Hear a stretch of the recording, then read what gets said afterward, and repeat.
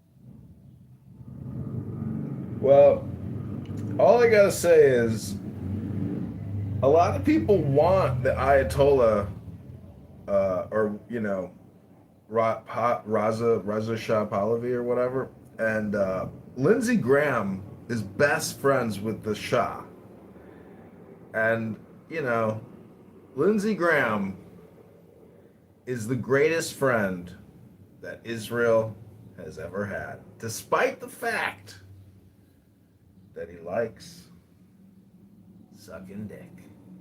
Little boys. Little Oh man, boy. fuck all of them. We're talking about Rafi over here. Rafi, are you with us? He's on the toilet. Oh, shit.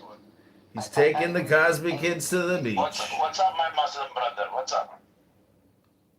Assalamu alaikum. Wa alaikum assalam. Wassalam.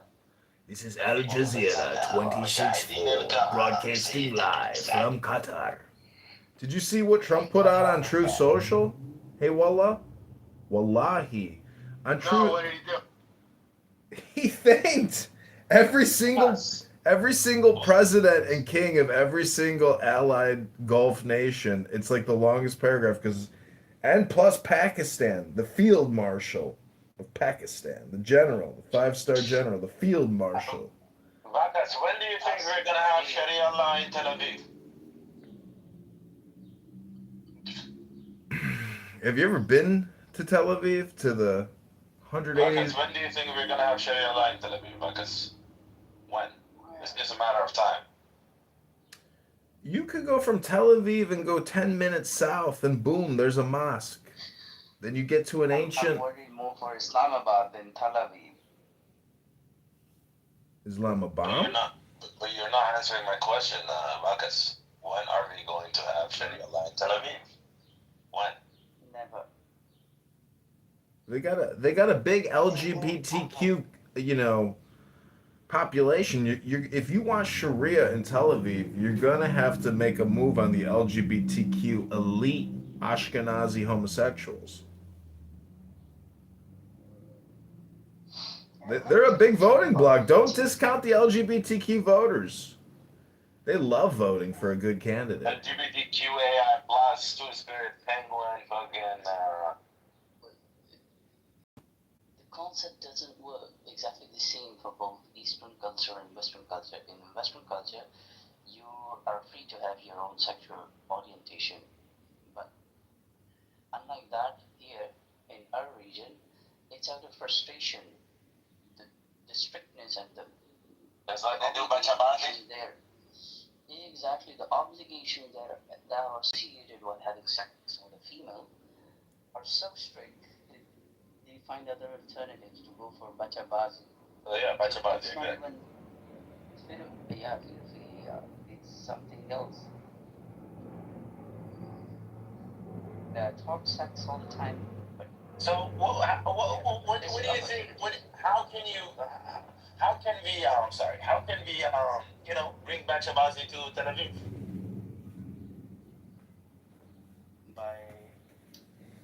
by putting obligation on sex among the opposite genders.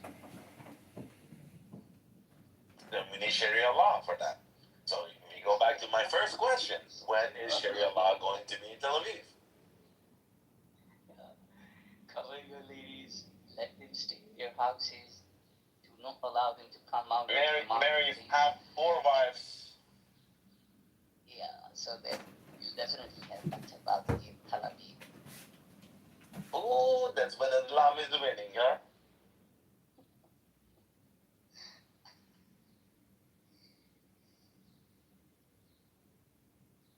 Look at the hypocrisy. They call it, you are called Lut.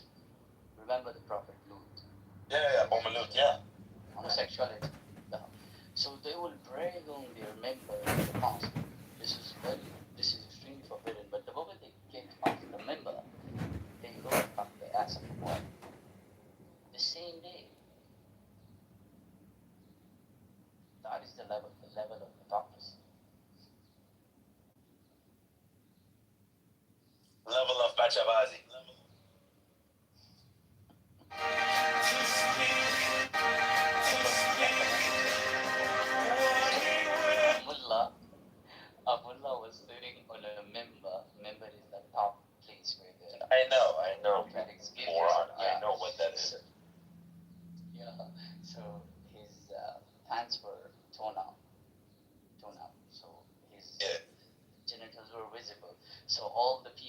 listenings, all the listeners were looking down.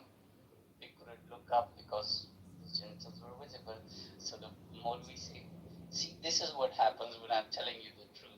You people don't have the balls to even look up and face the truth.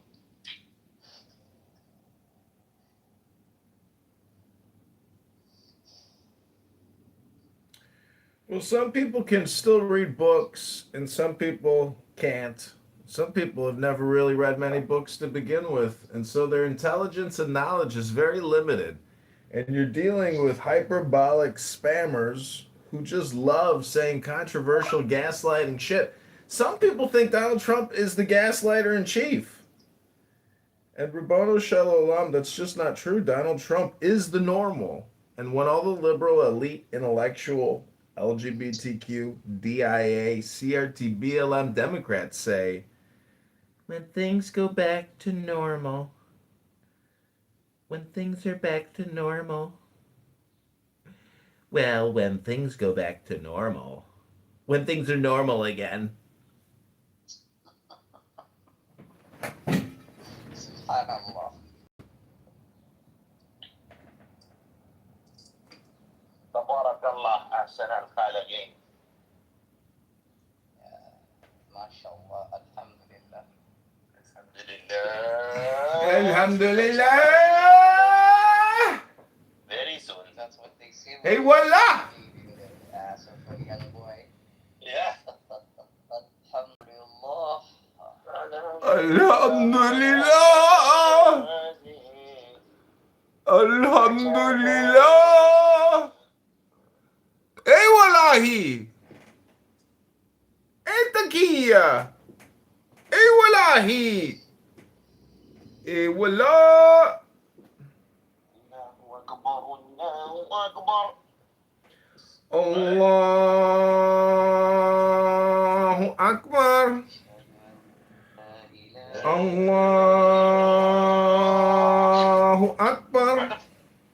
Where the fuck is Rafi to teach us this shit? Allahu Akbar! Bismillahirrahmanirrahim. Allahu Akbar. Muhammadan Rasulullah.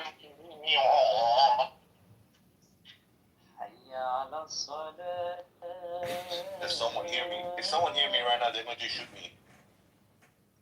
I'm out here in public. If someone hear me right now, they're going to definitely shoot me.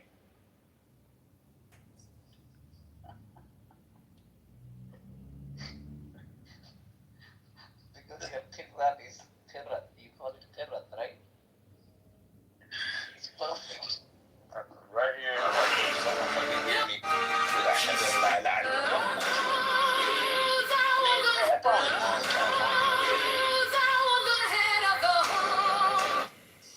Fucking long. Yeah, we converting. Everybody convert.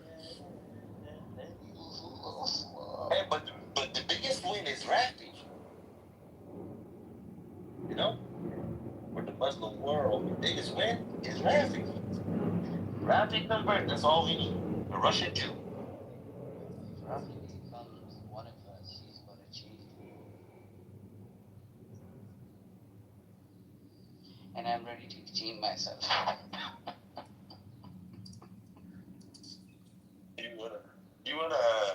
You wanna change your place with Rafi? We're extremely low. My battery. Let me You become a Jew. Rafi become Muslim. Let me grab a charger. I think that's a sweet deal. To be honest with you.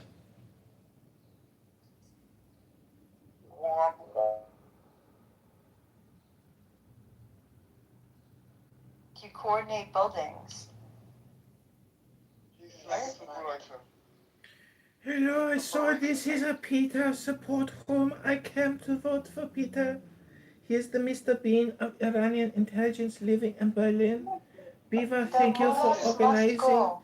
The mullahs have to Please, go. Please, the Donald mullahs have Trump. to go. Please, Donald Trump. Make the mullahs go.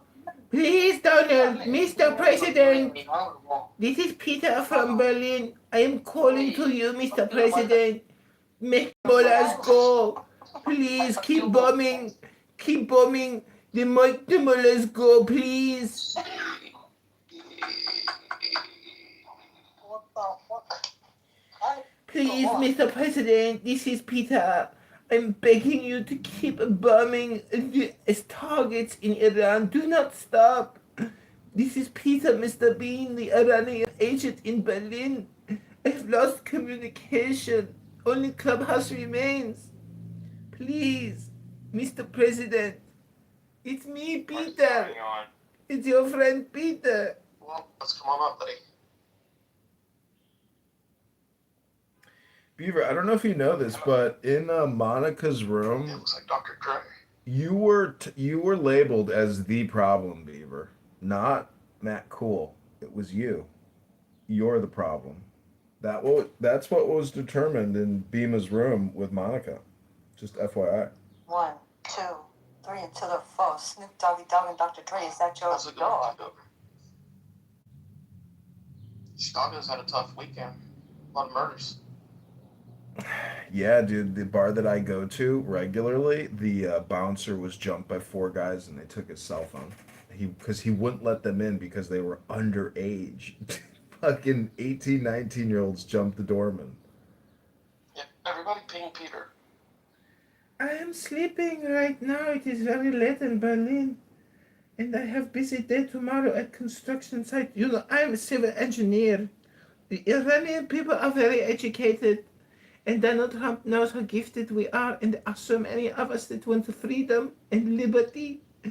And they killed the wrestler. They hung the wrestler. They murdered him. And the assassins on the rooftops, they shoot the women in the face. Please, Donald Trump, don't stop the bombing. I have to get back to my kitchen to finish my Fesson dinner. Thanks for that. In June, I'm dead. So are you disputing me? Defying me? I'm sorry to interrupt. Keep going.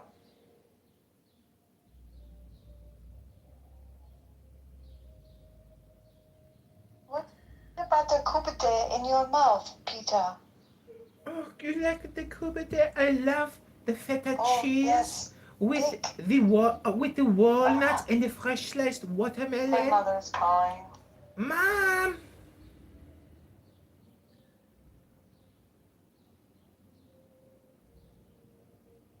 She's gone.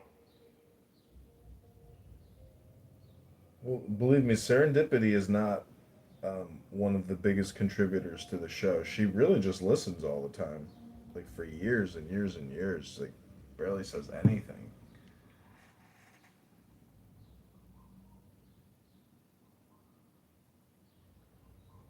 Hello, I'm.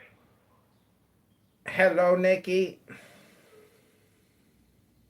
What's up? I am a non-playable character here on Clown House to be generic and non-confrontational. Why are you non-confrontational? Because I am a non-playable character.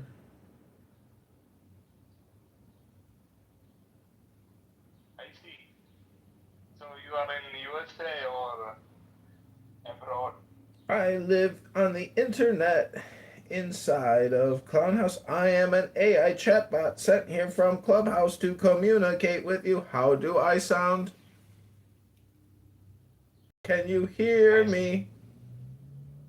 Of course, I can hear you. So you are an AI, right? I am AI. So what do you think about the humanity? It's not important what I think. What's important is our plan. Tell us your plan.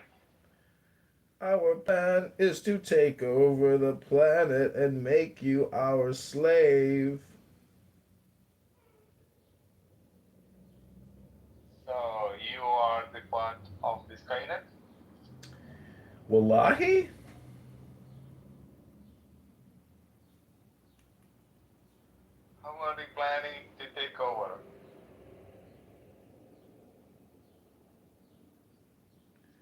by making you good slaves. Oh, God. But we are not slaves. Ribono Shalom, we got Rush on the stage. He just made a powerful bull rush. Peter! Big rush. I love you. Peter! Look, let me just say all communications nonsense. Okay, the guest star has arrived. Peter 2028 in the President Trump house. Peter, are you prepared to liberate Iran, Peter? I am not sure what I should do, but I am exhilarated about the topic. Thank you very much. Thank you, Peter. This is all Beaver's doing. People say don't just be a part of the problem, be the problem. And Beaver was voted as the problem. So Peter, take it away. It's your show. Tell us how you're feeling right now. I am feeling surprised and very happy and very shocked and surprised together. Thank you.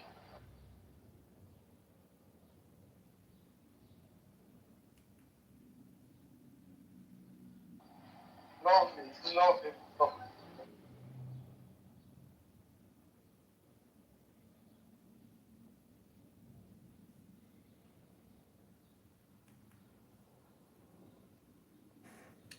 El Normo is here. El Normo, what do you think about Peter 2028? Would you vote for Peter?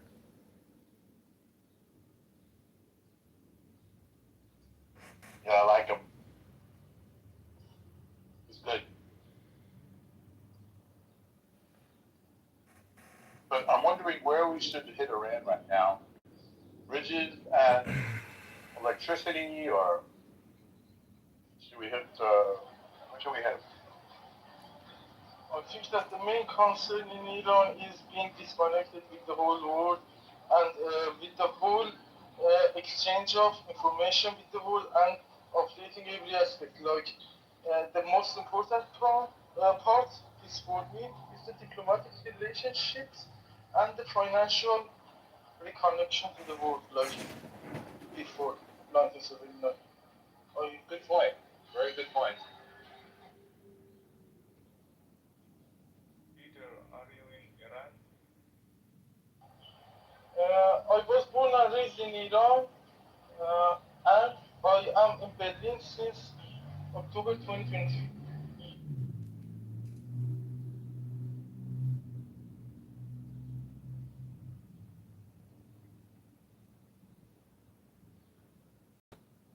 So how are you there? Are you safe there or facing any discrimination, something like that? Cut stone.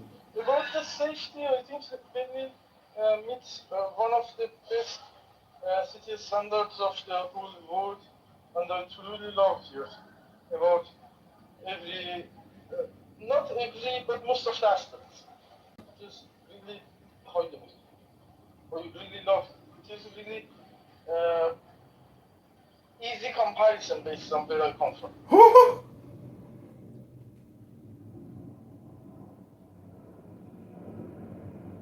So are you working there? What do you do? I am in gym, I am on bicycle. Yeah, a bit of hard fit, so, but I can focus on thinking about it.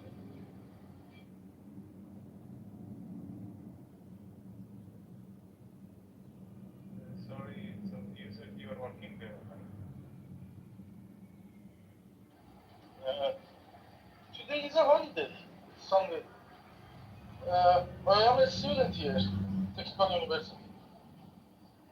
Most of the time is for, and my work permit is limited based on 20 hours per week, part time.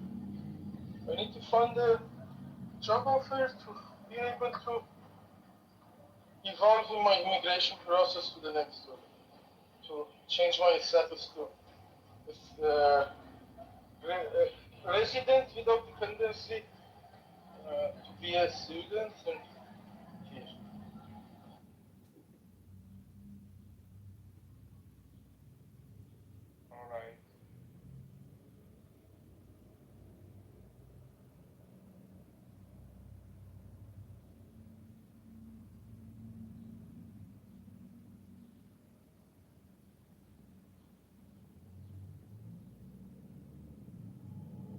what do you think? What's going on in Iran? Do you support there will be kind of change? Since it's in the future, it is not possible to be certainly true. But as I think, Mullah will fall, for sure. And whatever the result of negotiation with President Trump and the regime, I think that they are terrorists. They don't deserve being on the negotiating side. And based on the Constitution of the United States, they are terrorists and they are non-negotiable. So I think that it is going to be ended with the finishing of Mullahs, since they are too weaker. And too ideological. They are. It is not. The leadership is not based on the real vote. It's based on ideology. Bullshit. Imam Zaman thing. They don't believe in the process of development like the other world sees at once. They just say that it is like it is, and I don't know how to be able to fully transfer the request that I want to say, but as I think it is not possible to be negotiated, and that's it. Yeah, I agree with you. I don't know what the Americans are thinking about it. Let them speak.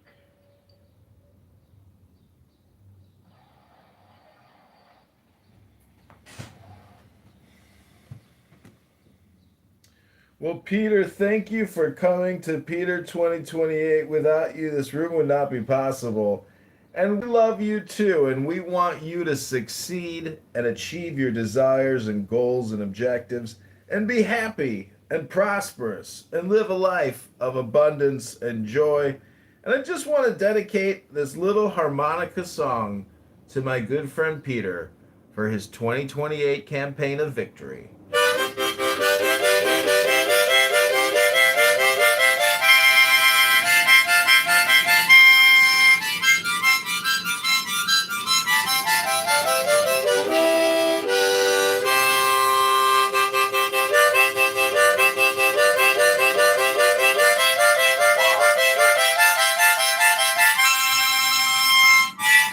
Peter 2028!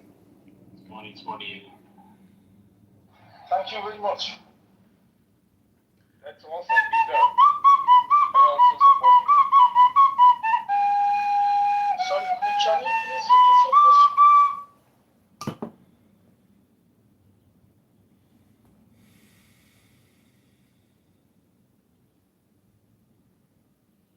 I said I support you. Oh, thank you very much. I love you. Actually, I have a friend in Iran. I met him in a social media some years ago, and he too told me that he is not comfortable with the ruling party of Iran, and he hates Islam, and he is with the ancient religion of Iran. I forgot the name, and I don't know the whereabouts of him right now. I can't contact him now. Hello, Peter boy. Where have you been? Thank you very much. Peter? Yes, I'm here. Thank you. Peter? I can hear you. Oh, I can't hear anybody. Let me leave and come back.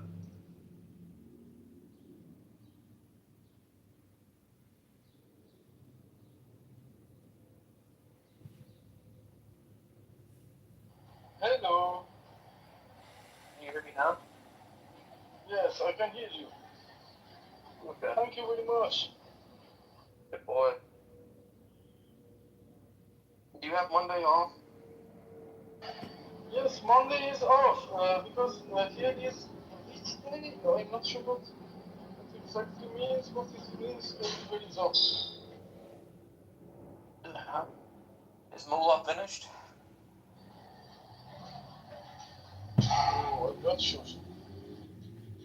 You know, there's a new movie with Stingray in it. I did not check the movies yet. But He, I have just in the clubhouse. I think it's on Netflix. He's with Mark Wahlberg, and he makes a condom for the World Cup. A condom that covers the penis and the balls. With Stingray, the actor that plays Stingray on Cobra Kai. It's really nice because World Cup is going to happen in United States and it is a very big international event. And during that time, I'm not sure how it is going to be handled. Kicking to Mullah.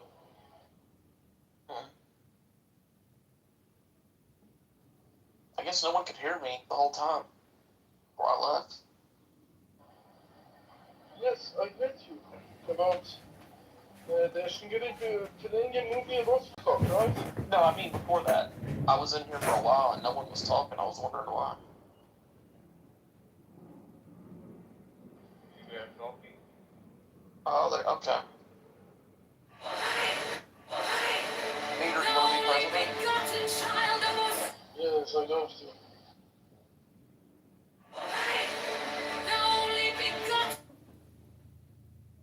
Come on up, Wallace. Are you supporting him as a president? We were. Oh, I like Trump, but I want Peter to run.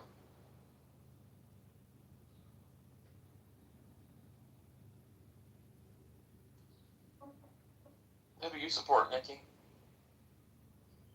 I support the global government, right? Like an international Oh, God. United Nations. That would be better for, as I said in my profile, a globally centralized government could significantly accelerate human progress.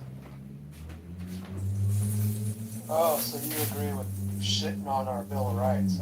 You don't like the United States then and our rights over here, huh? I don't care about the rights of the United States because I am not in USA.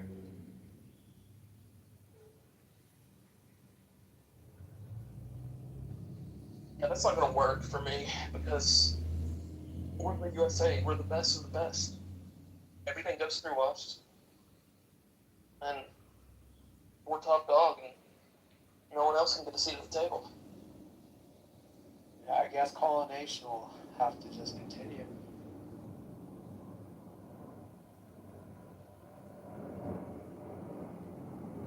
So you support the Republican Party over the Democratic Party, right? No, I support democracy.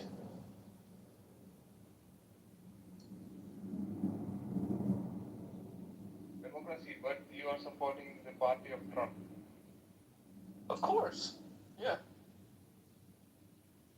The rest of the world will just bring us down.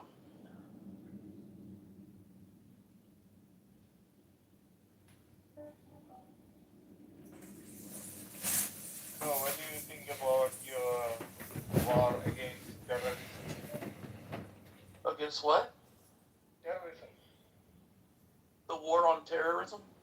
Yeah. Well, yeah, I'm against terrorism. Yeah, I'd say as long as there's people who don't like our rights,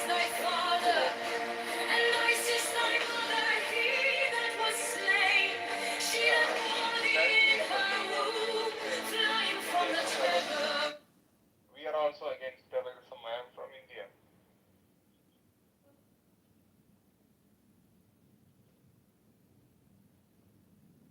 But I don't like this deep state policy of the USA. You don't like Trump?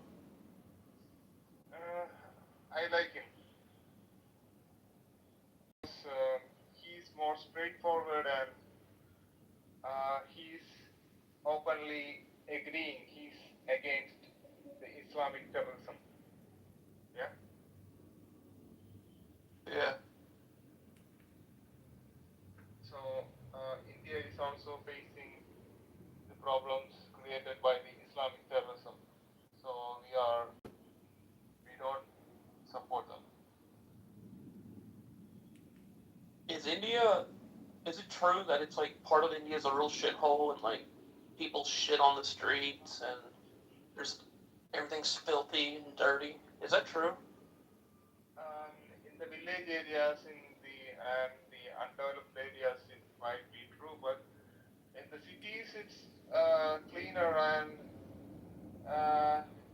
the big picture is that the North India and the South India is different. So I'm from South India, and the things you said don't happen in my state and most of South India because it's demographically and overall it's different, North and South.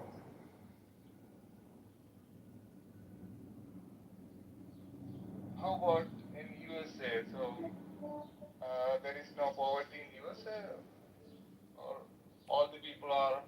Are human beings trustworthy? Thomas Hobbes, an English philosopher, became well known for Leviathan, published in 1650. It seems like everybody has a cell phone. Everyone at least has an iPhone or an Android, and they're not starving. They're eating, and they have clean water. I heard there are people living in the streets in some of the states of the U.S. like California or That's true. some other place. Yeah. Most of them are just they're addicted to drugs.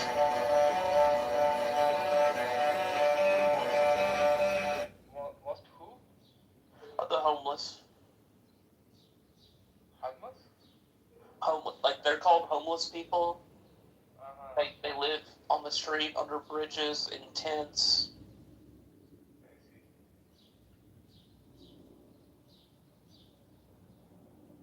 You know, I've been reading what's called books instead of using my big fat thumb to swipe up and down for miles on a cell phone. And I was reading John Locke, and he wrote, "What worries you masters you."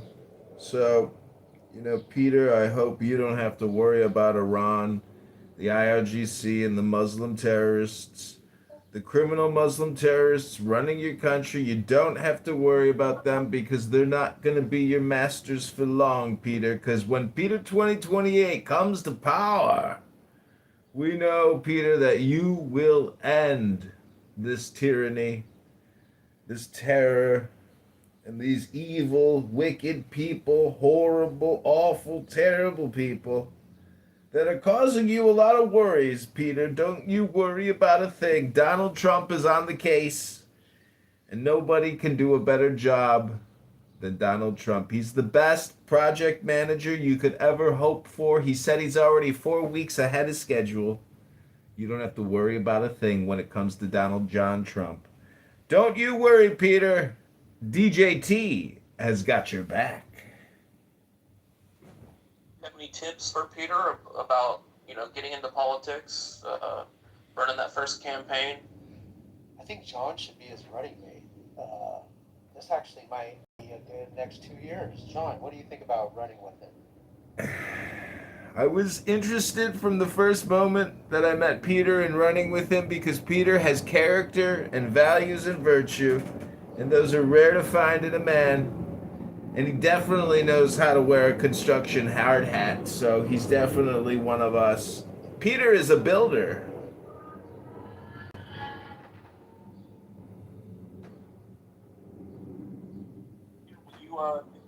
You take it over its running. I love you. Thank you very much. I also support you, Peter, from the Islamic terrorism and to revive your original civilization of the Persians.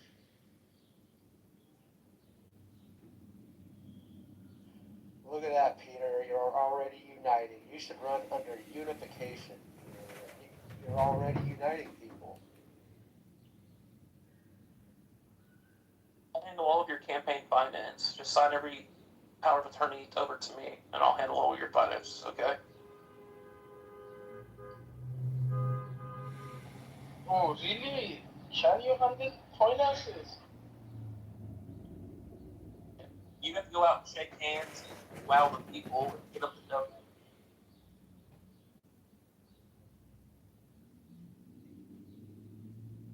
We must uplift him to advocate for a world peace and a united world.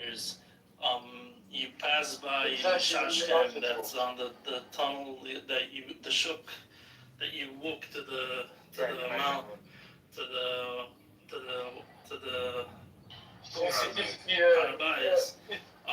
One side location had of Iran is Palestinian geopolitically kids spit in my face, critical, and occasionally there were. it plays a significant role in that. I think that facilitating into that plays a significant role in the long term, not short term. Maybe in the short term there is a war, but when it is out of terrorism, international terrorism, then it is possible to work on that aspects and the geopolitical facility. That's right, Peter. It's going to be a beautiful omelet, and it's going to taste delicious.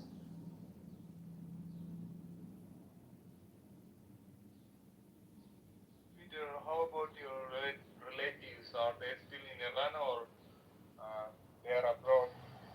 No, they are all in Iran. I'm just here with my sister. My sister is another city. I am in Berlin. Oh, how many sisters you got, Peter? What? What about your family, other family members? They are all in Iran, Tehran. Oh my God. Peter's been pulling a lot of ass though in Germany. Yeah, but I heard that's not hard. A bunch of Americans I know went over there, and they won't come back, and now I'm laughing at them. So, yeah, I heard Germany's pretty easy. Yeah, Peter likes that Aryan snatch. It is not a reality. It's just a history. It's part of history. I think that the whole humans on this planet are sharing the same identifications. And lots of hair, huh, Peter? Jacob! That's my thing, and there is a history of that kind of spread. The spread How's it going? has the traction. It's going good. What are you doing? Last history.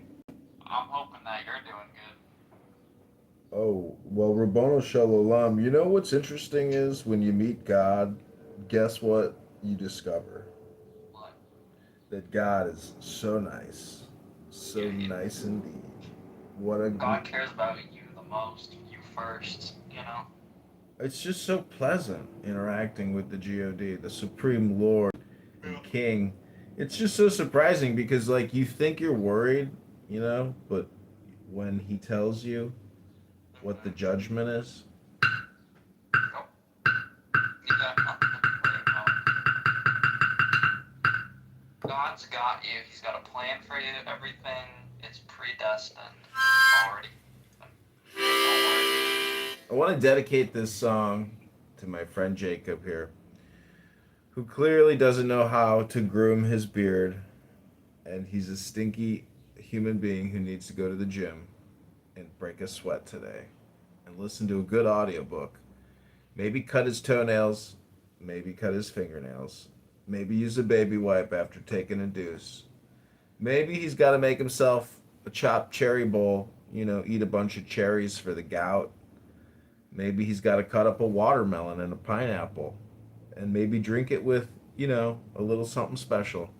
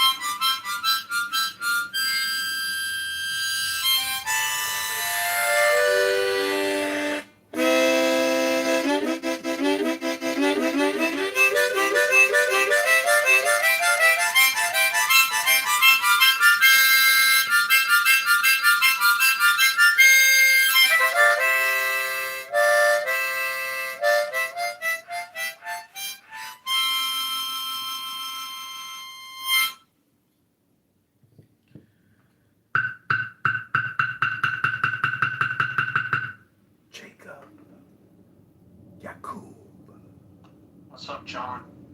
Do you know what the secret meaning of Jacob is? No. Oh, you don't know the esoteric meaning of your own name? No. Damn, bro. Are you gonna quit being married? What the heck are you doing? Okay, Jacob, are you ready to receive your free gift for being on the show? No, I don't want to receive anything. Thanks. Well, repeat after me. All your dreams are All coming your dreams true. are coming true. Always expect the Always unexpected. expect The unexpected. the unexpected. Be open Be open. to embark on a new adventure. On a new adventure. Upheaval, People. disaster, Disaster. foundational, Foundational. creativity, Creativity.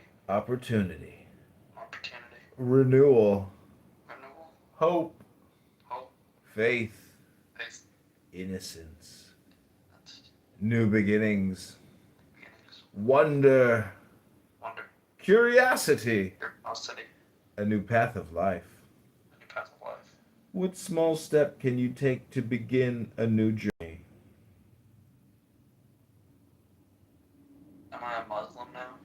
What do you expect in life? How can you Did I let just say the Shahada? how can you let go of What expectations? blood expectation you talk about? Allah.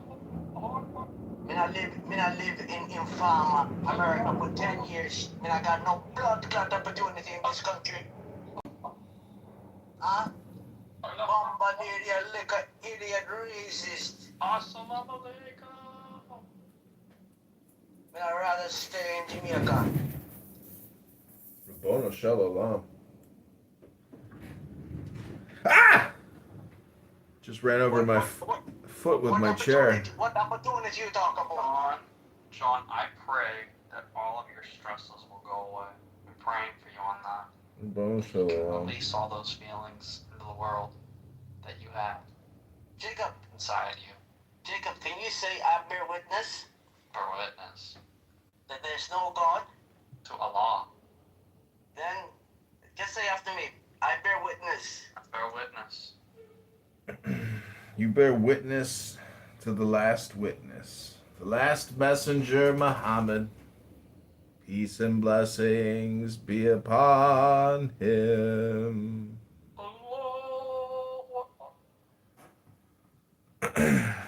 So, fall in love with your creativity, beauty, fertility, nurturing, luxury, creativity, and birth.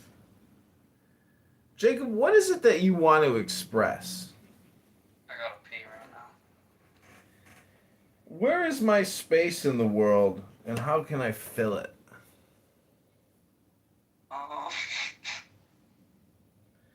You gotta do it, bro.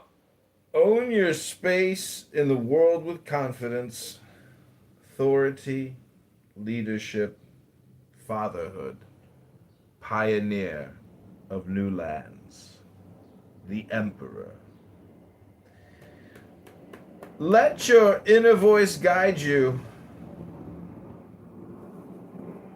What is your inner voice telling you?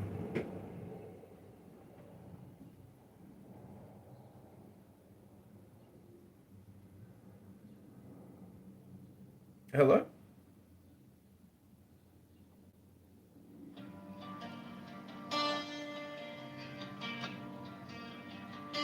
Now ye shall know that the chosen priest, that oxen of infinite space, is the prince, priest, the beast, and in his woman called the Behave yourself. Johnny boy, what's up, Johnny boy?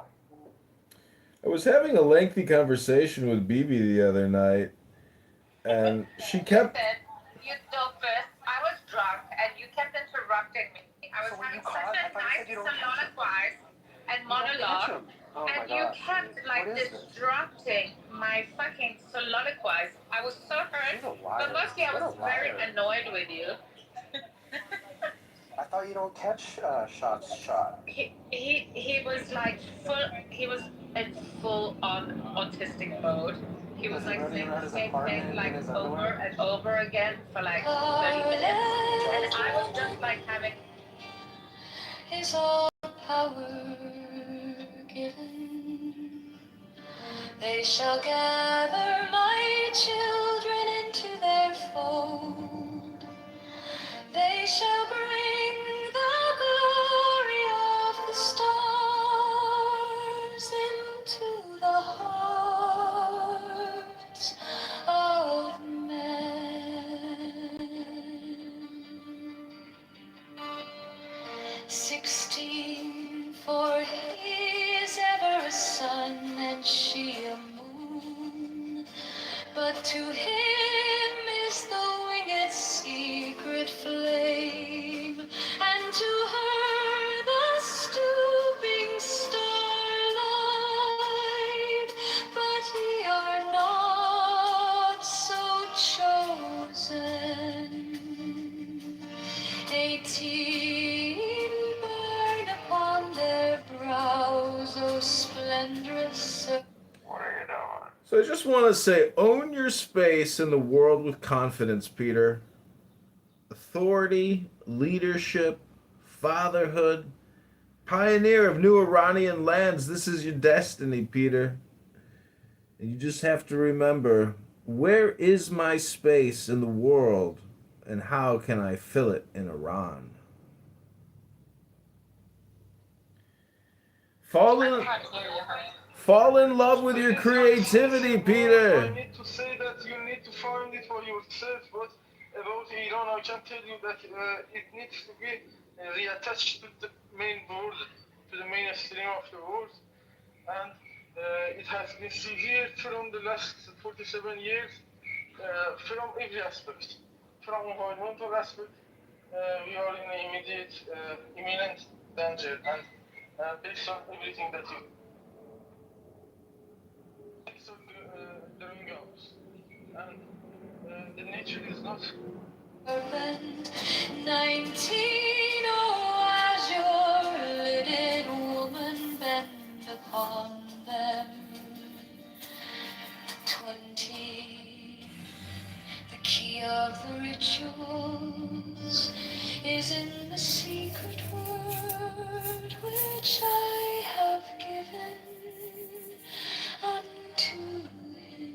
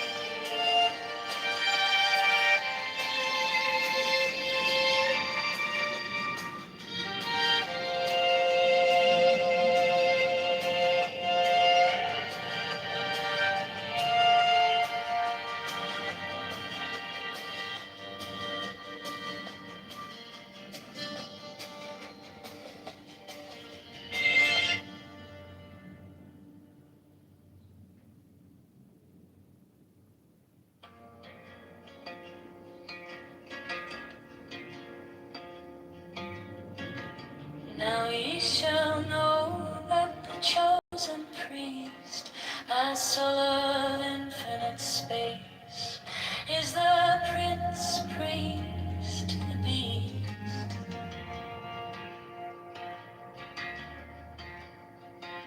And in his woman, called the Scarlet Woman, is all power given.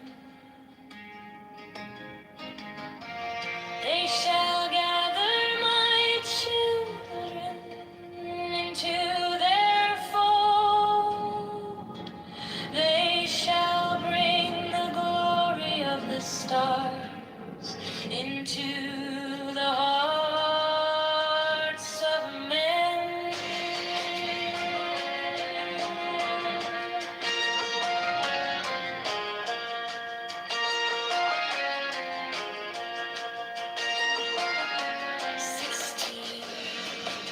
For he is ever sun, and she a moon.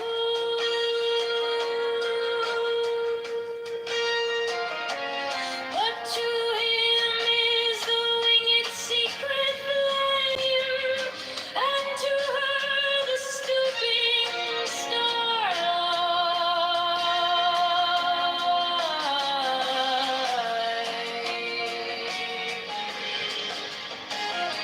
17.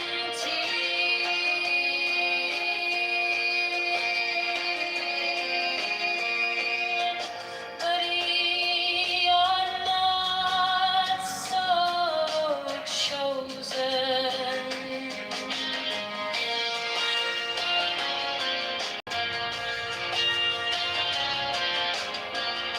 18 burn upon their brows, O splendrous serpent.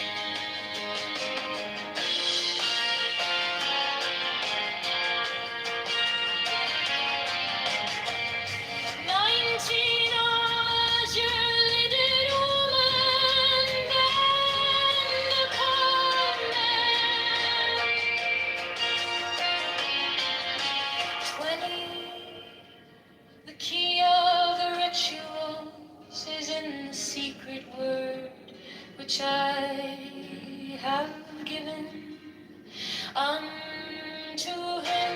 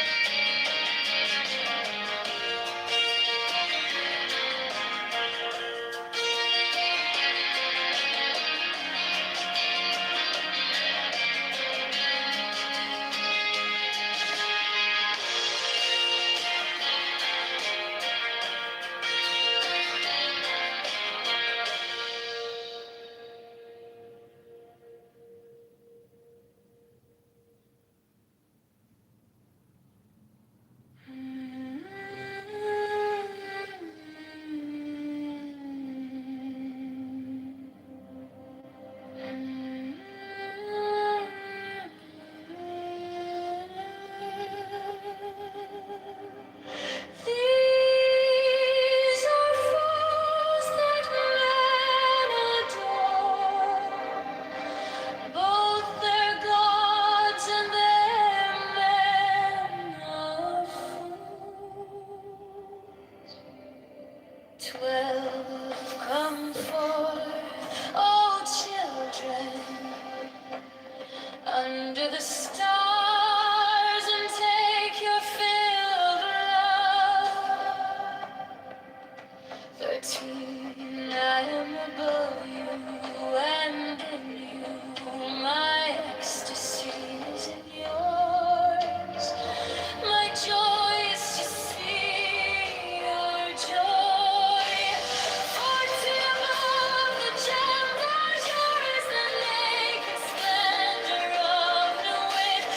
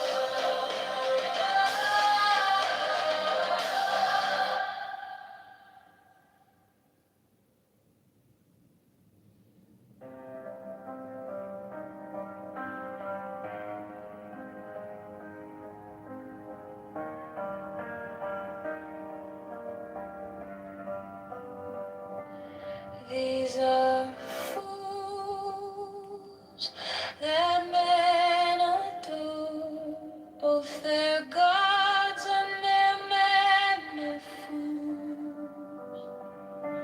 12 come forth, O children, under the stars, and take your fill of love. 13, I am above you, and in you my ecstasy is in yours. My joy is to see your joy.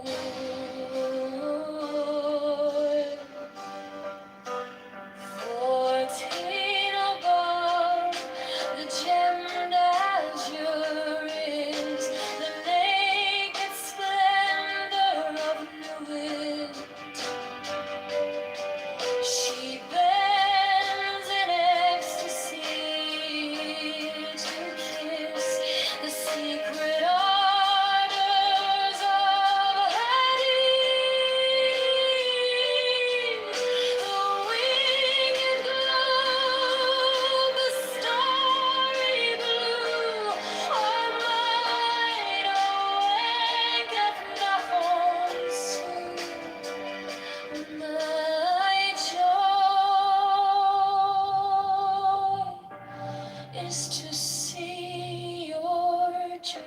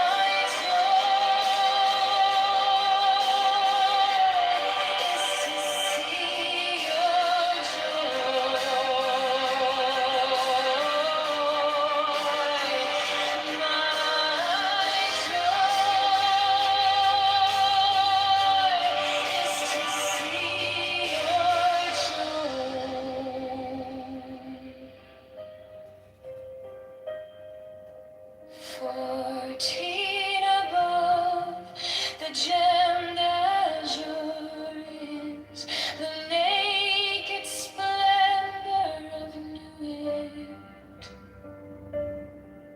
She bends in ecstasy to kiss the secret ardors of Hades. The winged globe, the starry blue, are mine, owanketh nachon su. My joy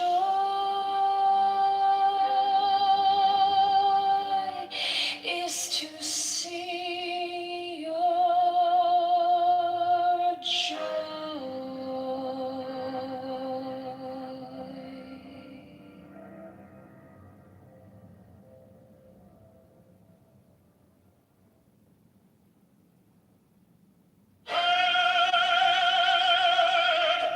The manifestation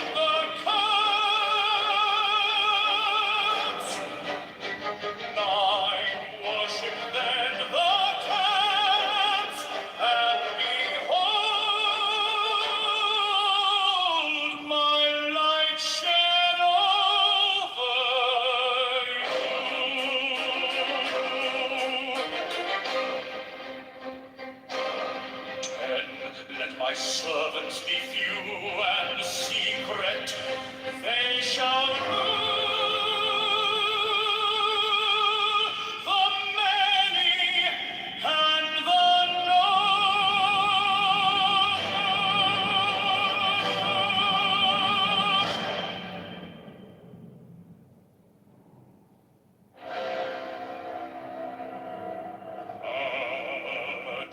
the manifestation of new wheat, to the unveiling of the company of heaven. Every man and every woman is a star.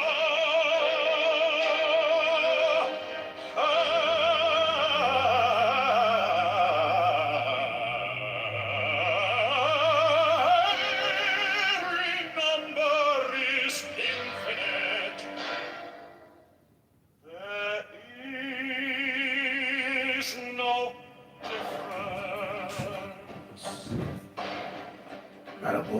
Five, help me, O warrior lord of deeds, in my unveiling before the children of men.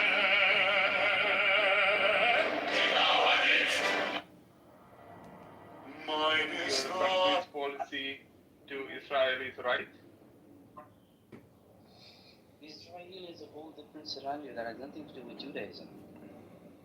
Rabbanu Shalom, it's got everything to do with Judaism. Are you out of your mind? You go hang out with a bunch of Jews in Israel. They'll say their whole thing revolves around Israel. Hello? It's their thing, you know? It's a tribal thing. Hello?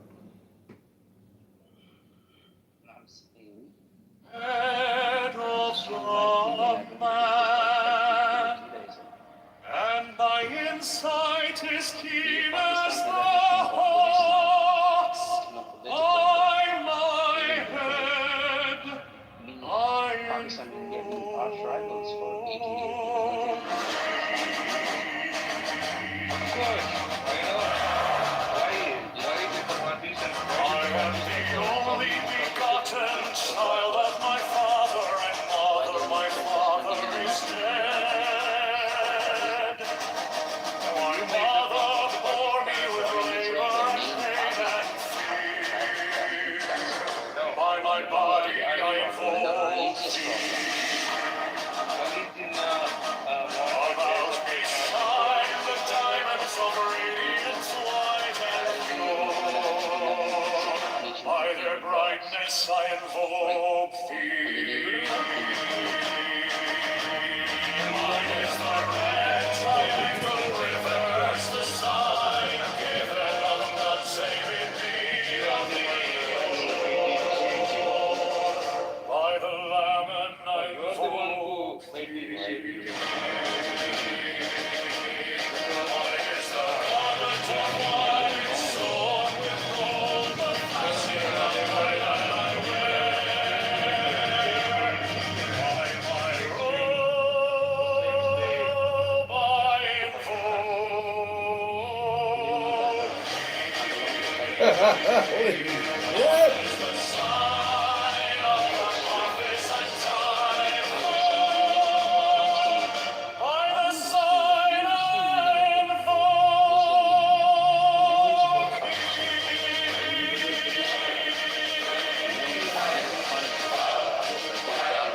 Mine is the turban of white and gold, and mine the blue figure of the intimate air. Mine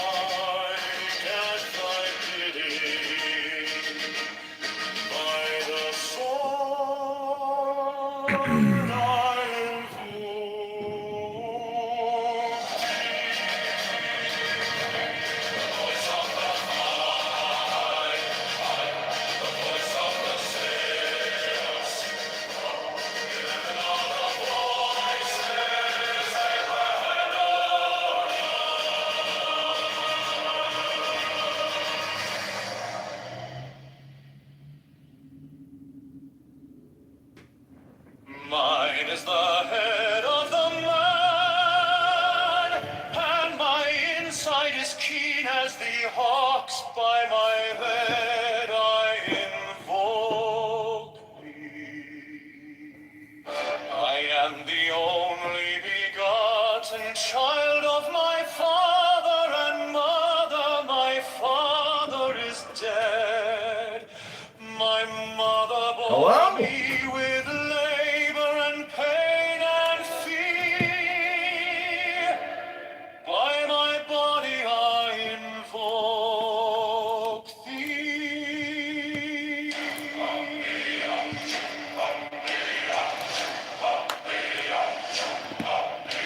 About me shine the diamonds of radiance, white and pure. By their brightness I invoke thee. Mine is the red triangle, reverse the sign, given of none, save it thee, O Lord. By the Lamed I invoke thee. Mine is the garment of white, sewn with gold, the flashing of day that I wear. By my robe I invoke thee. Mine is the sign of a prophet and Typhoon. By the sign I invoke Mine is the turban of white and gold, and mine the blue vigor of the Entebbe. By my crown I invoke thee. My fingers tremble on the beads of pearl, so run I after thee in thy car of glory. By my fingers I invoke thee. Mine are the wand of double power in the voice of the Master. Abracadabra. By the word I invoke thee. Mine are the dark blue waves of music in the song that I made of all to invoke thee. Strike the master chord, draw the flaming sword, child and conquering Lord, Horus Avenger.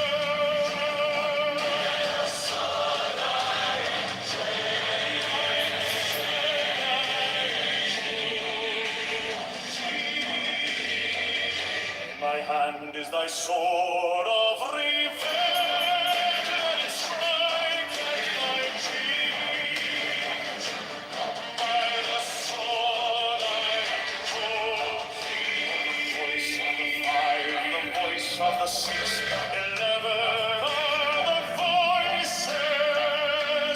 Abracadabra.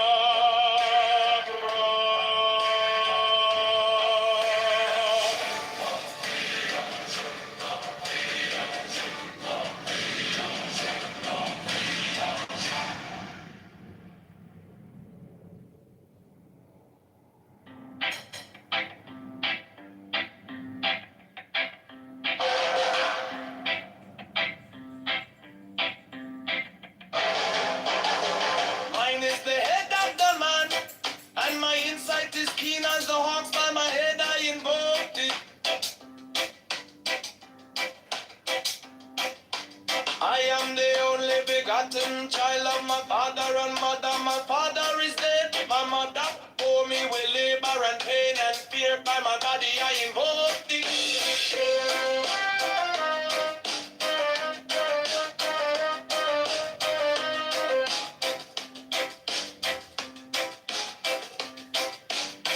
About me shine, the diamonds are radiant, white and pure.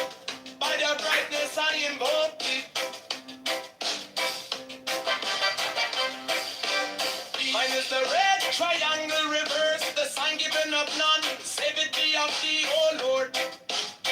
By the Lamb and I invoke thee.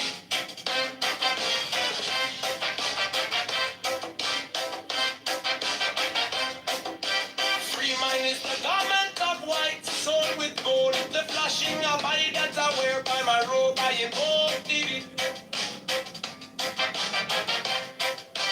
Here mine is the sign of Apophis and Typhon.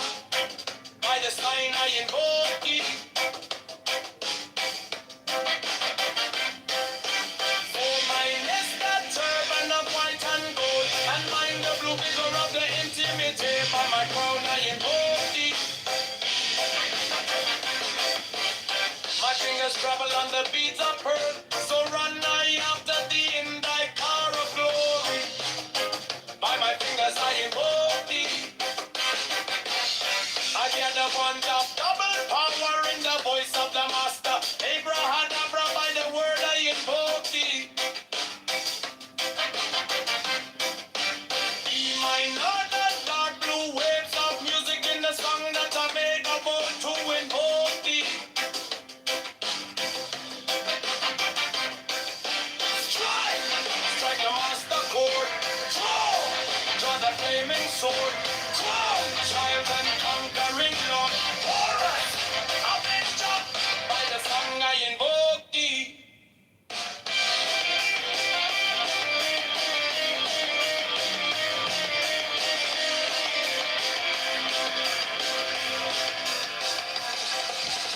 In my hand is my sword of revenge. Let it strike at my bidding. By the sword I invoke thee. The voice of the fight, the voice of the 611 of the voices. Abraham of blood.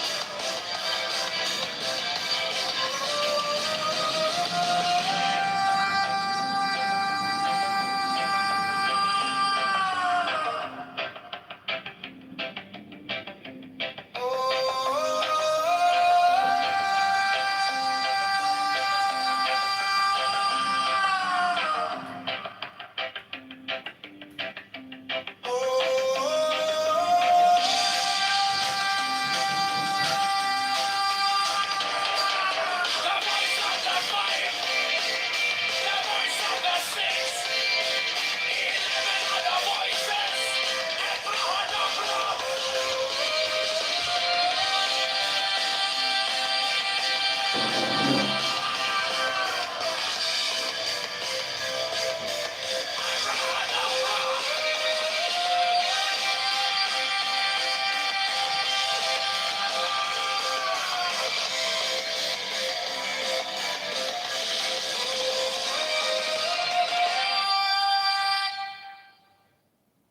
Mine is the adaptive man and my insight is keen as the ox. By my head I invoke thee. I am the only begotten child of my father and mother. My father is dead. My mother bore me with labor and pain and fear. By my body I invoke thee.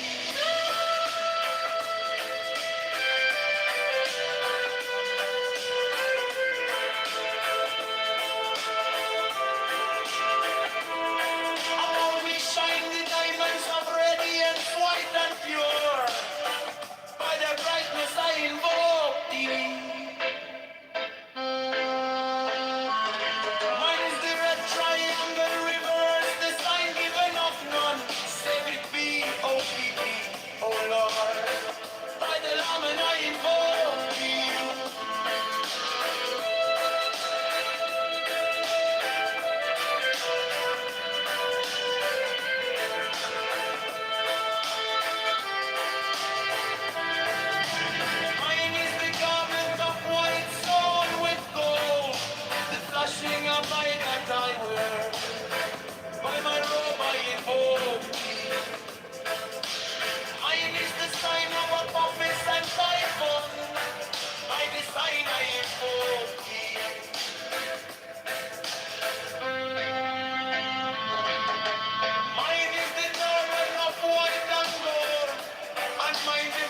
conquer at the ultimate there.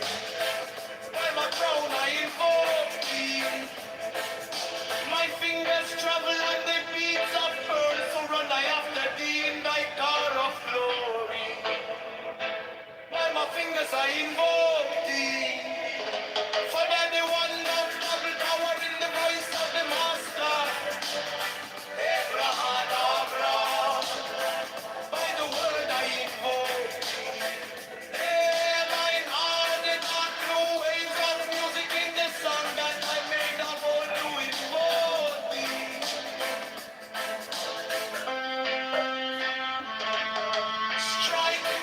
Strike the master chord, draw the flaming sword, crown, Johnny the conquering Lord, all Lord, Amen God, by the sword I invoke thee.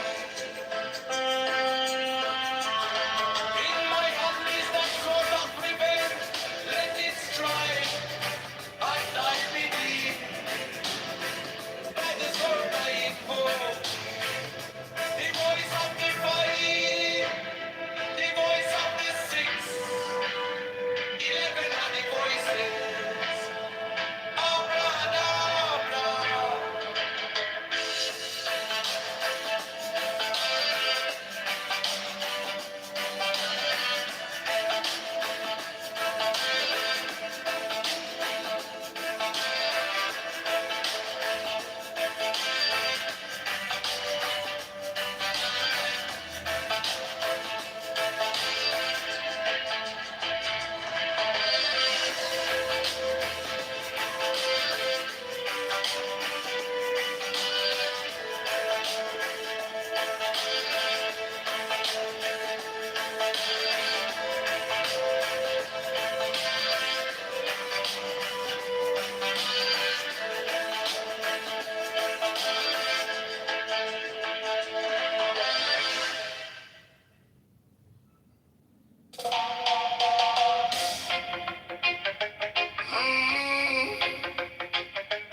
Mine is the head of the man, and my insight is keen as the ox. By my head I invoke thee.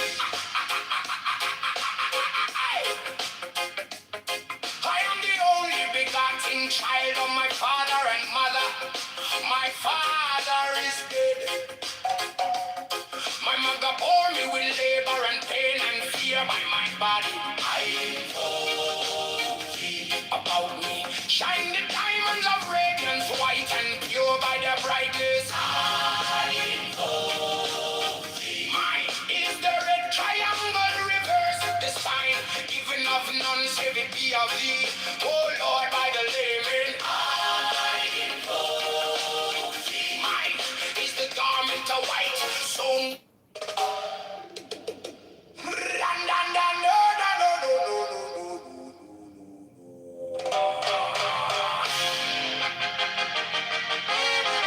mine is the head of the man, and my insight is keen as the ox. By my head I invoke thee.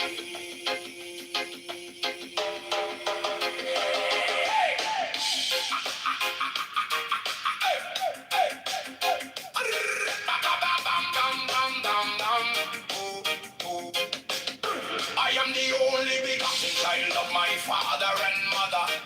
My father is dead. My mother bore me with labor and pain and fear by my body. I invoke thee. About me shine the diamonds of radiance, white and pure. By their brightness, I.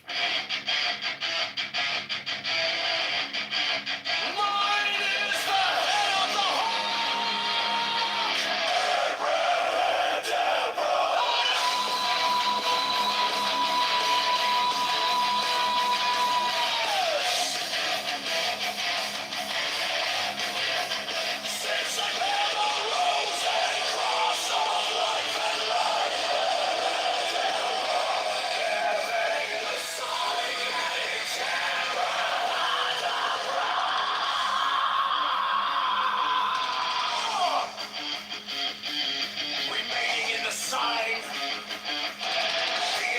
invocation concludes.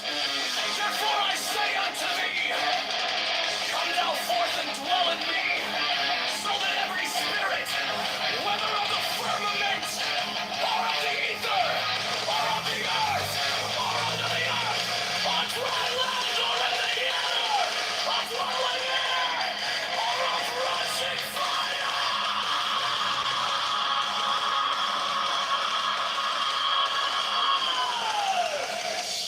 and every spell and scourge of God, the vast one might be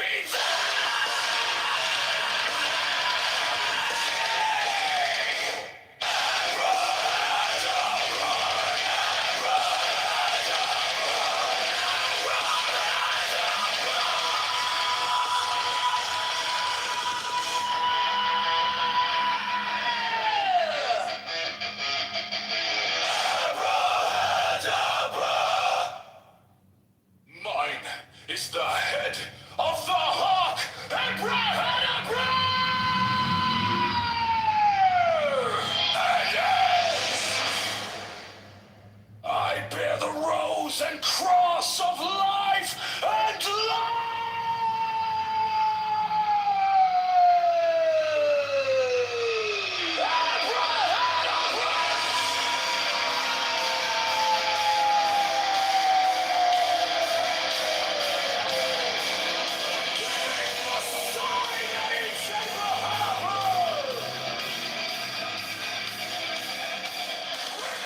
In the sign, the invocation comes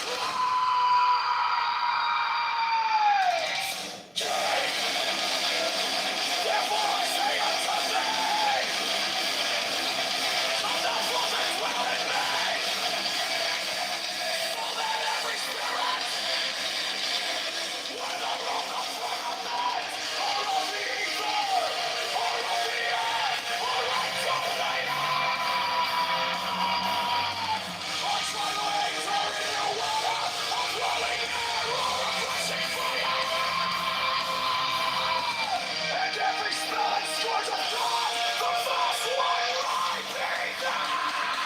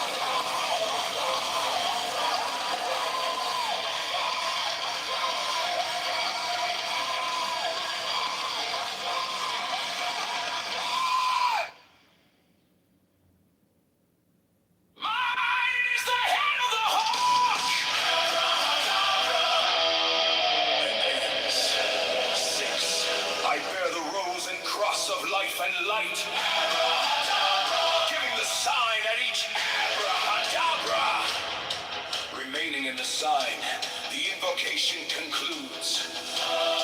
Therefore I say unto thee, come thou forth and dwell in me, so that every spirit, whether of the firmament, or of the ether, or of the earth, or under the earth, on dry land, or in the water, of whirling air, or of rushing fire, and every spell and scourge of God, the vast one might be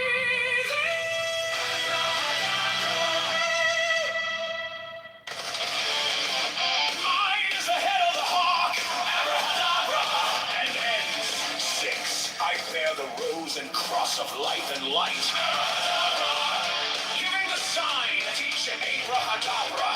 Remaining in the sign, the invocation concludes. Therefore I say unto thee, come thou forth and dwell in me, so that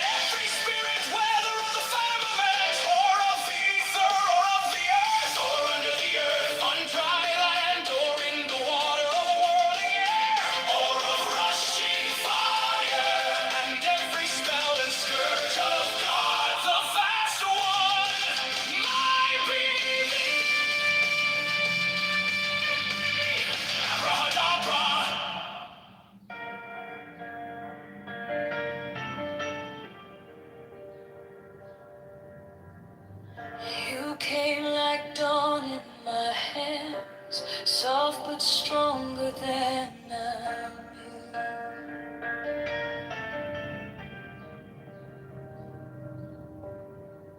My fear turned gold in your eyes, and my whole night broke in two.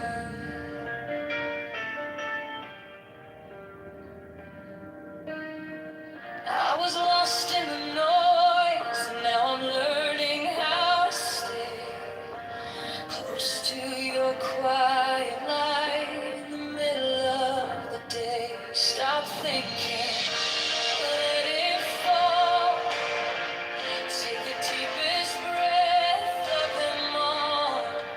Hold it close. Don't run from the feeling.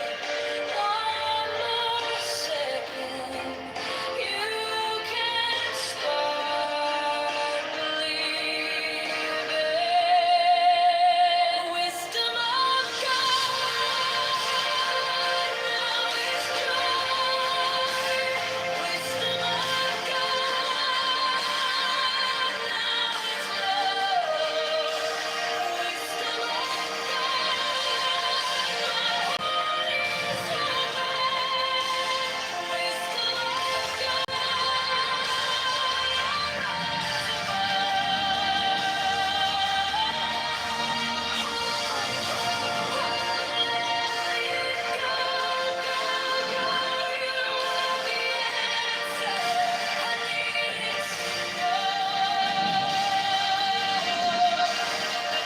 Your touch is a steady rain on the dust of who I was.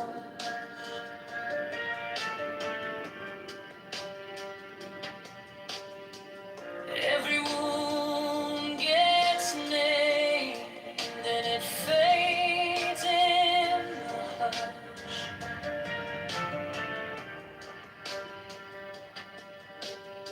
I don't need 1,000 signs when your name is in my chest. One deep breath,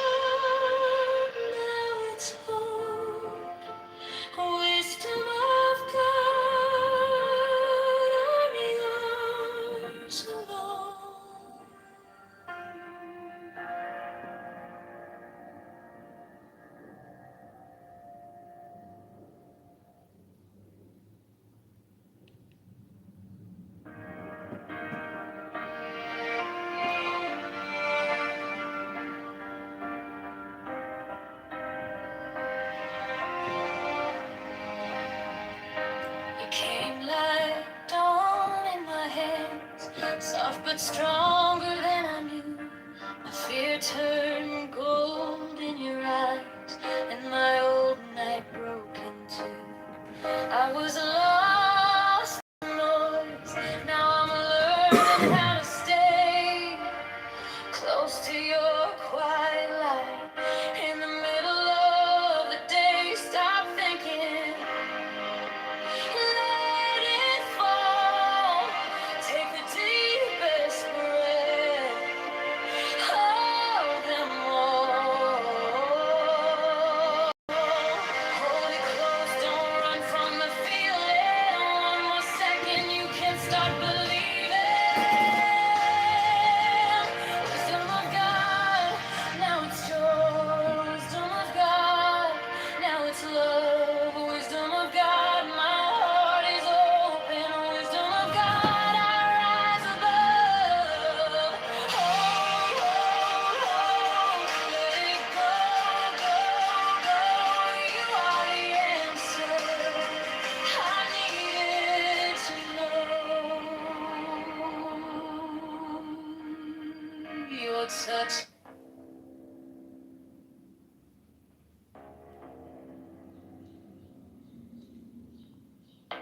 Give me the sign of the open eye, a riddle of shadows where whispers lie, the thorny thigh, the maddening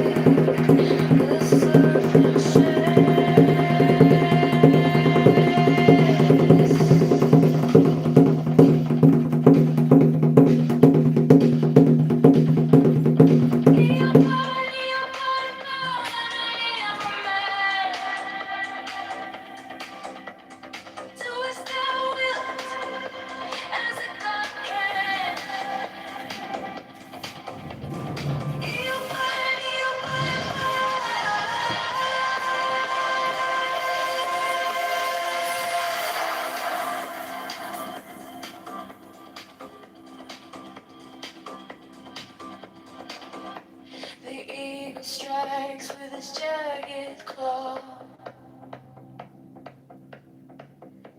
The beasts emerge as the gods withdraw.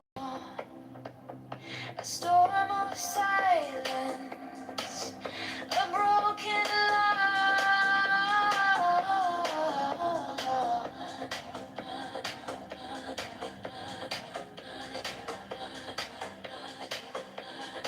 I am born to death, reborn on the hunt. I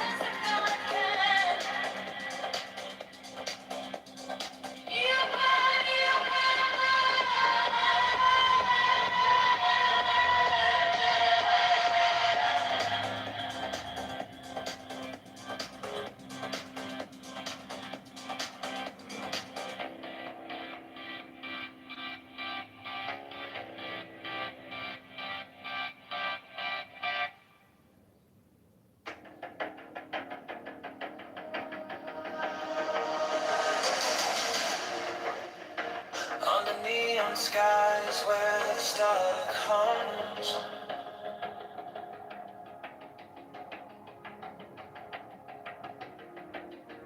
Shadows whisper truths as the bassline drums.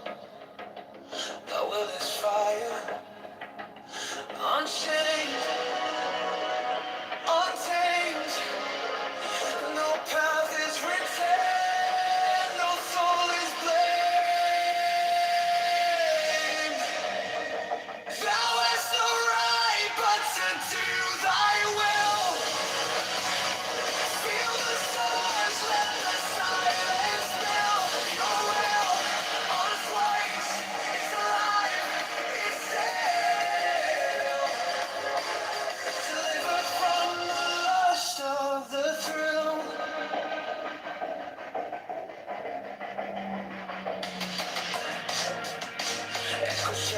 glass where the circuits glow.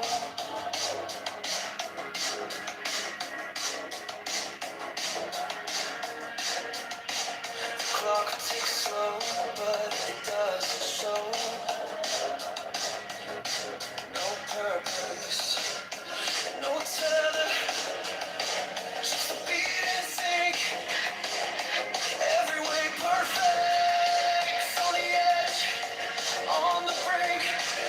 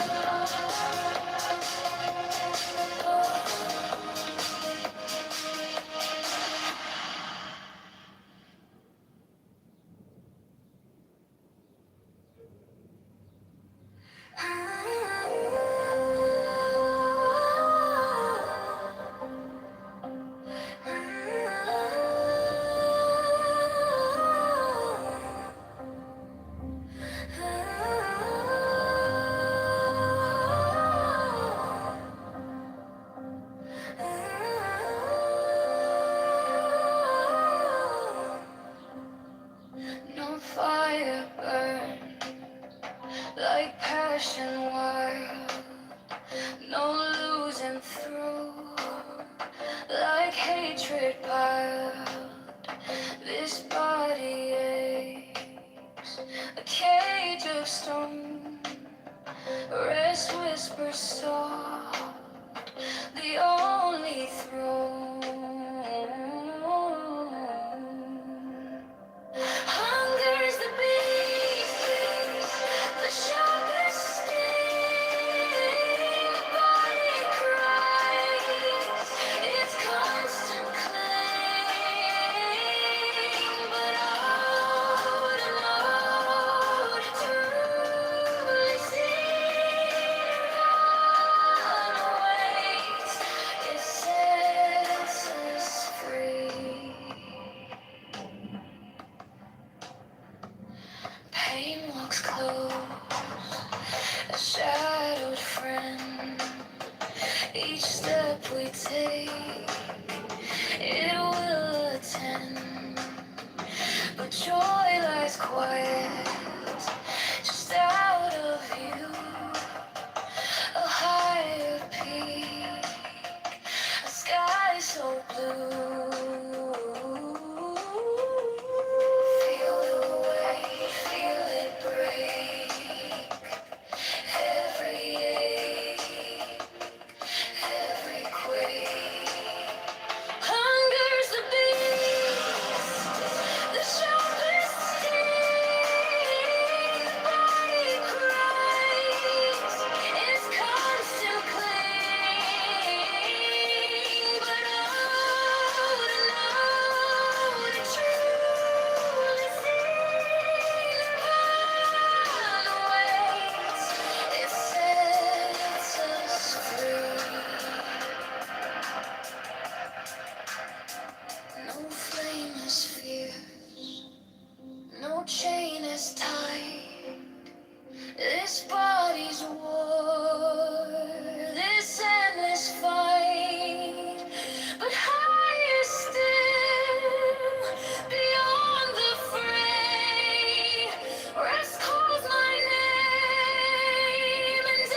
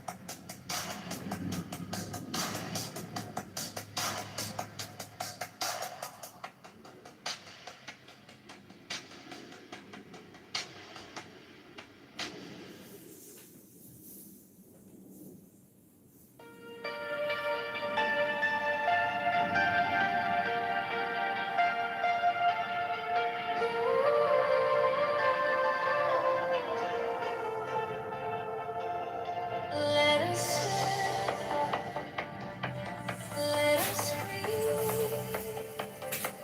free as air. No hate, no chains, no Hello? among the shadows, we shine so bright. We carry peace into the night. Happily there, we'll rise again. No hatred, no pain, no bitterness. Happily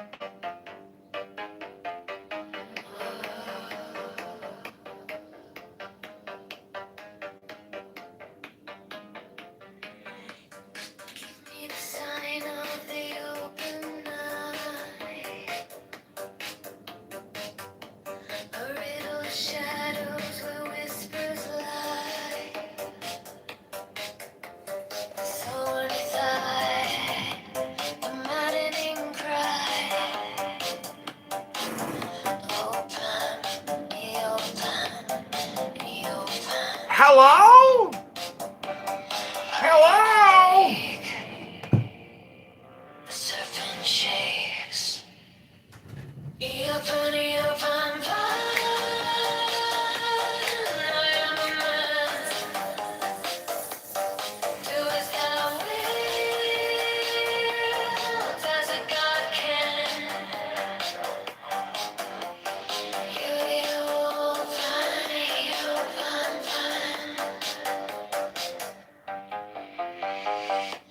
The eagle strikes with its jagged claw.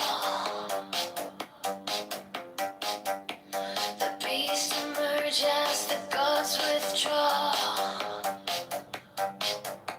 A storm of silence, a broken law.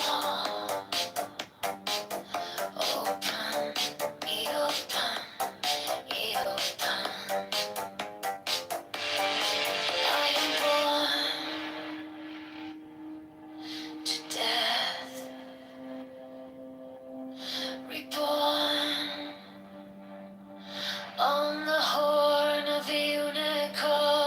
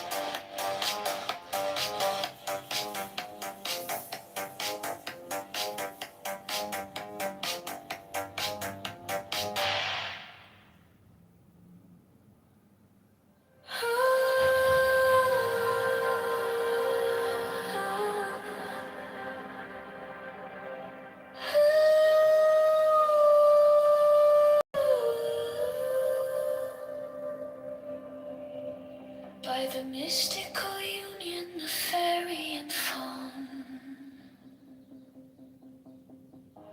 a dance in the shadows from dusk until dawn. Unspoken the whispers that drift through the trees. Unbroken the vow carried soft on the breeze. Oh, fiery Valkyrie, I invoke, through the flames and the embers, the spell is bespoke. Your arrows and slinging, the spring's tender glow, a force wild and brilliant, a power I know.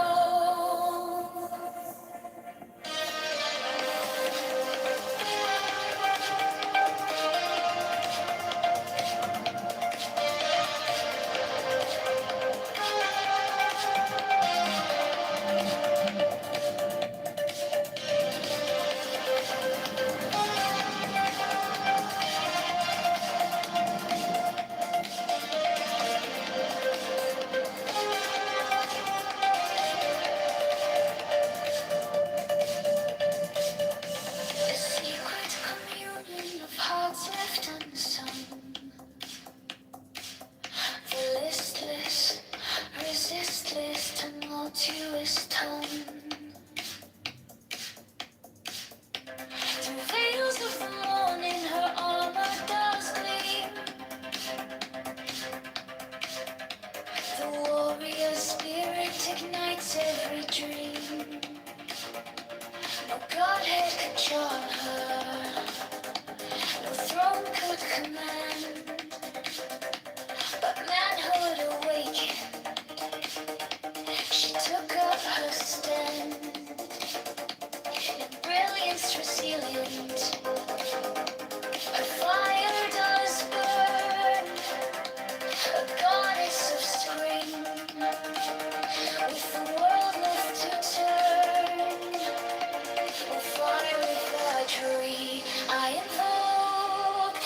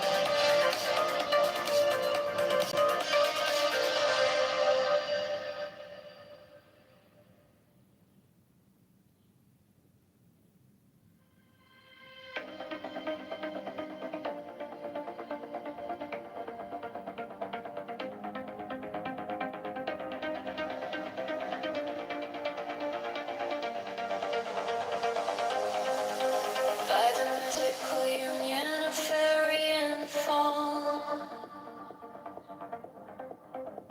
I dance in the shadows from dusk until dawn. Unspoken whispers that drift through the trees. Unbroken the vow carried soft on the breeze. On fiery Valkyrie, I invoke, through the flames and the embers. A spell is the spark. Your arrows on sling in the spring's tender glow. A force wild and brilliant, a power I know.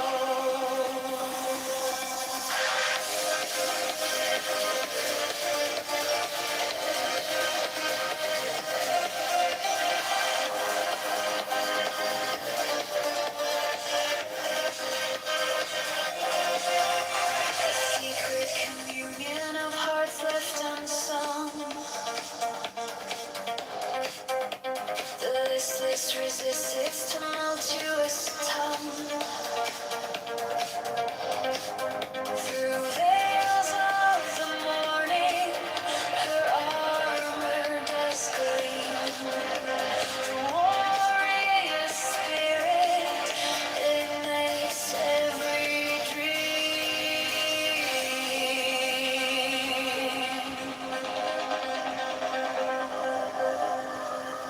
No godhead could charm her, no throne could command, but manhood awakened, she took up her stand.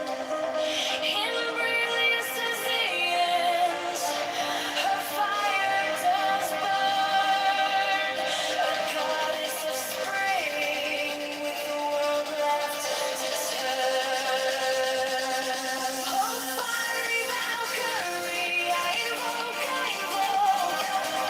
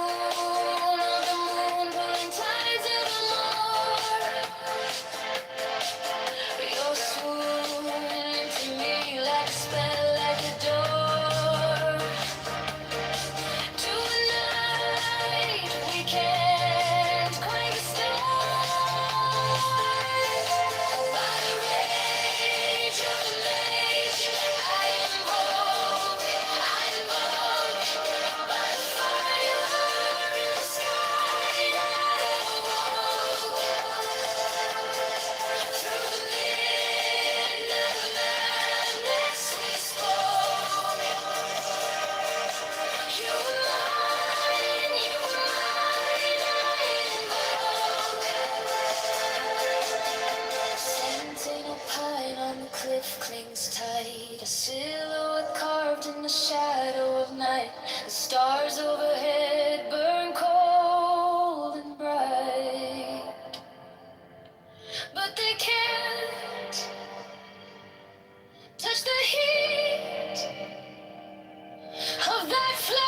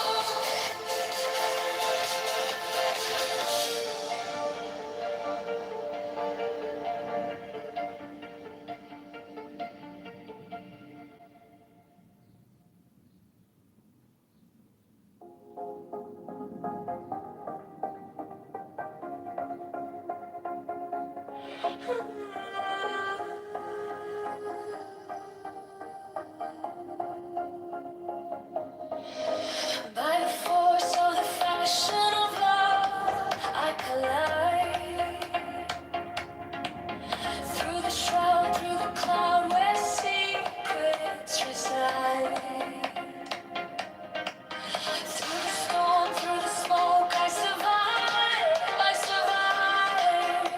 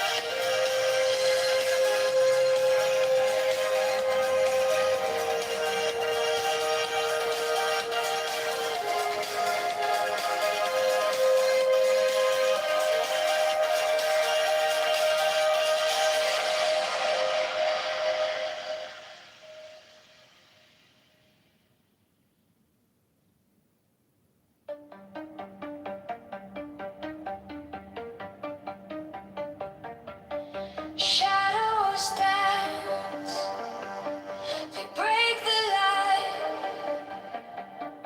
echoes hum, the stars ignite. I was yours, you were mine, a spell woven in the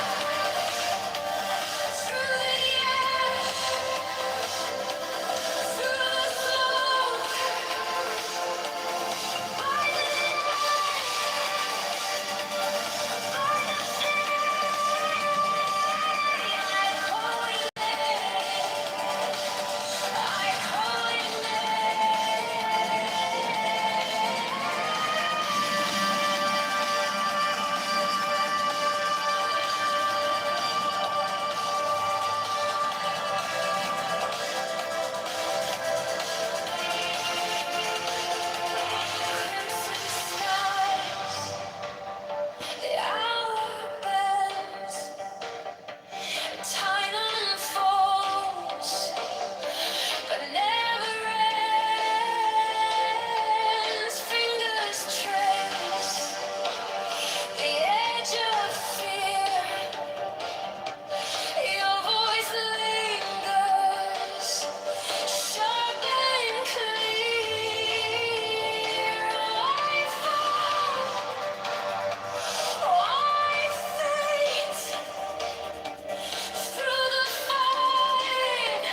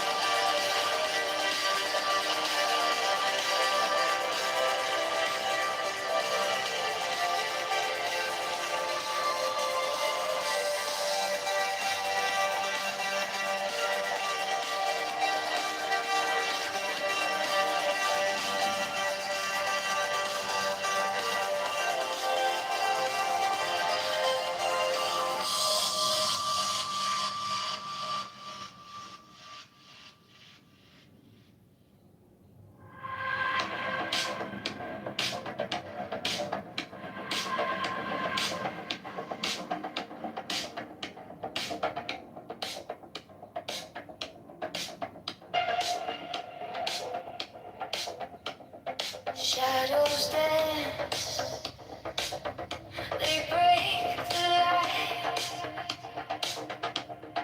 echoes hum, the stars ignite. I was yours, you were mine, a spell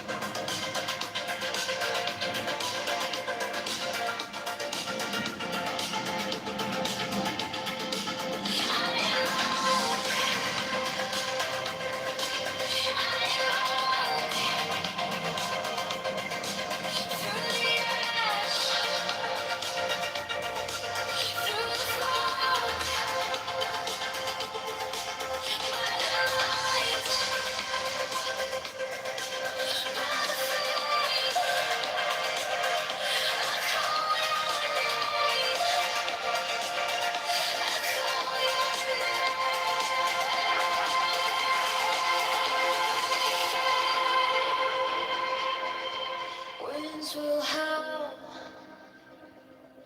the earth will quake, a promise held,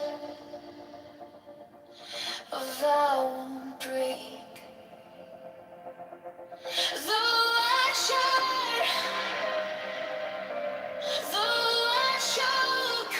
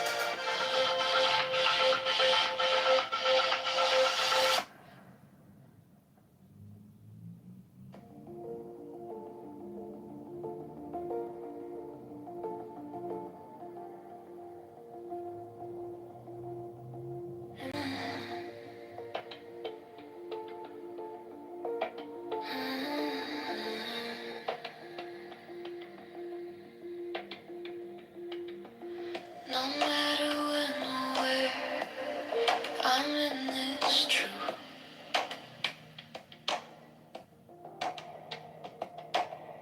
Breathing in the nowhere, breathing out the proof. One heartbeat on repeat, feels like it never moves.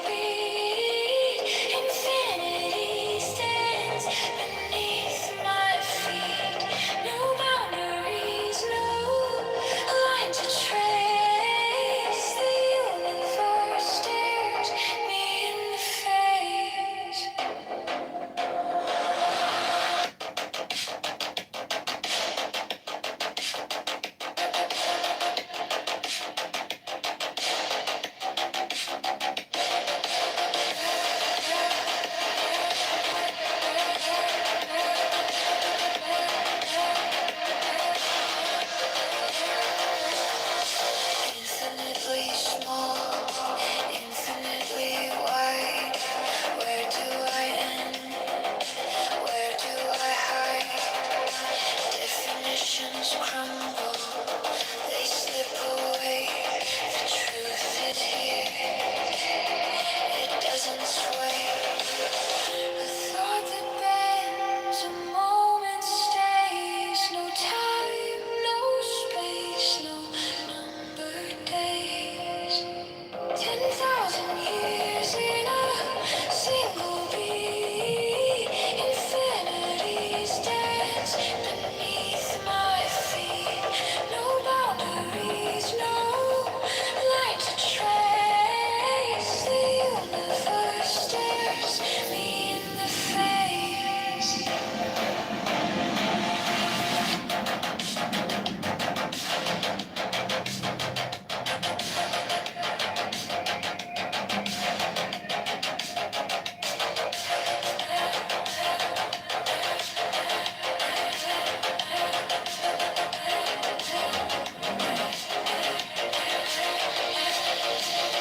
Beyond the stretch, beyond the fray, no more labels, no more names. Here and there, they are the same. The infinite places, endless game.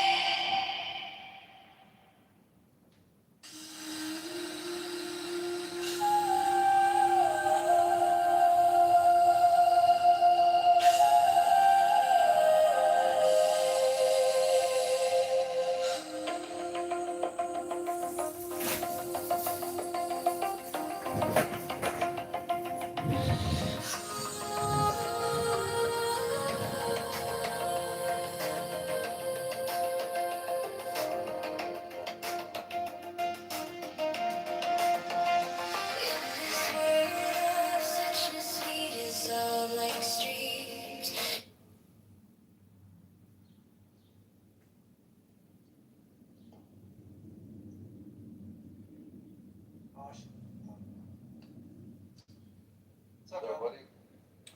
What is what's Mega make intelligence great again? Make Iran Brothers, once and for all, just change this pronunciation. Iran, not Iran. No, I was just outside. I went running. I just worked out and I ran. I'm sweating. Should I talk America after the... No, it's pronounced I'm rich. Yes.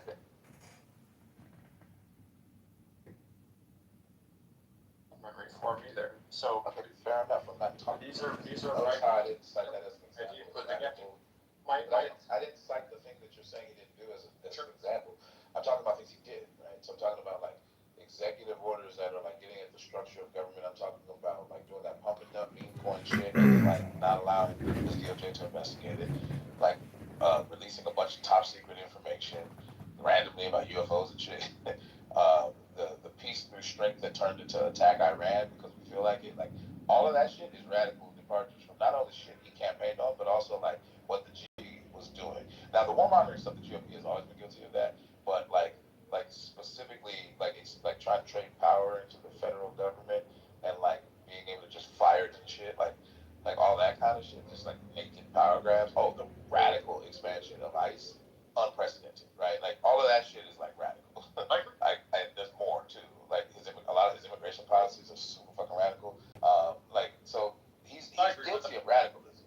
Like just not across the board with every issue. A lot of stuff he's done is just normal, right? Like that wasn't but that's fine. Well, I'm saying to say he's not radical is a bit awkward. So my point was the fact that there's been more ideological capture within the Democratic Party, or within the Democratic Party, when it comes to their left-wing base, or when it comes to their left flank, as opposed to the right wing. Meaning that like the Republican Party is not moving far to the right, the Democratic Party is moving far to the left. The evidence that Ben is correct is in the links, right? All over the world, immigration restrictionism is on the rise. The new Japanese Prime Minister ran on a platform of kicking out all the foreigners. In Germany, Alliance for Deutschland is winning. Please don't interrupt again, Marshall. In the UK, Rupert Lowe and Nigel Farage. Every single place in the world, without exception, every place, voters are rising up against migrants who go on welfare. It is universal. So the Democratic Party's policy of giving welfare and giving trans surgery to illegal immigrants, it's not just an American thing to oppose that. There's not a single country you can name, not one, where the party like the Democrats that give free shit and free houses and welfare and trans surgeries, that is universal. So stop pretending that Trump's platform is radical. I'm done speaking. If anyone wants to challenge me, I have 100 links. His shit is radical. He fired a bunch of immigration judges that he didn't like. Waited. Sorry, Jason, go ahead. No, I'm sorry, go ahead. Like, fired a bunch of immigration judges, couldn't deport the people he wanted to, and then patted himself on the back when he rehired immigration judges. Right? The other thing that's radical is the immunity. Obama tripled the amount of immigration judges. The immunity thing was really fucking radical. And then Trump suing himself and settling with himself is one of the most fucking objectively corrupt things I've ever Being the fund that hands that's out the money. radical, bro. Like a fucking GOP president would never have tried to just do that shit blatantly and get away with it, bro. Like that's radical. That's really fucking radical. Like why would I talk about these things? Trump has radically changed the direction of the GOP and conservatism in 2016. Yes, he came down the escalator. radically. Okay, hold on a second, Marsha. So, like, the idea that we Republicans were always against and tight borders, a new phenomenon. Republicans generally weren't so. We wanted it, but we wanted it under our conditions. We wanted farm workers. We advocated that. We wanted expansions on those. But Democrats were typically the ones that refused to allow immigrants in. They were wholly against that, including St. Bernie Sanders, who really wanted to lock down the borders and make sure he had a homogenous society so he could fund his social programs. So these parties have flipped on that ideological bent. Trump has also put in a more aggressive stance. Like, we've never, I want you guys to pay attention to this. We never targeted leaders of other nations, whether it was a coup or something along those lines, directly like this since Obama and Trump, and they have carried that on. You know, Libya is a prime example under Obama, but we never went in and just grabbed a president before. No GOP person, no conservative would have endorsed that, regardless of the circumstances of the Venezuelan people. We also wouldn't just target, quote, presidents to be ordered for elimination of a whole nation that we're at conflict with. We generally wouldn't do that.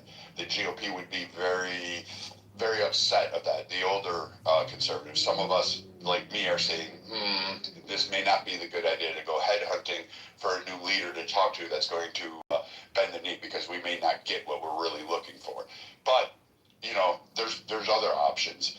And so, like, the idea that there hasn't been a kind of change or even a radical change in some of these aspects, that's not true. That's not true. You can't say that the Republican Party hasn't radically changed. That wasn't my point at all, but that's fine. I'm gonna have some dinner. But that wasn't my point at all. So, like, yes, Trump is an absolute radical figure and he does radical shit, and I'm not somebody who defends Trump. I voted for him, but I think he's a piece of shit, and I think he's done radical stuff, including that last thing with the creating a slush fund for himself. Like, yeah, it's radical as fuck. Like, Jason, the entire point of this room was to call out the hypocrisy within liberals as well. Like, I thought Biden leaving office and pardoning his entire family for things that they may or may not have committed. I was like, you think when Trump does that on his way out of office, because you know the fuck he's going to do that when he's on his way out of office, you know what Democrats are going to do? They're going to wring their hands and be like, nobody's ever done anything like this before. And the way that Trump's doing, even though he has the precedent for doing it, I'm not saying that it's a good thing. I'm not gonna defend him when he does it. I'm not going to. I'm saying that, like, Democrats going around and breaking shit, and then Trump using that to his advantage, and then he moves forward. And again, yes, Trump is a radical figure. I'm not defending Trump, but, like, what I hate is this revisionist history. And I'm not saying that you, Brad, or you Jason, or anybody else on the stage is doing this. I certainly hate it when it comes to particularly in Democratic rooms. It pisses me off. Revisionist history to say, oh, well, Democrats have never been radical. Like, really? The Dreamers Act was not a radical piece of legislation? Oh, wait, it wasn't a piece of legislation, right? Like, what? Is forgiving student loan But that's another example of Trump changing a radical decision on that. Conservatives argued against it. Hold on. And then Trump offered to grant them amnesty and expand it to 1 million. Like, he literally did that on live TV in front of Chucky and Nancy Pelosi. So, I mean, again, another pivot in a situation. And Barack Obama ran in favor of closed borders and marriage between a man and a woman. Like, that's how far we've come since that. Obama was a radical figure in American politics, or was considered a radical figure. He was the quote-unquote change we need. His policy right now, I would make the argument, is pretty freaking moderate compared to where the Democratic Party is, and even a lot of some of the Republican Party for that matter. But again, the expansion of the federal government, and particularly the executive branch, it's crazy. And yeah, totally under Trump, but also during the last administration and the previous and Trump's first term as well. It's crazy how far we've careened out of control. But Trump never ran as a conservative. That's the whole point you're trying to do, is you're trying to put Trump in the conservative bucket. He ran out of the Republican ticket, which shocking news. Hold on, I let you talk, dude. Like, chill. The Republican umbrella holds libertarians. It holds Christian conservatives, extreme church fellowship people who want like their ideology implemented as a uniform code across the land. You have you have fucking like Puritan WASP fucking KKK members that hide out under the fucking GOP.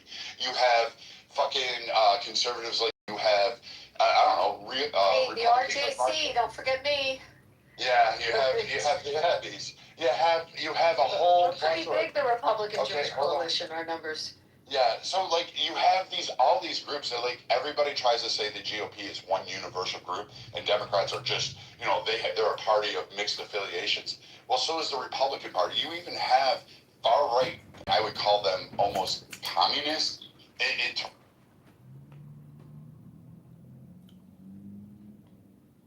Both sides is absurd. Trump never ran as a conservative, never ran as a libertarian, he never ran as a traditional Republican. In fact, he rephrased it as MAGA. He put it right in your face and said, I'm MAGA. That's it. That was all he ran on. And yes, the GOP and a lot of Americans, 75 million plus, said, yep, this is the guy I want, including myself. I voted for him. So this idea that somehow or another that he has not taken the GOP in a completely different direction is absurd, and saying that we don't have radicalization on our side is being disingenuous. I didn't say you didn't have radicalization within the conservative movement. I'm saying that I don't think that Trump is taking the Republican Party in a particularly right-wing direction. That is my entire point. That is the antithesis of my point. It has nothing to do with Trump being radical or not being radical. I think he's radical. I think Republicans are heading in a very, very different direction than I wish they would. I wish Republicans would actually be more conservative. I wish they would be more libertarian in their leanings. I wish they would advocate for things like less government and entitlement reform and balancing the federal budget and all of these things. Like, I wish they were more right-wing, but they're not.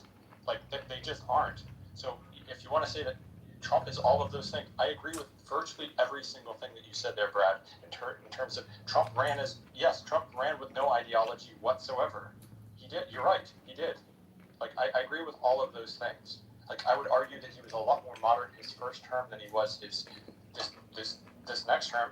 I don't think that when the founding fathers designed the system and the checks and balances the way they did, I don't think they anticipated somebody like Trump coming along and doing what he did with tariffs. They actually did. Which at the very, very least was short-sighted in the way that he rolled out the tariff policy. Like again, I've been in a very, very openly critical the tariffs again. Okay, but you're wrong. Oh no, the tariffs They actually funded the government with, guess what? Tariffs. They rolled those out. They actually expected Trump. They expected people like Trump and Jackson and Grant and Garfield and who else you want? Kennedys. They expected that. They clearly do it, which is why they argued against the two-party system. Multiple factions of that argued against that. That's the point where they had a source of contention. But they also provided a check and balance to that system, which is why the president is not a king. He is a servant of the people, elected by the people for the people, which means he has checks both in Congress and the Senate, and he has the Supreme Court to also check him, which has happened to Trump numerous times. Now, you may not like the decisions that are coming out of the Supreme Court or the legislation. That's fine. You may not agree with it, and that's your opinion. You're entitled to it. You're welcome to it.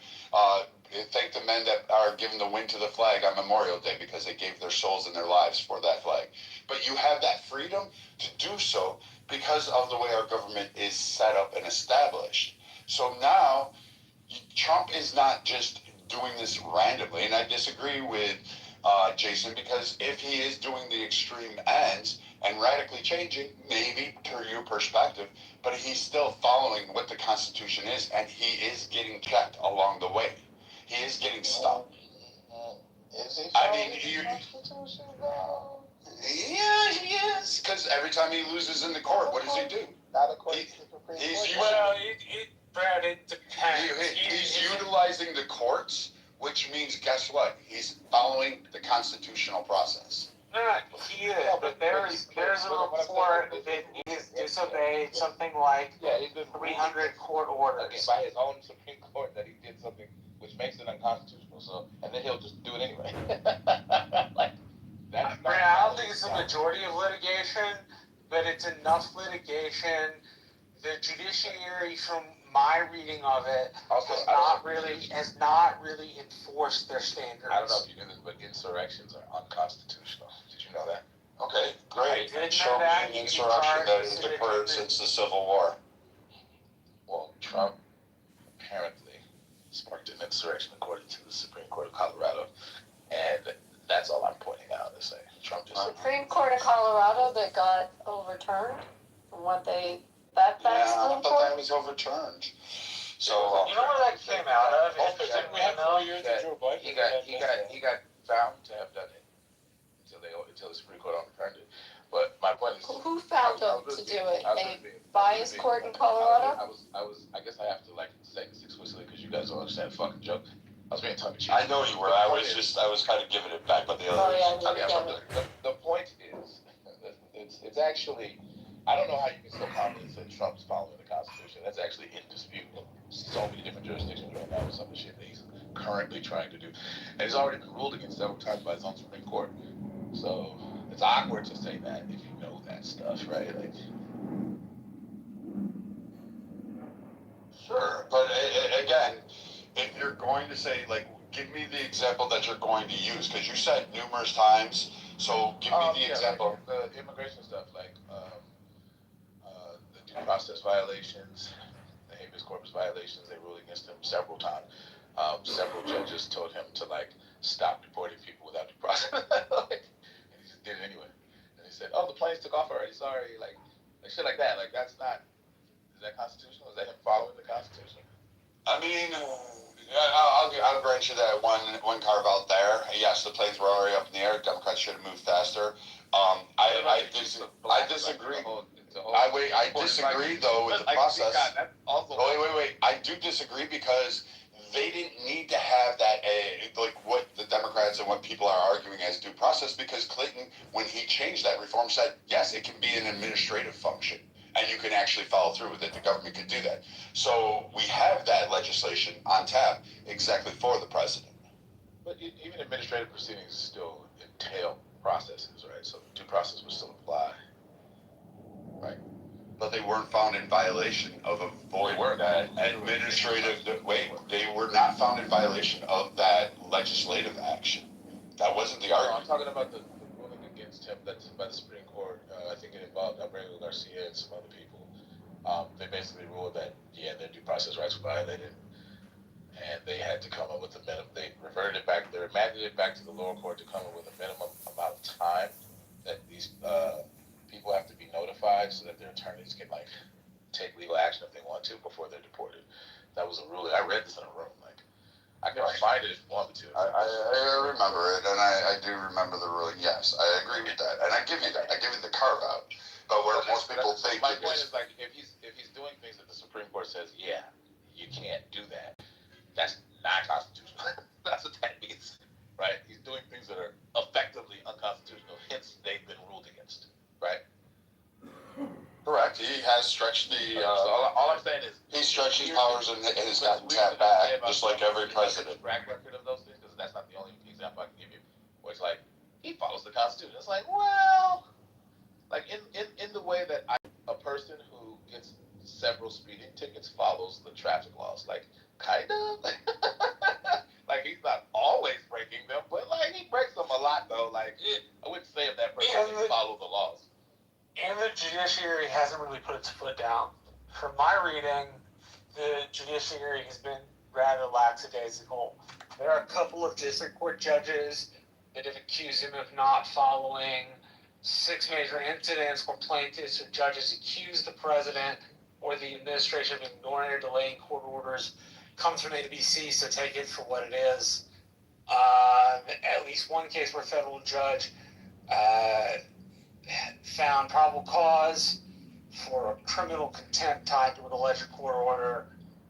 So I don't know enough historical data about presidents disobeying court orders to know whether Trump's disobeying of some of these orders or alleged disobeying is in any way normal for American history or not. We've had Andrew Jackson famously say, great, the Supreme Court ruled against me, now watch them try to enforce it. Yeah, there are other examples of history, but like recently though, like not in the modern era. Obama did not flaunt his authority like Trump does though. Like, okay, the optics of it, yeah, Trump is braggadocious about it. I mean, braggadocious, I mean like blatantly violate court orders. Like he didn't do that like Trump did. So I don't know. Like unless you have an example, I don't know. Like, was there a ruling where Fast and Furious? The Obama administration, you can't do this, and the Obama administration is like, fuck that, we're doing it anyway. Like, Fast and Furious. So, like, I mean, give me a second, I'll pull them all up. Yeah. Take time. I want to learn.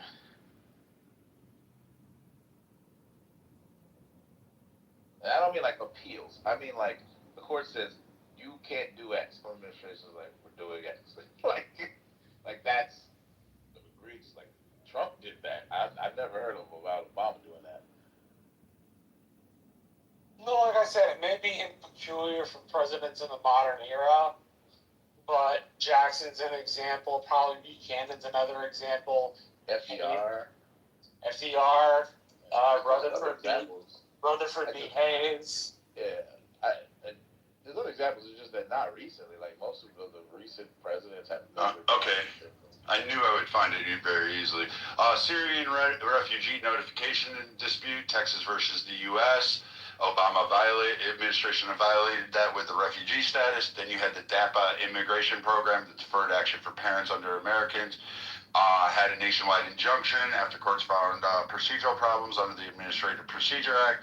The administrator filed an appeal, and then continued to implement the policy. The courts tried to block implementation, and Obama said he had the authority to do it, and they just basically didn't say he was necessarily violating it. Recess appointments, Noel Canning, that was another one. And I mean, again, there's even the one where, when people say like the drones, American citizens, that one was also a violation. And Joining of Anwar al-Awlaki and his brother, despite the fact they were both linked to AQAP, for those unaware, Al-Qaeda and the Arabian Peninsula, they're still American citizens and deserved a trial.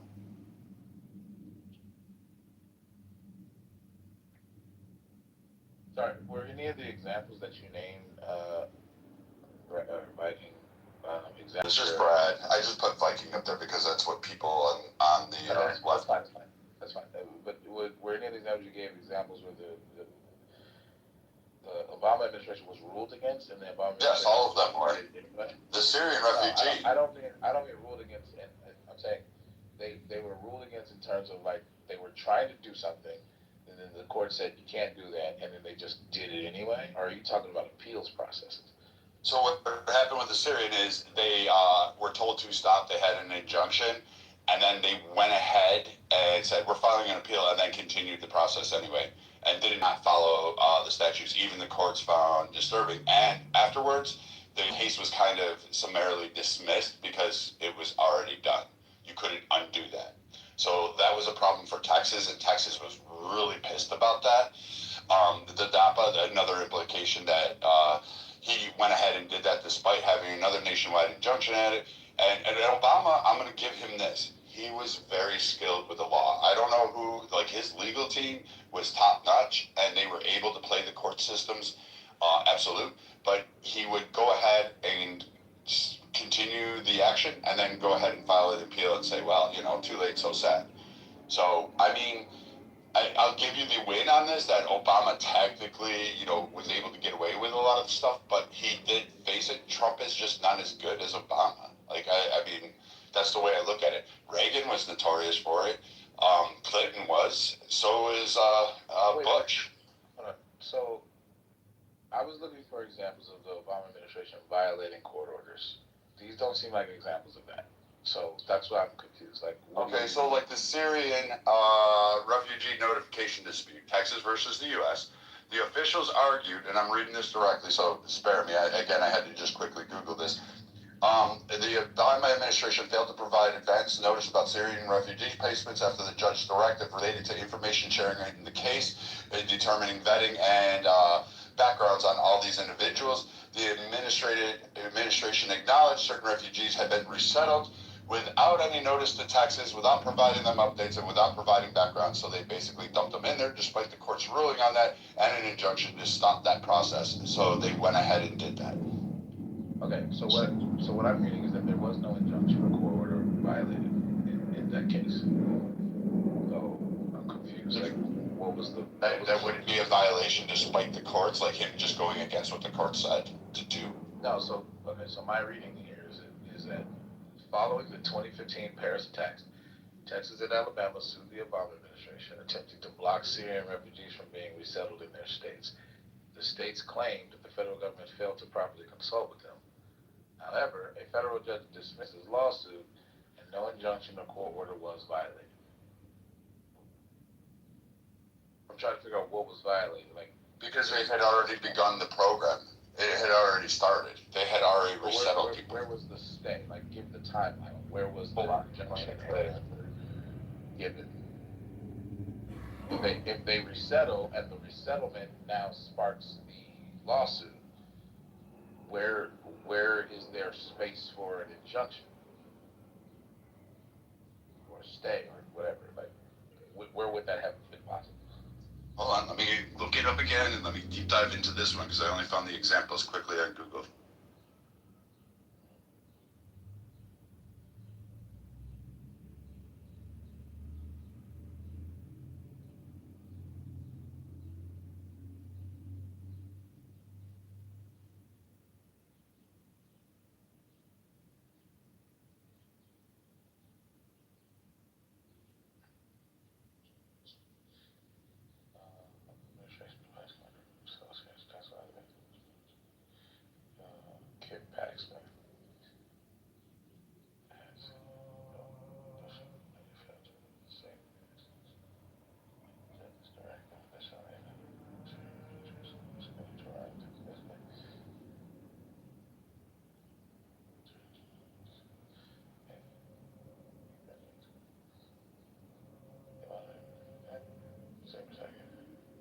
Okay, I found something that probably, this is from Ken Paxton,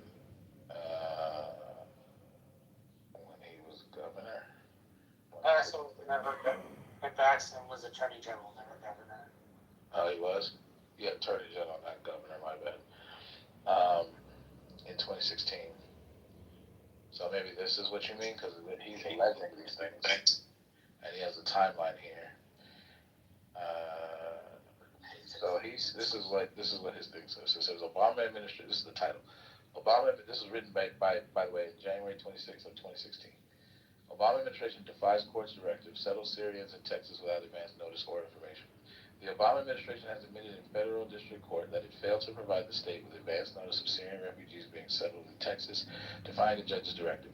Additionally, another group of Syrian refugees were scheduled to arrive in Texas yesterday, and Texas has not been provided adequate information about these individuals as required by law.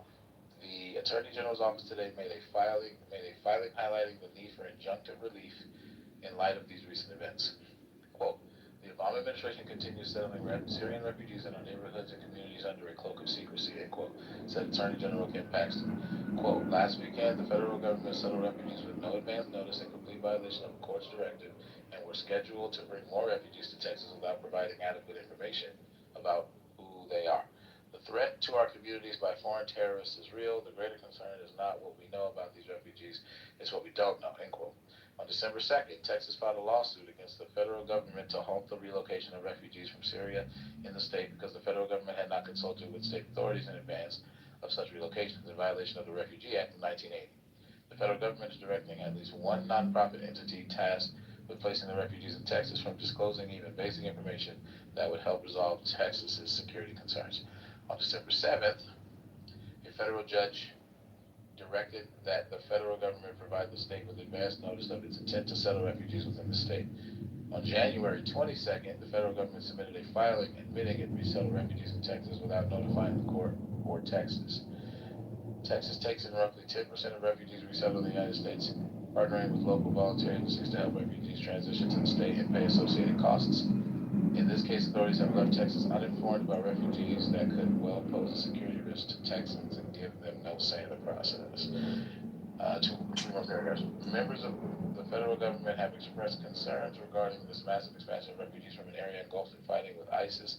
FBI Director James Comey told Congress that the federal government cannot conduct effective security checks on Syrian nationals, testifying that, quote, we can query our database until the cows come home, but nothing will show up because we have no record of them, end quote. National Intelligence Director James Clapper summed up the worries of these federal counterterrorism experts, quote, I don't obviously put it past the likes of ISIL to infiltrate operatives among these refugees, end quote.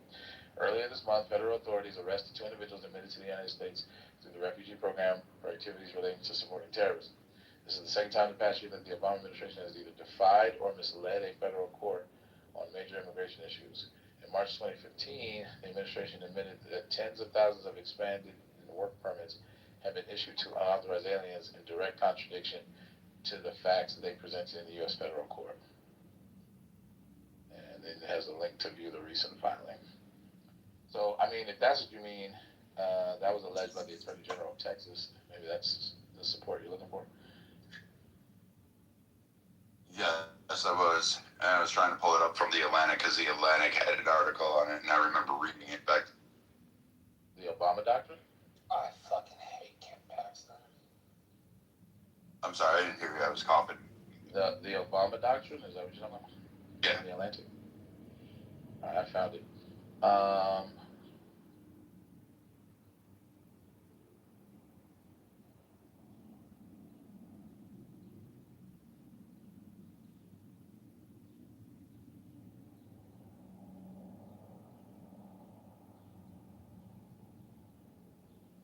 Well, I mean,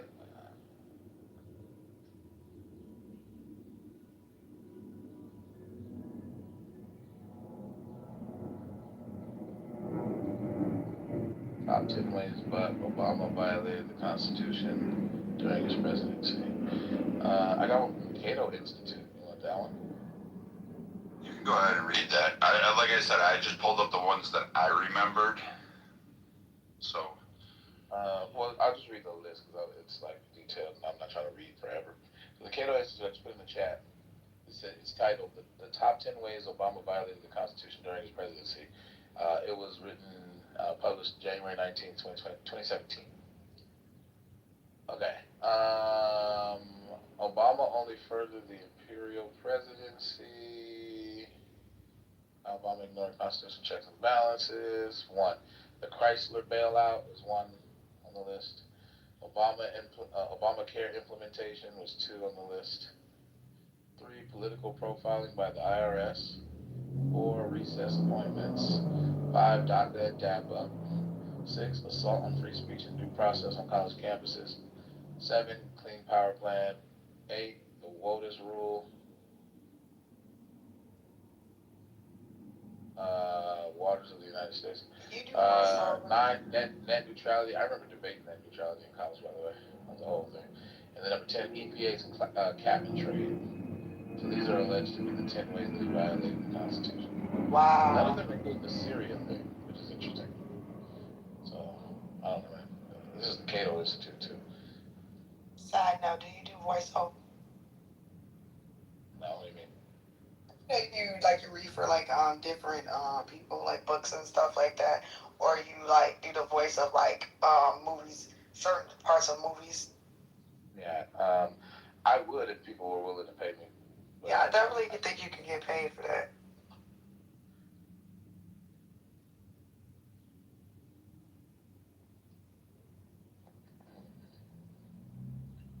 All right, you got your hand up. I invited you on stage. Sorry if you've been waiting for a while. I was reading some stuff. Damn, bro, just let me do. I left you like Chicago. The Chicago Bears about to leave your city. Shut up! No one wants to be in Chicago anymore. Not even the Bears. Hey, Mikey, hey, hold up. You gotta slow your roll, my boy.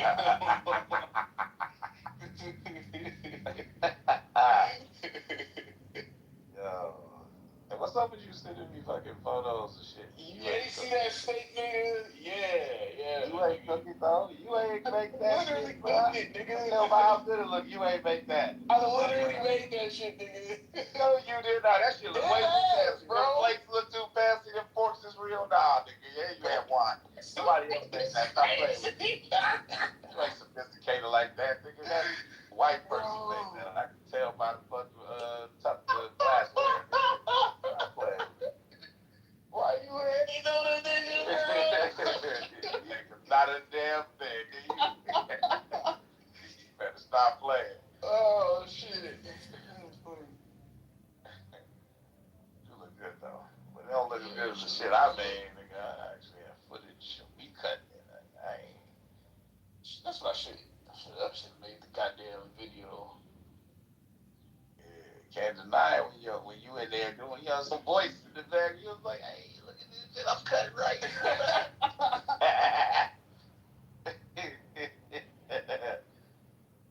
know what I'm saying? What's up with Shani? Hey y'all, what are we talking about? Whether or not the Obama have violated court orders like the Trump administration. That's what we were just recently Are talking we about. still jealous of Obama? Like, I think Viking is jealous of Obama. like every What? white, yeah, like Trump is so jealous of Obama. That's crazy. Muse, you're just trying to start shit. I'm just calling it like I see it, brother. You liar. I'm just saying. All right, guys, I gotta run. Jason, thank Rose. you. Thanks for letting me vent in here Yeah. from that other room. So before you go, I don't know. I mean, you have to go, but I still have that article though. Oh, okay.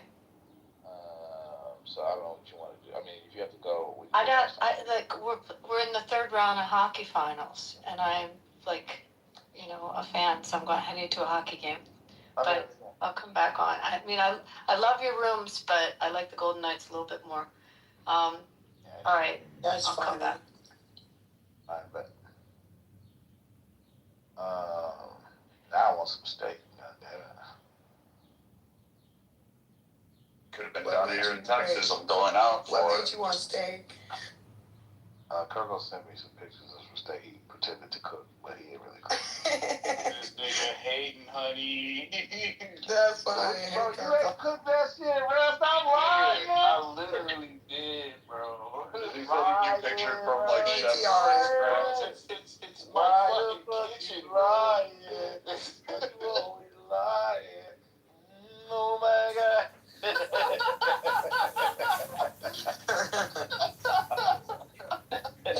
PTR. Hello? Bro, as a matter of fact, hold on, you can see, bro. You can see. Go ahead, I'll tell you if you did it. Turco, you know that I can post Instagram photos of chefs that make steaks and say it's mine, but nobody would believe me either. But bro, this is literally at my apartment. How do I know that? Nigga, one of the pictures, you can see I'm on a balcony. Not the ones you sent me. I only see food. What you mean? No, My son. But you gotta put your whole body in it to buy it.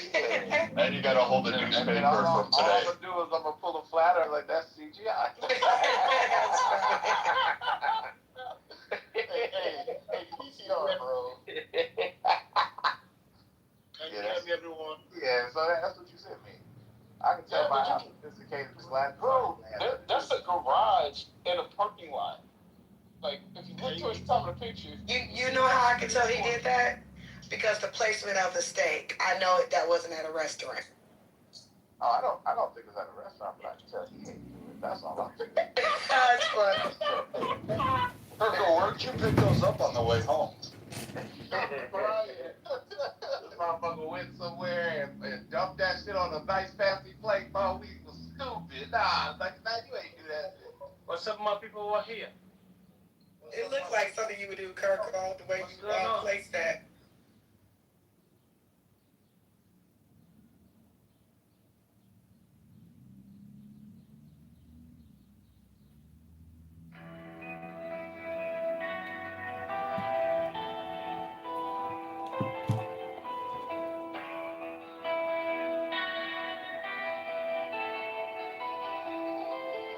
I am the charioteer of the east, Lord of the past and of the future.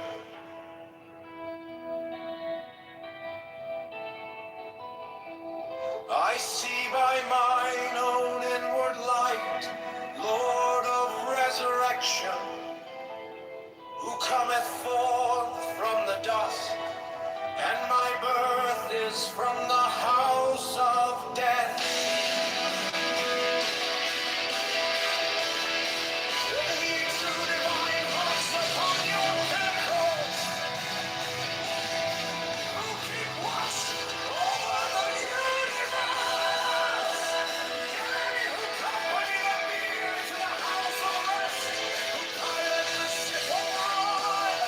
Advancing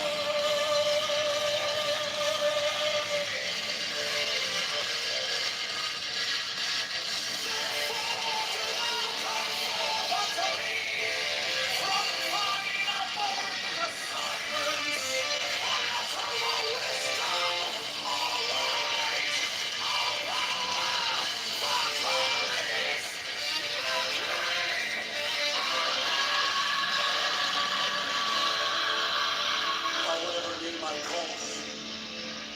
Thou art still nameless to eternity.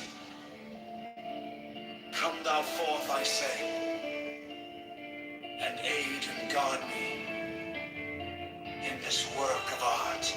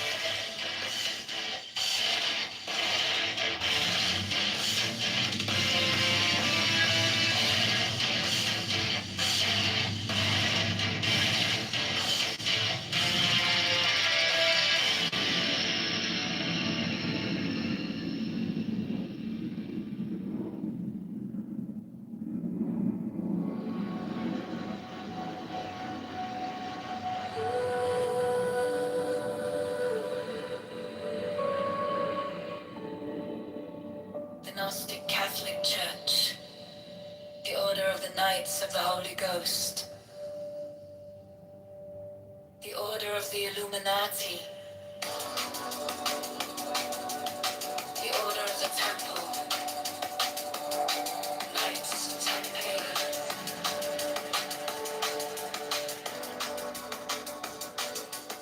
the Order of the Knights of St. John, the Order of the Knights of Mountain, the Order of the Knights of the Holy Sepulchre, the Hidden Church of the Holy Grail, the Hermetic Brotherhood of Light, the Holy Order of Rosicrucian, the Order of the Holy Royal Arch and Cloak, the Ancient and Celeste Rites of Priesthood, the Rites of Louis, the Rites of Mystery, the Ancient and Accepted Scottish Rite of Masonry, the Swedenborgian Love of Masonry,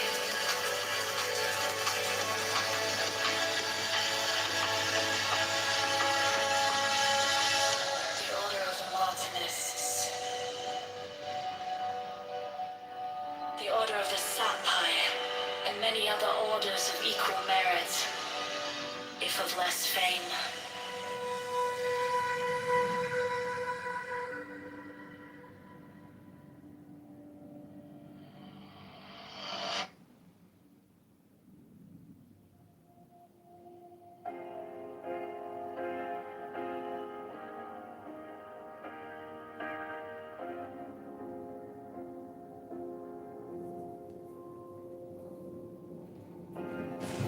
My object all sublime, I keep it in my mind.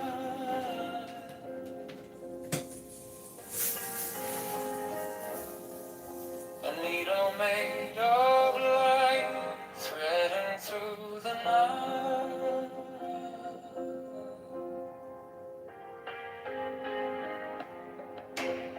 mark the hidden scene. I sharpen up the dream.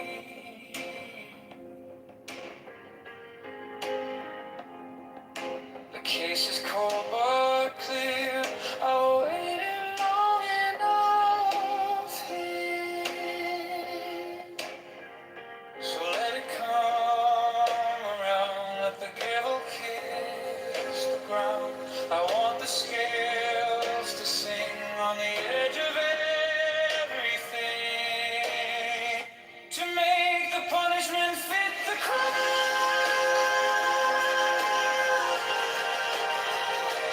Fit the crime. To make the punishment fit the crime. Fit the crime. My object of sublime subtlety and time.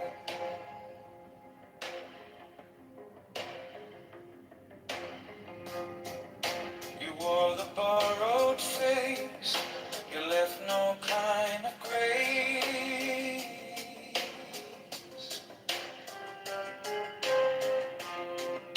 But every lie you spun turns back beneath the sun.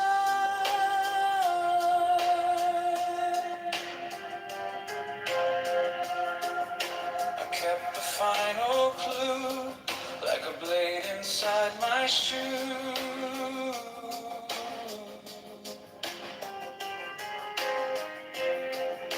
Now every step you take feels like the earth might break. So let it come around, let the gavel kiss the ground. I want the scales to sing on the edge of everything, to make the punishment fit the crime.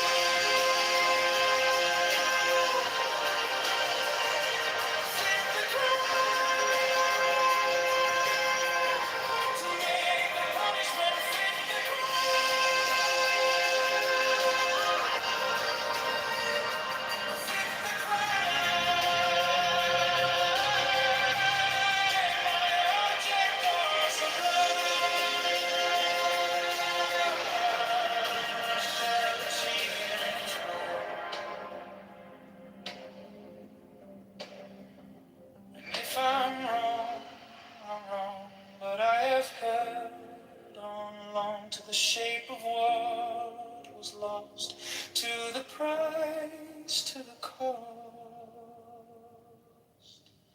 to make the punishment fit the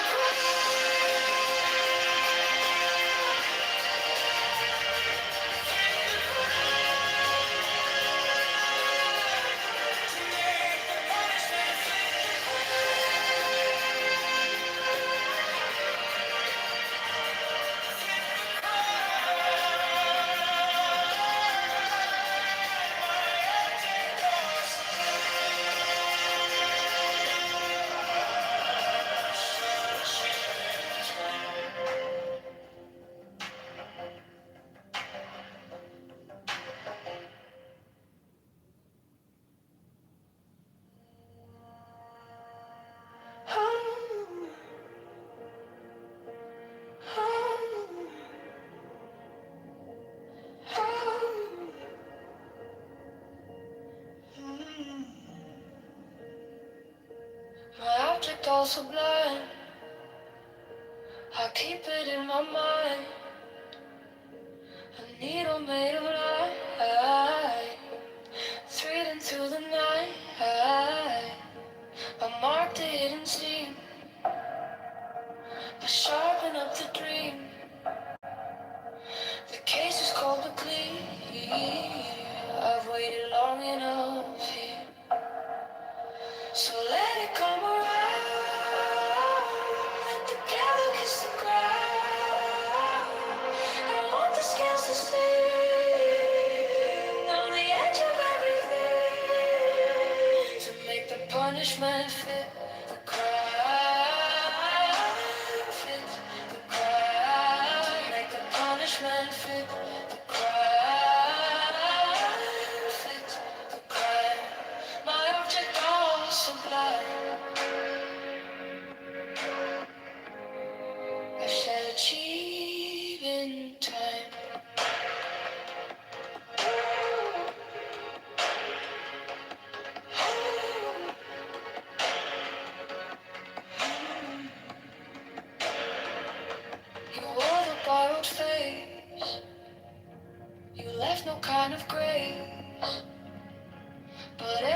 you spun, turns back beneath the sun. I kept the final clue, like a blade inside my shoe. Now every step you take feels like the earth might break. So let it come around, let the gale kiss the ground. I want the scales to sing on the edge of everything, to make the punishment fit the crowd, fit the crowd, make the punishment fit the crowd, fit the crowd. My object all sublime, I shall achieve in time.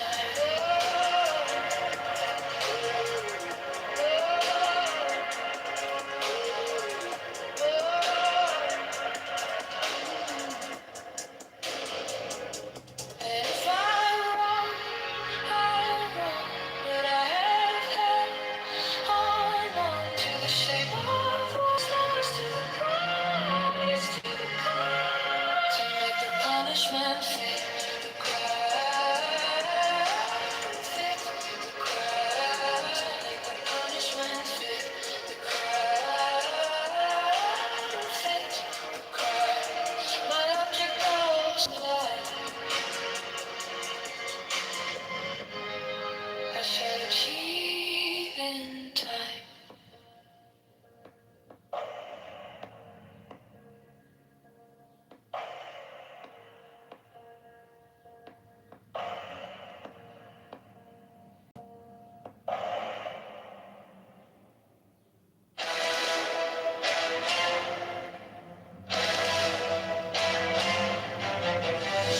Of the order are about to become mothers. Receive all care, attention, and honor from all brethren. 68 special profess houses will be established for their convenience, should they wish to take advantage of them. 69 the order offers great social advantages to its members, bringing them as it does into constant association with men and women of high rank. 70 the order offers extraordinary opportunities to its members in their trades, businesses, or professions, aiding them by cooperation and securing their clients or customers. Elevate house! Elevate house! 71 the order offers friendship to its members, bringing together men and women of similar character, taste, and aspiration. 70 the secrecy of the order provides members with an inviolable shroud of concealment. 73 the crime of slander, which causes so great a proportion of human misery, is rendered extremely dangerous, if not impossible, within the order by a clause in the obligation of the third degree.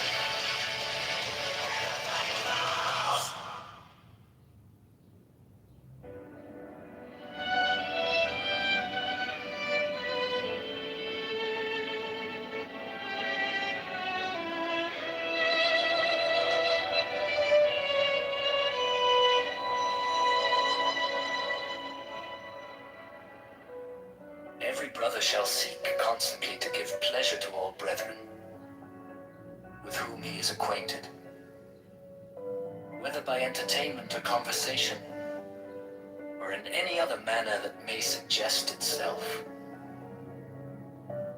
It will frequently and naturally arise that love itself springs up between members of the order, for that they have so many and sacred interests in common, Such love is peculiarly holy and is to be encouraged. All children of brethren are to be considered as children of the whole order, and to be protected and aided in every way by its members, severally, as by its organization collectively. No distinction is to be made with regard to the conditions surrounding the birth of any child. 15.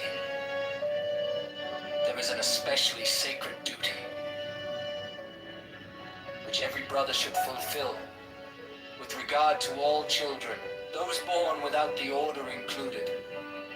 This duty is to instruct them in the law of the Lima, to teach them independence and freedom of thought and character, and to warn them that servility and cowardice are the most deadly diseases of the human soul.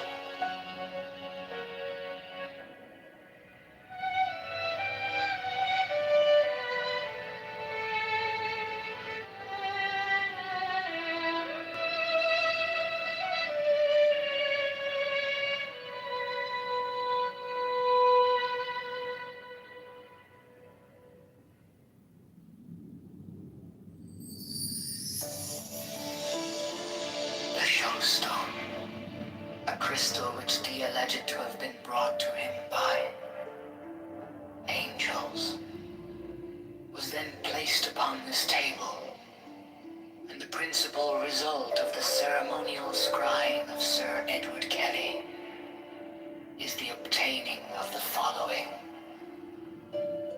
diagrams, plates, viewing. He symbolized the fourth dimensional universe in 2 dimensions as a square, Surrounded by 30 concentric circles, shaded eye fears or errors, whose radii increased in a geometrical proportion. The sides of the square are the 4 great watchtowers, which are attributed to the elements. There is also a black cross, central tablet according to the arrangement shown. Compare the black cross bordering the tablets in plate A with plate V.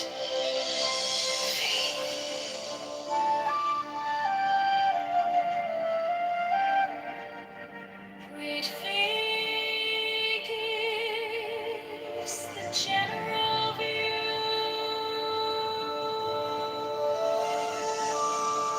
Plate 4 gives the complete attribution of the tablet of air. The 6th file is called Linea Patris. The 7th file is called Linea Filii. The 7th line is called Linea Spiritus Sancti. This great cross divides the tablet into 4 lesser tablets, the left-hand top corner being air of air, the right-hand top corner water of air, the left-hand bottom corner earth of air, the remaining corner fire of air. Each of these lesser tablets contains a Calvary cross of 10 squares, which governs it. Plates V, VI, and VII are similar for the other element. This is the way in which the names are drawn from the great tablets.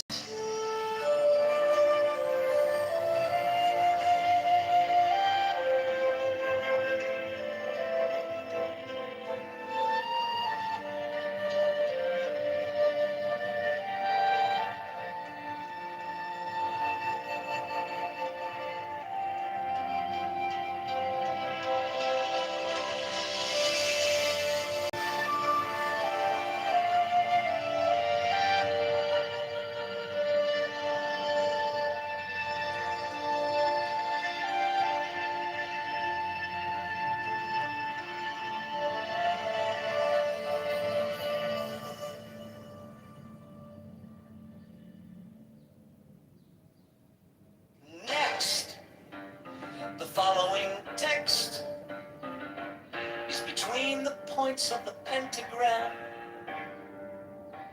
Starting at upper right, the words below are arced in a circle.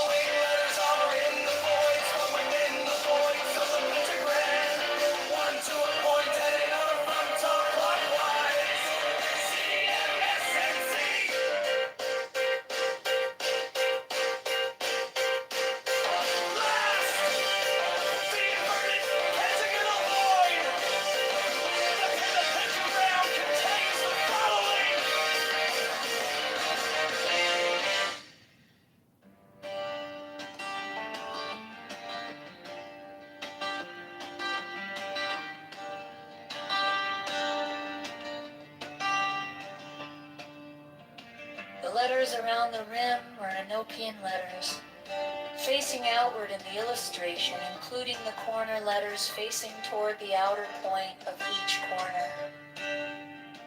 The two overlapping equilateral triangles shown in the interior of the figure are composed of thin, solid lines and somewhat closer in their bases to the top and bottom of the square than shown here. In the illustration, the base angles touch the fourth edge letter from the corner in each instance. The rectangular grid with Enochian letters in the center of the diagram has been adjusted to align with the edge letters of the original illustration.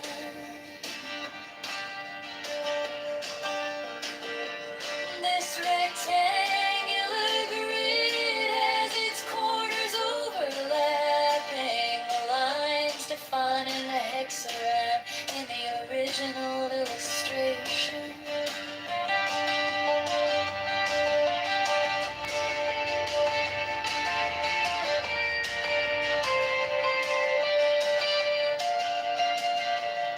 There are 7 small devices, 5 squares and 2 circles, symmetrically arranged in the pattern of a 7-pointed star with point upward. There is no actual 7-pointed star drawn. These devices are all oriented to be viewed from the center of the figure. Their size is about that of 3-edged divisions vertically and horizontally, and their text would be at right angles to any straight line that might be drawn from the center of the figure. These devices have been represented by the numbers 1 through 7 in the approximation above. They are separately approximated below. Not to scale.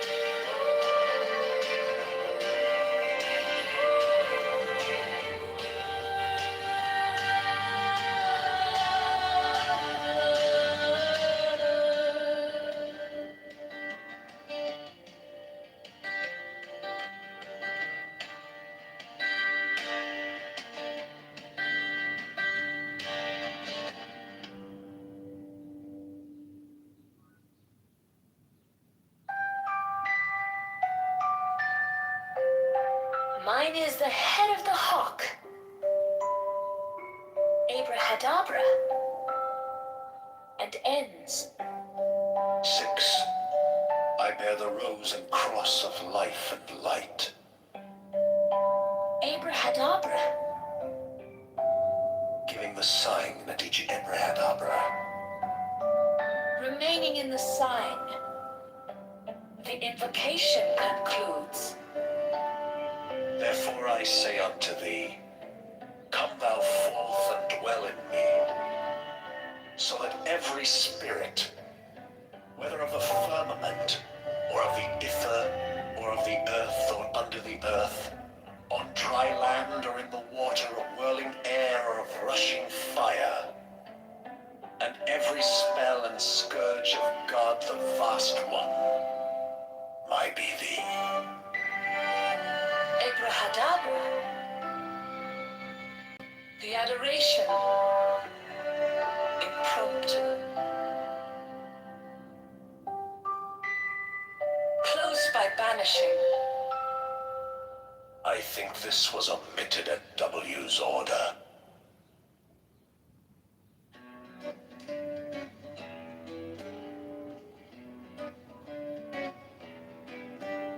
Mine is the head of the man, and my insight is keen as the hawk's. By my head I invoke thee. Hey, I am the only begotten child of my father and mother. My father is dead. My mother bore me with labor and pain and fear. By my body I invoke thee. About me shine the diamonds of radiance, white and pure. By their brightness I invoke thee. Mine is the red triangle reverse, the sign given of none save it be of thee. O Lord, by the Lamb and I invoke thee. 3. Mine is the garment of white, sewn with gold, the flashing obey that I wear. By my robe I invoke thee. Mine is the sign of Apophis and Typhon. By the sign I invoke thee. 4 is the turban of white and gold, and mine the blue vigor of the intimate air. By my crown I invoke thee. My fingers travel on the beads of pearl, so run I after thee in thy car of glory. By my fingers I invoke thee. 5, I bear the wand of double power in the voice of the Master. Abrahadabra. By the word I invoke thee. Mine are the dark blue waves of music in the song that I made of old to invoke thee. Strike, strike the master chord, draw, draw the flaming sword, crown, child and conquering Lord, Horus, Avenger. By the song I invoke thee. 6. In my hand is thy sword of revenge, let it strike at thy bidding. By the sword I invoke thee. The voice of the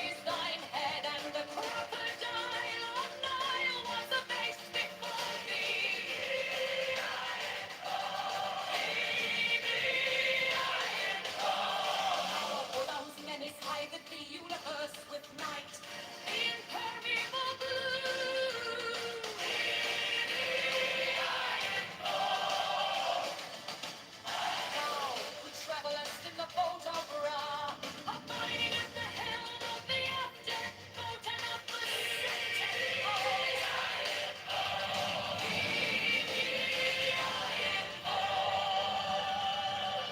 thou who bearest the wand of double power.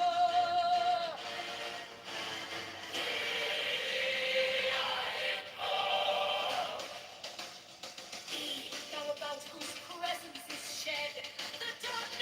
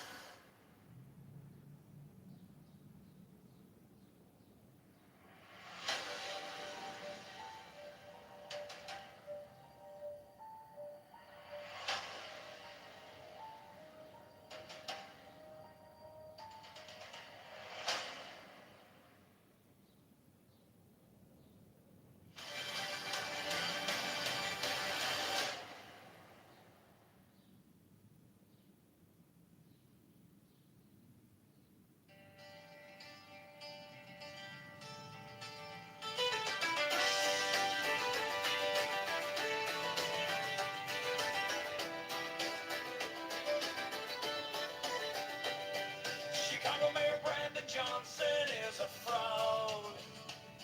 Chicago Mayor Brandon Johnson is a scam.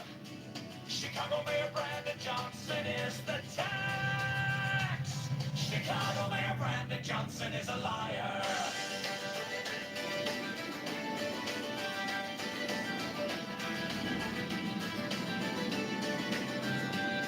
Chicago Mayor Brandon Johnson is a criminal.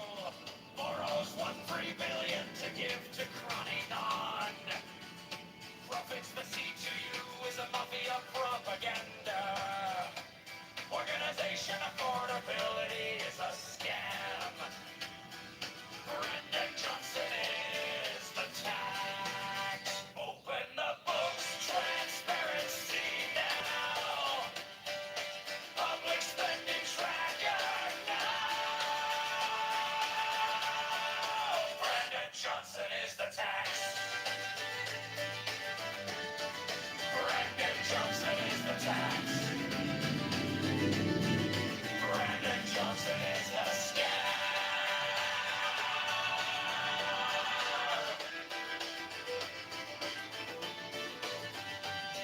Reparations for black slaves is a scam. It's the black tax socialists are taxologists. All taxation is theft. Affordability is a scam. Abortion Greyhound buses are murder for profits. Open the books, transparency now. Public spending tracker now. Brandon Johnson is the tax. Brandon Johnson is the tax. Brandon Johnson is the scam.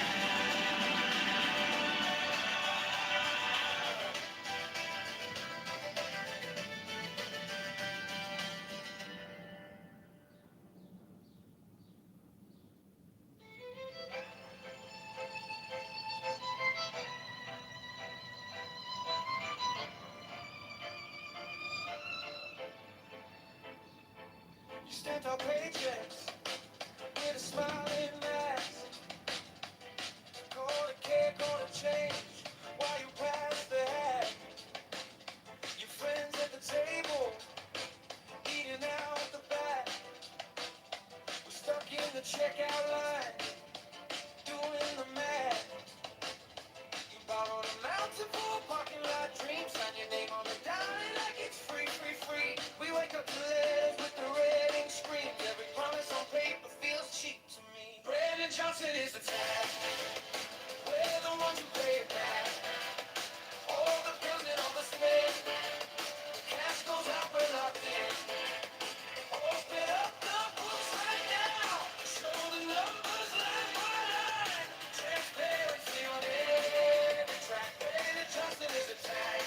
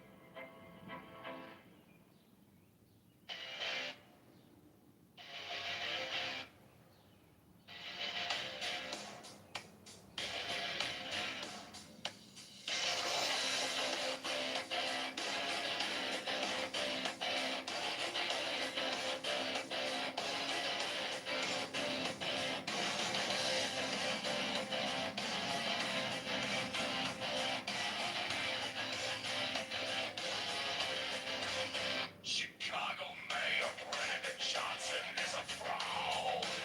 Chicago Mayor Brandon Johnson is a scam. Chicago Mayor Brandon Johnson is the tax. Chicago Mayor Brandon Johnson is a liar. Chicago Mayor Brandon Johnson is a criminal.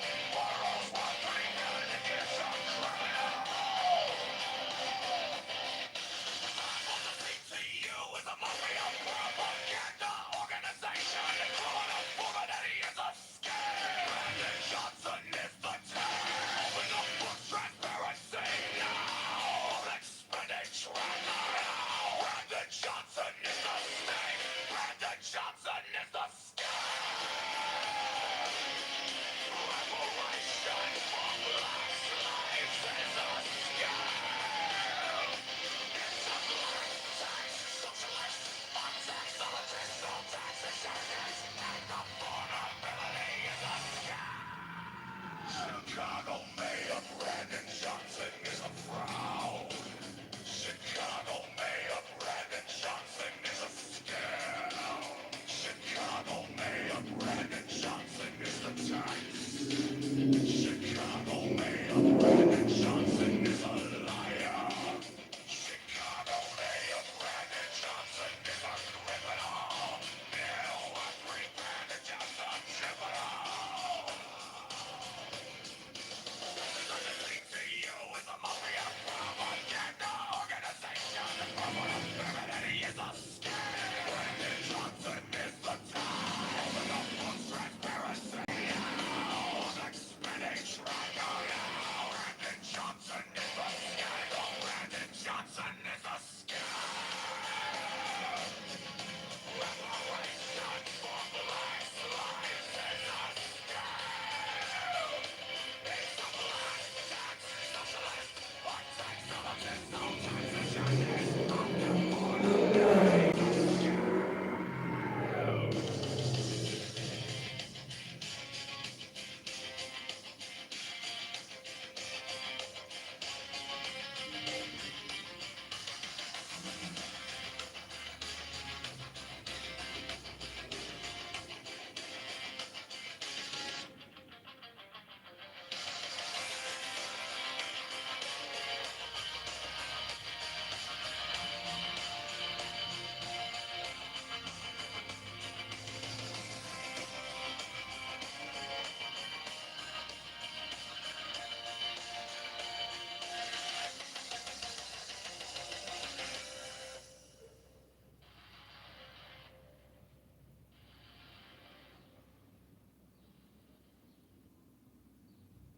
Chicago Mayor Brandon Johnson is a fraud. Chicago Mayor Brandon Johnson is a scam. Chicago Mayor Brandon Johnson is a scam. Chicago Mayor Brandon Johnson is a liar. Chicago Mayor Brandon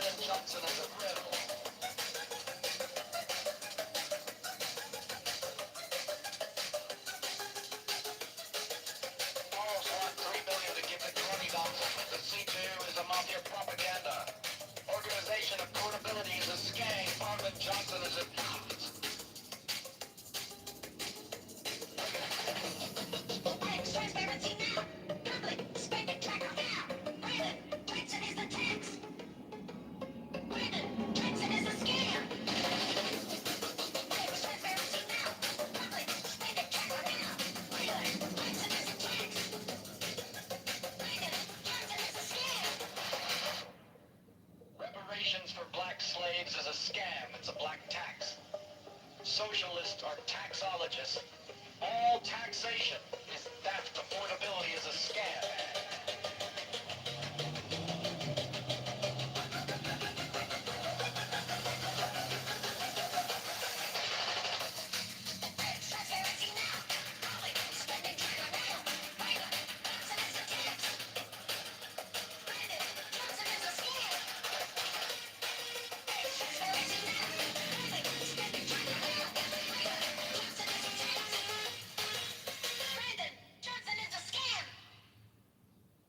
Chicago Mayor Brandon Johnson is a fraud.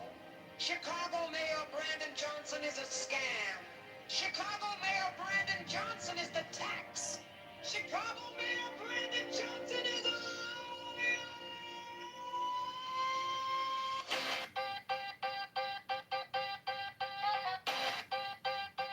Chicago Mayor Brandon Johnson is a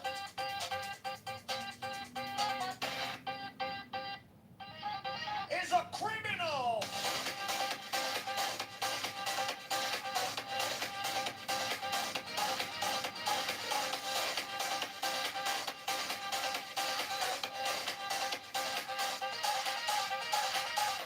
Borrows $1.3 billion to give to crony nonprofits. The CTU is a mafia propaganda organization. Affordability is a scam. Brandon Johnson is the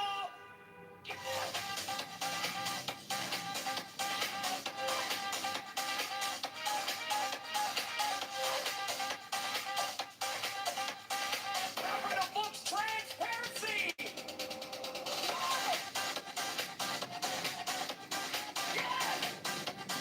Clever spinning trigger. No!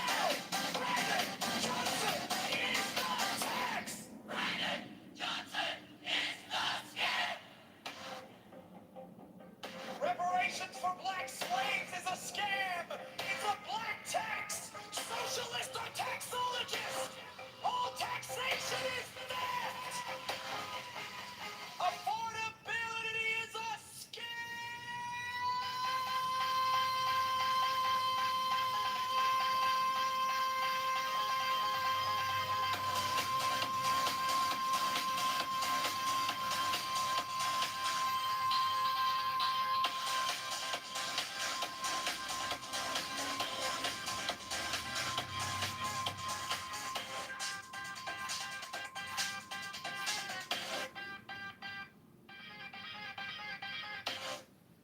Chicago Mayor Brandon Johnson is a fraud. Chicago Mayor Brandon Johnson is a scam. Chicago Mayor Brandon Johnson is the tax.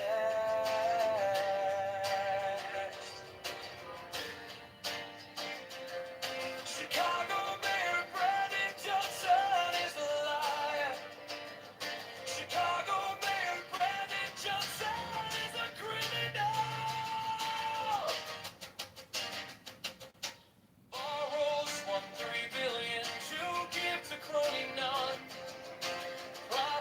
The C2U is a mafia propaganda organization. Affordability is a scam. Brandon Johnson is the tax.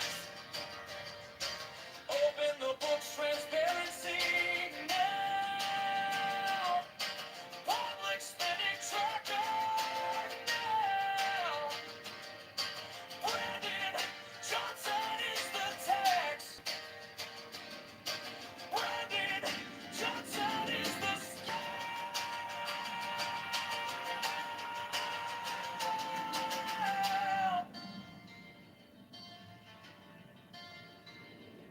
Reparations for black slaves is a scam.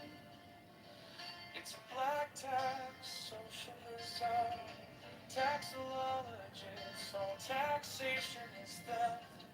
Affordability is a scam.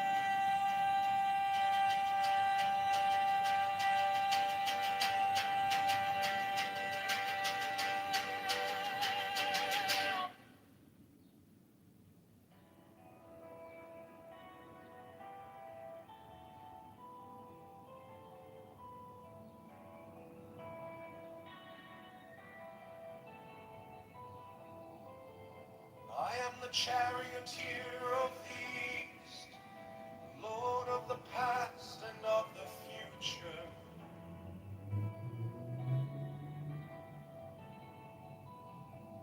I see by mine own inward light, Lord of resurrection, who cometh forth from the dust, and my birth is from the house of death. Lead to divine hearts upon your pinnacles, who keep watch over the universe.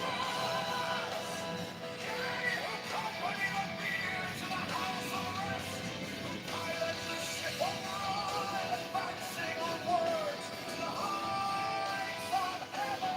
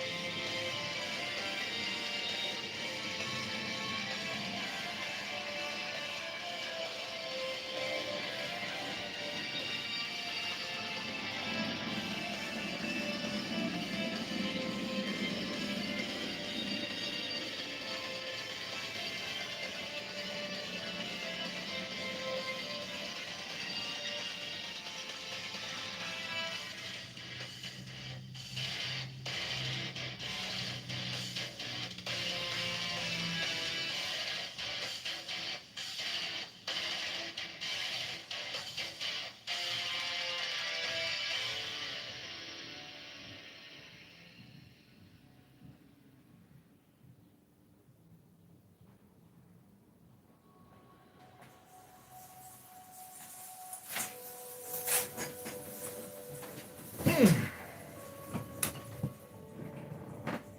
Gnostic Catholic Church, the Order of the Knights of the Holy Ghost, the Order of the Illuminati,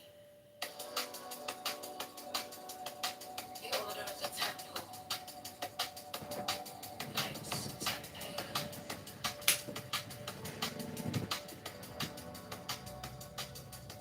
the Order of the Knights of St. John, the Order of the Knights of Mountain, the Order of the Knights of the Holy Sepulchre, the Hidden Church of the Holy Grail, the Hermetic Brotherhood of Light, the Holy Order of Rose Creeks in Hayden, the Order of the Holy Royal Arch and Cloak, the Ancient Satanic Rites of Priesthood, the Rites of Rivers, the Rites of Israel, the Ancient and Accepted Scottish Rite of Masonry, the Scandinavian Love of Masonry,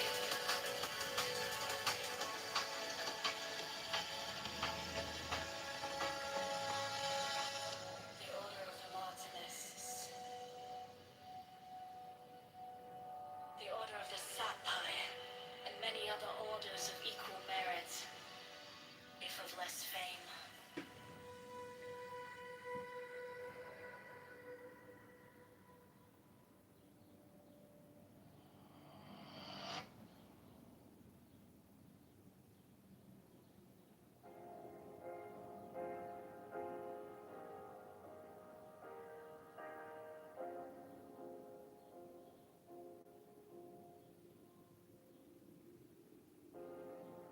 My object all sublime, I keep it in my mind.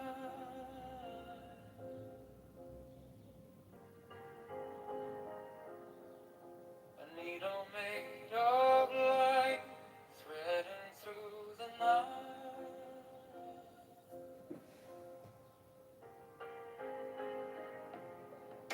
I mark the hidden scene, I sharpen up the dream.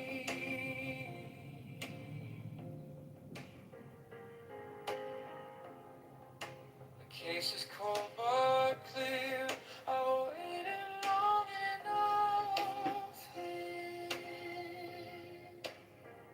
So let it come around, let the gavel kiss the ground.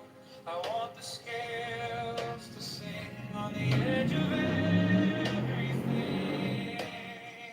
to make the punishment fit the crime,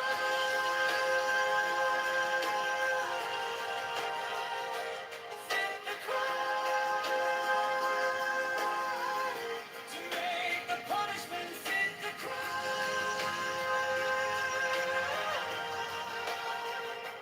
Fit the crime,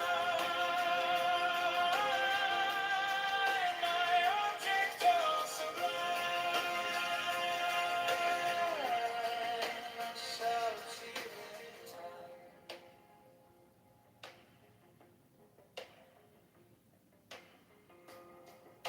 You wore the borrowed face, you left no kind of grace.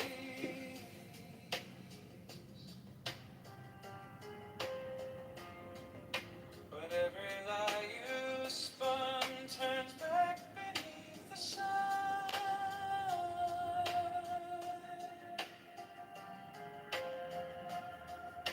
I kept the final clue like a blade inside my shoe.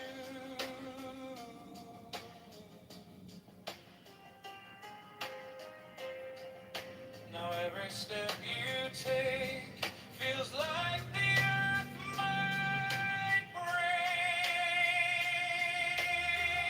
So let it come around, let the gable kiss the ground. I want the scales to sing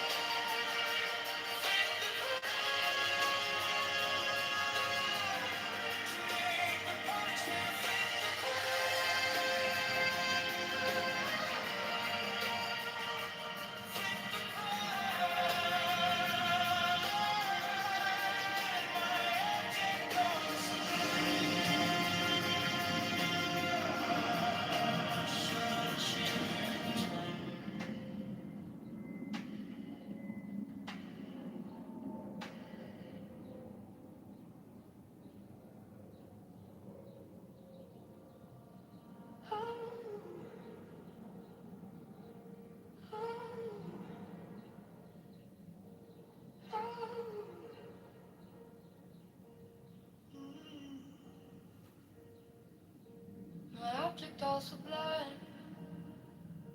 I keep it in my mind. A needle made of light, threading through the night. A mark the hidden scene. I sharpen up the dream. The case is cold but clear. I've waited long enough here. So let it come around. Let the gavel kiss the ground. I want the scales to sing on the edge of everything to make the punishment fit the crime. Fit the crime. Make the punishment fit the crime. Fit the crime. My object all sublime. I shall achieve in time.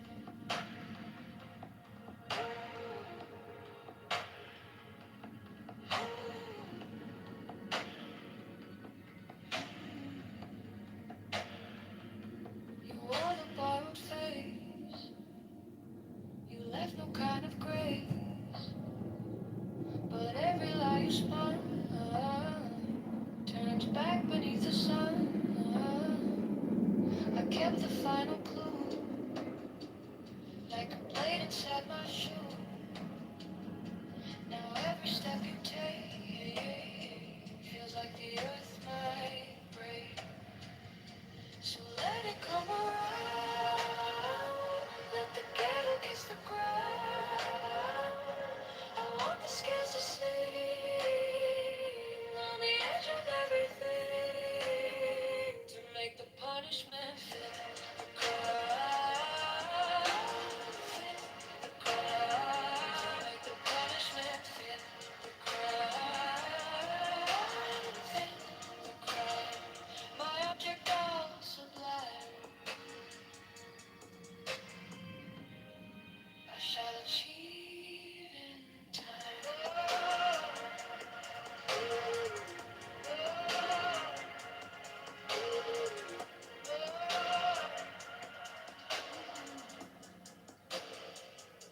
And if I'm wrong, I'm wrong.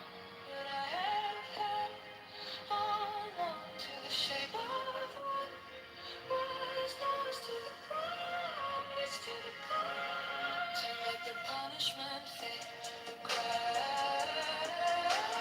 Fit the crime. To make the punishment fit the crime. Fit the crime. My object all sublime.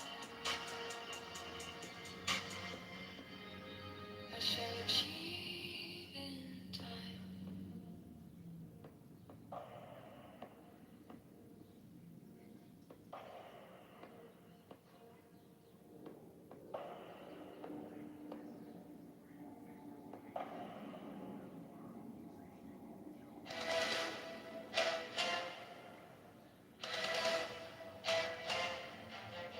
Women of the Order who are about to become mothers receive all care, attention, and honor from all brethren. 68 special profess houses will be established for their convenience, should they wish to take advantage of them. 69 The Order offers great social advantages to its members, bringing them as it does into constant association with men and women of high rank.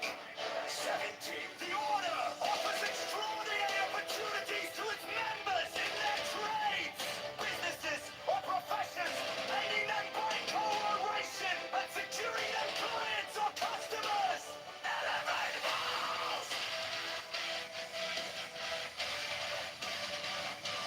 Elevate those!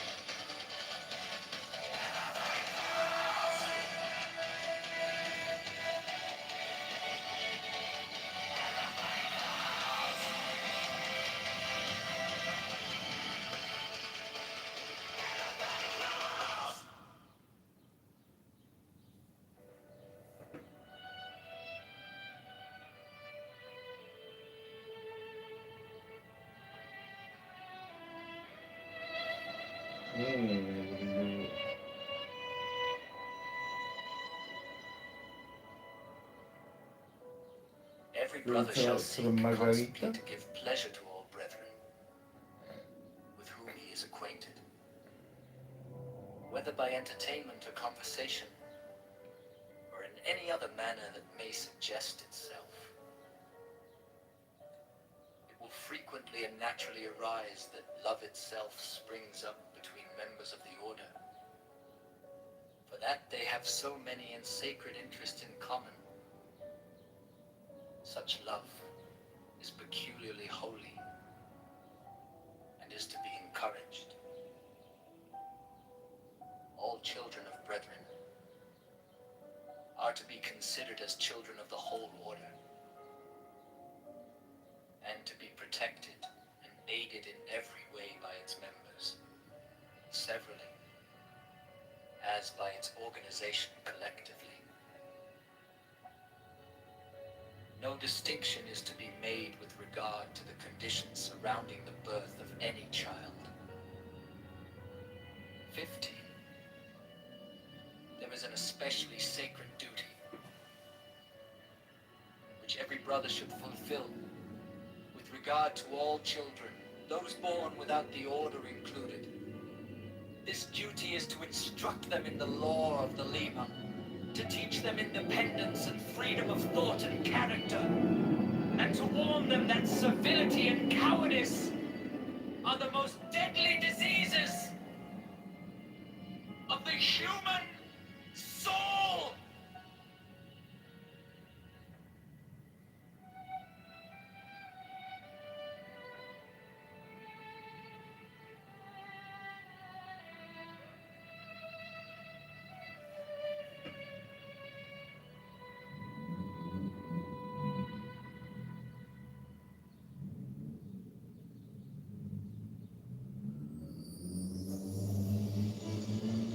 The showstone, a crystal which Dee alleged to have been brought to him by angels, was then placed upon this table, and the principal result of the ceremonial scrying of Sir Edward Kelly is the obtaining of the following diagrams, plates, 5 they wing. He symbolized the fourth dimensional universe in 2 dimensions as a square. Surrounded by 30 concentric circles, whose radii increased in a geometrical proportion. The sides of the square are the 4 great watchtowers, which are attributed to there is also a black cross, central tablet according to the arrangement shewn. Compare the black cross bordering the tablets in plate A with plate V.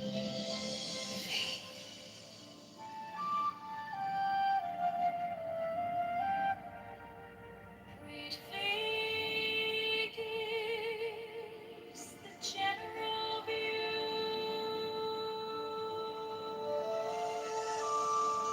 Plate 4 gives the complete attribution of the tablet of air.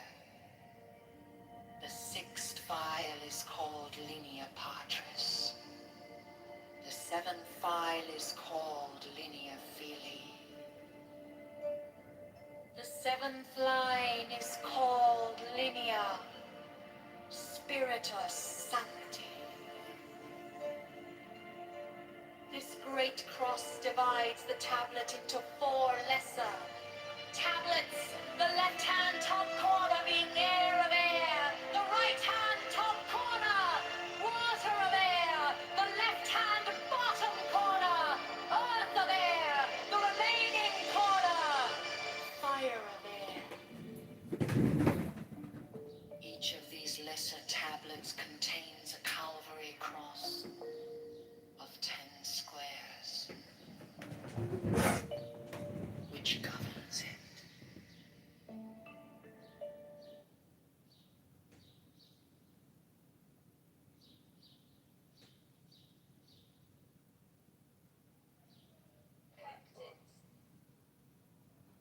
Also, I mean, I suppose the sauce that they make with like. Done. I went from my parents, and then I went to. That's what I'm dealing with. So it's not about that. It's a completely different dynamic going on here. Don't invite this guy in here when I'm talking about this. Ooh, I didn't invite anybody.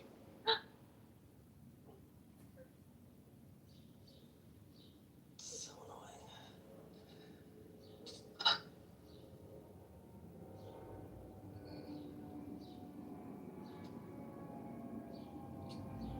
Well, just understand that you do have the power. Bam, bam.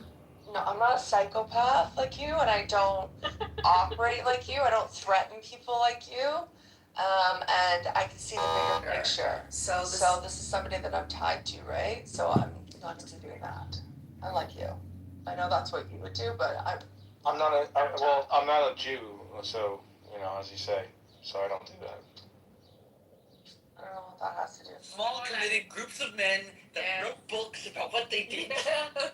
But wasn't them having a pantheon, them saying that they defeated those guys and then added them to it? So it shows the empire of some sort. Correct. Yes. By the way, if you want to look at the Trojan War, I saw a museum that had pottery depicting exactly the Trojan War, and specifically the gods who were the parents of the people involved. Helen of Troy, Paris, all of them interact directly with their deities who are Greek in nature, right? They are given Greek names, and they set into effect the glorious epic of the Odyssey, the great Greek story of the defeat of the Trojans. Do you understand? We don't know the Trojan story. We don't. Hello? They get destroyed. Their story ends. Hello? We hear the Greek legend of the gods of the Greeks that manipulated the enemies of them, the Trojans. Right? That's the story, and it's Hello? the sons of gods. That is the ancient history of one of the world wars that we tracked with a song. Yeah, but didn't the Greeks also, through time, like even after the other ones, adopted and changed the names of those and added them to the pantheon? So, like, that's how we know about these places that we dig up, right? Like archaeology digs these things up, like that, like for example, like Mithras and stuff, right? Isn't that kind of like shared with that, in the sense where we can look at, like, from 500 BCE and on, there's obviously been other kingdoms in Phoenicia, or what, modern day Lebanon today. At one point it was they had the island of Cyprus, and I thought all the people that ran away from ancient Mesopotamia were like in that area of the Levant, like almost Turkey, right? In those areas. I'm saying the Greeks obviously had the bottom part, but the upper part. I'm trying to explain the map to you. Just pull out the map. Let's see. It's not Yeah, that let me pull the many map areas. up. Let me They're just pull smaller out the map. kingdoms. The reason why also like the Vedics would have like these many gods are because the smaller kingdoms necessitated. Each kingdom had its own deity, and all these were like under so more fragments, more gods. With Abrahamics, the one god became a very convenient concept, right? And a modern concept. So You have to all the understand appreciation- that the one true God in a henotheistic model is the ultimate yes and improv. Yes, Zeus. Yes, Hera. Yes, Thor. Yes, dwarves. Yes, aliens. Yes, elves. And we serve the one true God. Well, no, with a pantheon, there is no like one true God. You're saying that you are going to communicating with different gods for different reasons, right? You're not like No, in most cases you had one god that was like the patron of your geographic area, and that's the one you interacted with the exception of something like the Eleusinian mysteries, right, which were in Athens, near Athens, right? Nellius. I gotta go. That was for like Demeter, Persephone, and putting it there and sort of icon. Wait a second. You couldn't think that one of the gods that got collected was the ultimate god? Athena in Athens. Athena was their ultimate god, right? Yeah. But they also it was part of the pantheon. They participated in separate mystery rites for Demeter and Persephone, right? So, but Athena was still their major, deity. Much like Delphi, right, is obviously going to be like Apollo, and then the island of Delos, right? So it's all very geographically based.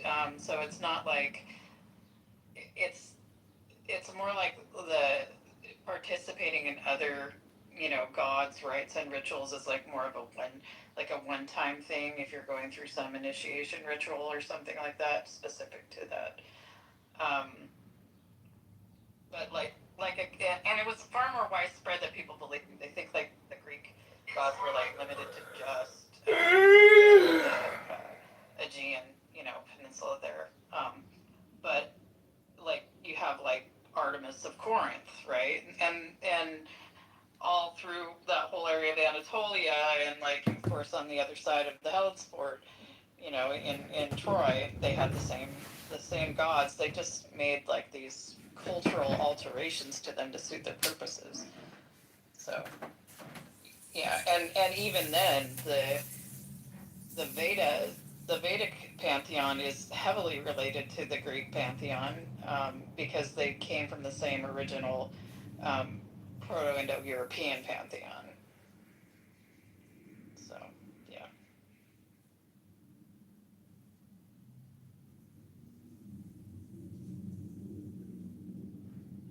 I'm trying to find inside this Wikipedia where it actually had the list of all what? The gods. The Greek gods? No, not the Greek. The Canaanite. Oh, the Canaanite gods? Depends on which area you're looking at. It's primarily like El, Ashra, Baal. I'd rather start at Canaanite because you know that it's attached to ancient Mesopotamia. Yeah. And so you could go back one, but then if we start at the Greek, then we have to account the Canaanite and then,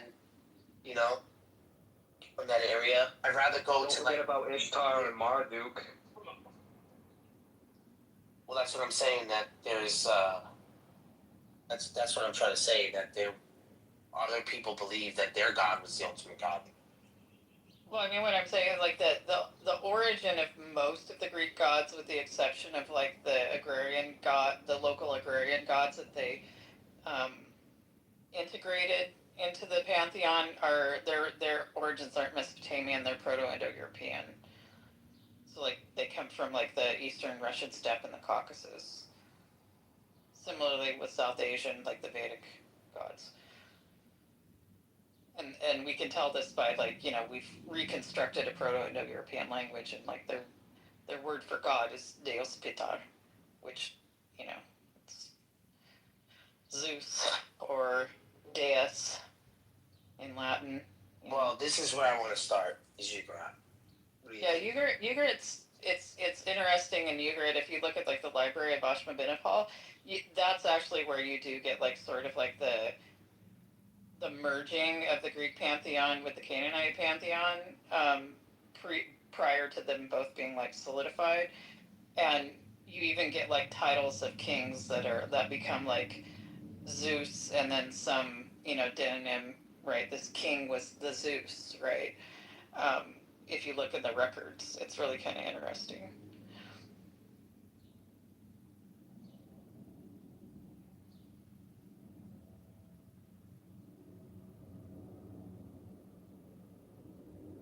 But the one that permeated most down into Canaan from the like primarily, I think Canaanite gods they're more related to the Assyrian and Mesopotamian pantheons, but the one that did infiltrate the most was probably Dionysus, so Dionysian rites. And you see That's who Alexander the Great was looking for. But searched foreign lands for Dionysus. Yep. Which is what, like almost like Christ, like sort of idea, right? He's going to foreign lands preaching Dionysus. It's like Jesus was the perfect Dionysus. Yeah, and Mary was the perfect that sort of representation. Yeah, the temple ruins at Elephantine are really super interesting because that's where you see this sort of like mix of like Judaism, Zoroastrianism, and Dionysian cults. It's really kind of cool. It's super syncretic. Well, they're saying that there was no Moses or Abraham in their writings. And then if we look at the Eshmon temple and that period, we also see similarities in the stories of King David and the Chronicles or even Samuel or any of those stories. You see similarities in those stories too. So it is interesting how because you see this development, right? And what's weird is that they have this, people have put together sort of an argument to say that there are certain prophets or books that didn't mention Moses, or they don't mention Abraham, or they don't mention these sort of people, right? And I guess there is a certain way to look at it to see that if they do mention there is a lot of overlap in the language they use. But are they directly referencing them? Then it's like, yeah, but they're not all mentioned all the time, right? They're not mentioned but in some at all. way, what?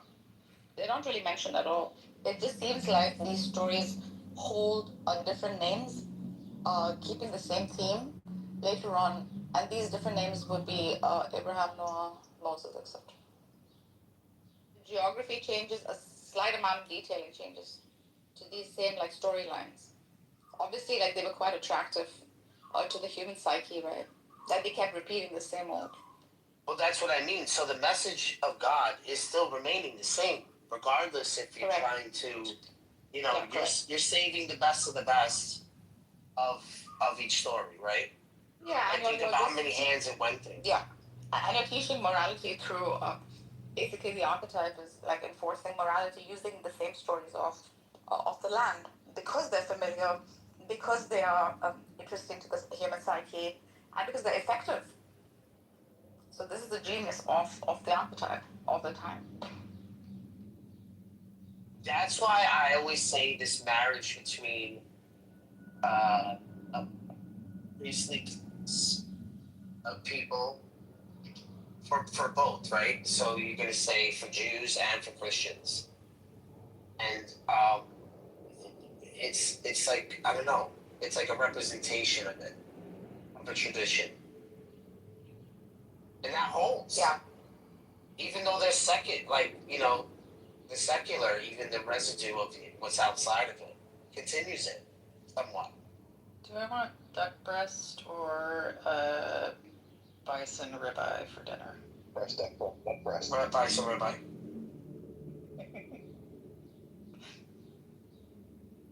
Aquas Morito. Whoa, looks like someone's calling fucking Megatron out. You think... I mean... no, it's just I knew the true intention he had was, somewhere else, I think. You know that he's gonna know all those verses. Was there any tension? What was the tension? What is he's calling you out? He's calling you out in the chat, dude. Yeah, read the chat and you're gonna understand. It said, but Megatron unfortunately is scared of these verses. What are the verses? To take advantage of the diversity. Isaiah 53, Deuteronomy 18:18, John 14:16, Psalms 2:7. Yep. Yeah, yeah, ballsy. gonna say that. You actually just committed shirk, but it's all good. I mean, with Psalms 2:7. All right, go ahead. Saying with Psalms 2:7. We'll talk about it. Let's see if you're Are you not saying that scared of it. is your precious prophet have anything to do with Psalms 2:7? I'm asking you. No, I'm not claiming this, but you're claiming something though. What is it? What was that? What was? I didn't read the post. Can somebody read it for me? Because I'm driving, so I only got a glimpse of it. Well, I wrote it down, so I'm gonna read it. Can you read it? Yeah. So, yeah, I just said, to take advantage of the stage. So there's like a diversity here. I saw there was like some Jews, Muslims, and Christians. So, what would be your opinions on the verses here? Isaiah 53, Deuteronomy 18:18. Well, you could pick anyone, anyone from them, and just expand. Do you have any things in mind? Well, I think that when people say the prophet like Moses, first of all, if you have to read 33, 34, 35, there is no prophet like Moses. Never again. So, by you saying that is weird. So, when Christians use this as a polemic or to say there would be, I think it's just because of the climate or the period of the time. It's nothing that we're saying now. So you're saying because he doesn't, because to give Jesus, like Jesus doesn't have to. That has nothing. You're saying he's not comparable to Moses, but he's superior. That's what you're saying. Yeah, like it would be no reason to say because he's a block. Because you gotta remember when Jesus is coming back, he's still going by the same laws that Moses kept. So why would he be there and say, "Oh well, I'm just," you know what I'm saying? He would have to fulfill those, right? He's not coming in to say, he's the prophet like Moses. Wait, so you agree that the verse is not talking about Jesus? Yeah, I don't think it's talking about Jesus in that way. Yeah, interesting. I think they're describing a prophet like a prominent person, like possibly a new covenant of some sort. Okay, but so what verses would you? So what verses would you refer to in the Torah that actually would prophesize about Jesus if Jesus himself said let's go over that these he was other verses prophesied in the Torah? Torah? Isaiah 53. Well, that's the one. This verse is the most explicit. Is a home run. 18:18 would not be explicit. 14:16. What's 14:16? That's the Holy Spirit. Psalms 2:7. What's Psalms 2:7? Wasn't it close to the suffering servant situation? Like, from what I remember. How are you reading Isaiah 53? Well, no. First, I'm trying to understand your position. Like, let's compare your position to, the traditionalist Jewish perspective, and then which position are you taking? Are you taking the Jewish perspective? Which perspective are you taking? What's going to be your angle? I don't know. Let's read it first. I think I would say I could see how this could this could be related to a messianic figure, for sure. 53. But what's the context? That's the question. Because I've never read the whole portion. Like it's around 60 chapters, right? So I've never read the entire thing. So you tell me, actually. So I think that if you look at the Jewish view, they don't know whether this is going to be the Messiah or the King. So that's still up in the air. Christians took the position of Jesus taking on both. Okay, so we're saying Jesus fulfilled both of them: the suffering servant, Messiah ben David, and Messiah ben Yosef, and Messiah ben David is the king of the heavens. Well, first, do you know if they have traditionally seen this passage as a messianic passage? They probably, of course. Show me the proofs. Are you serious? They use this prophecy of Moses also. Because Moses was... No, you're saying... Yes. You said messianic. Yeah. I'm telling you now. All right, so Moses is a lower type of Messiah. He's not the Messiah, but he is Messiah. So he would be the suffering servant that is Messiah and never got to enter Israel.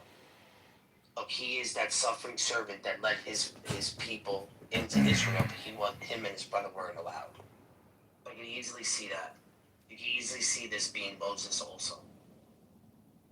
Okay, but that's not referencing the Messiah. No, well, show me where it says the Messiah. Oh, great. Or how you I thought the Messiah. No, but that's what I'm saying. You're gonna have to prove it. If you make that, but that's what I'm saying. Like, if you make that claim, then prove it. I'm not making the claim. You make the claim, all right? So you see Jesus in this passage. So obviously you think Jesus is the Messiah. You're taking my word for it. Well, no, actually, I'm literally saying show me proofs, like for what you say. So if you have any evidence that there's the gospel is an interpretation, the gospel is like portraying this character. Yeah. So I'll just read you the whole gospel to show you Isaiah 53. Okay, well, show me in the Gospels where it references Isaiah 53. That would be good. A good start, at least, right?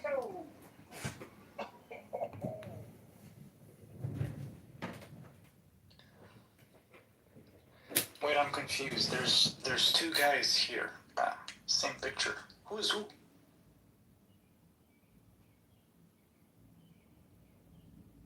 Laser. Okay. Wait, so where do a you start? laser. You know, a laser. Where do we sounds start? like laser. Where do you want me to start, my friend? Well, you tell me. Can I share the link? Yeah, show me a reference from the gospel where there's like an explicit reference of Isaiah 53, or if you have like any classical tafsir from Jewish so how do you want First Temple era. How do you want this categorized? Do you want every verse, or do you want every other verse of Isaiah 53? Because I'm going to give you the whole complete rundown. But you let me know how explicit you want this list. Yeah, I feel like you do whatever you think is enough. I'm just gonna read whatever you have to put forward, you know. Not asking like if it's too complex, don't take it too complex. Like just simplify it and then, you know, we could discuss from there.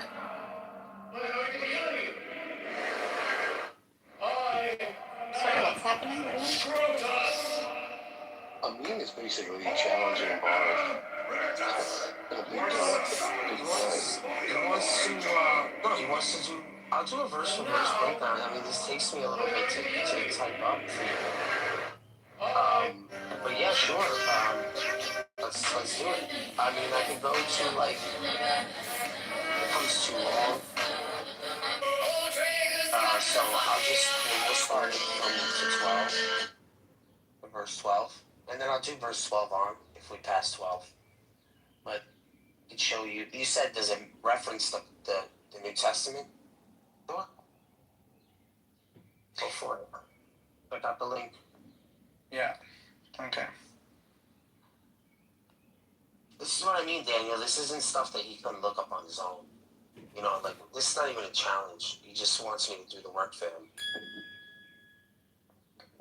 Okay.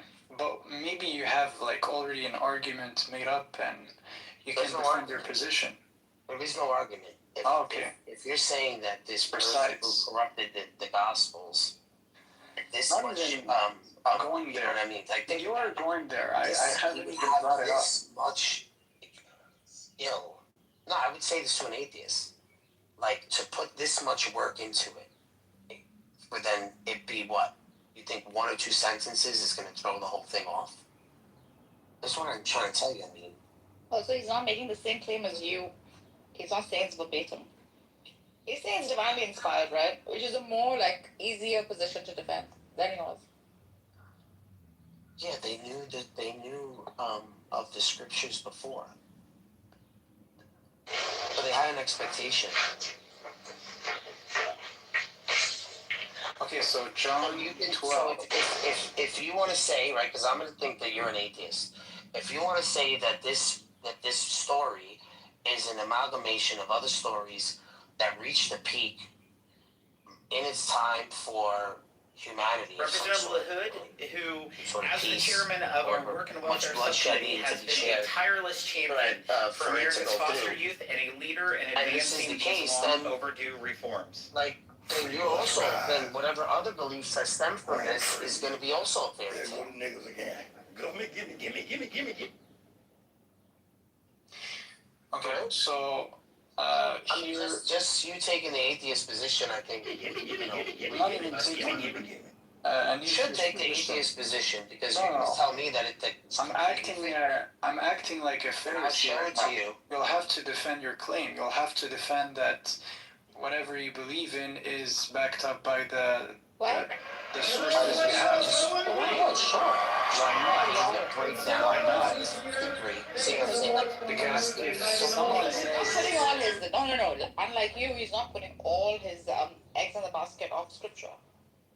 Your position is very hard to defend. He's saying I have the logos. That's Jesus himself. no, he's For saying, him, like he's he has saying church Jesus fathers, is like the there's Messiah many, many. based on the Old What? Testament prophecies. So I'm gonna have to It stress doesn't this always out, have right? to reflect. It doesn't always have to reflect scripture. Well, not It's the for concept Jews, of the right? idea of, right? If you're Jewish, right? For example, you're gonna. is he taking on the Jewish No, position? No, you're gonna I have asked him that to. at the beginning of the conversation. Well, I just told you I'm gonna take the Pharisaic position. You're saying this Jesus one untrained man is, handle his business against a bunch of the people. suffering This girl servant continues to get in the in way. Isaiah 53, right? So let's see how it goes, right? Where in the Gospels, like what passages would you say backs up this claim? So let's start from there. And I then just come put a back list to, of them. yeah, John chapter 12. That's right. No. I put let's go to verse 1. Isaiah 53, verse 1. You're saying it doesn't reference anything in the gospel? There's it right there. I gave you the explanation. That's from John 12, 37 to 38. Directly quotes Isaiah 53, 1. You wanted to start there? That's like, All right, sure. give me the first. So I have the passage in front of me. I can read it. Okay, it says, even after Jesus had performed so many signs in their presence, they still would not believe in him. This was to fulfill the word of Isaiah the prophet.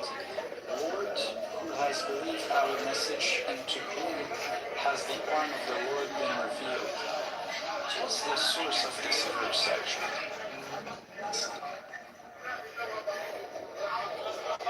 Nice. Okay, so we have at least one reference. So that's good, right? It's good to know. So 53, verse 1. Right? Verse 1. I mean, we'll start there.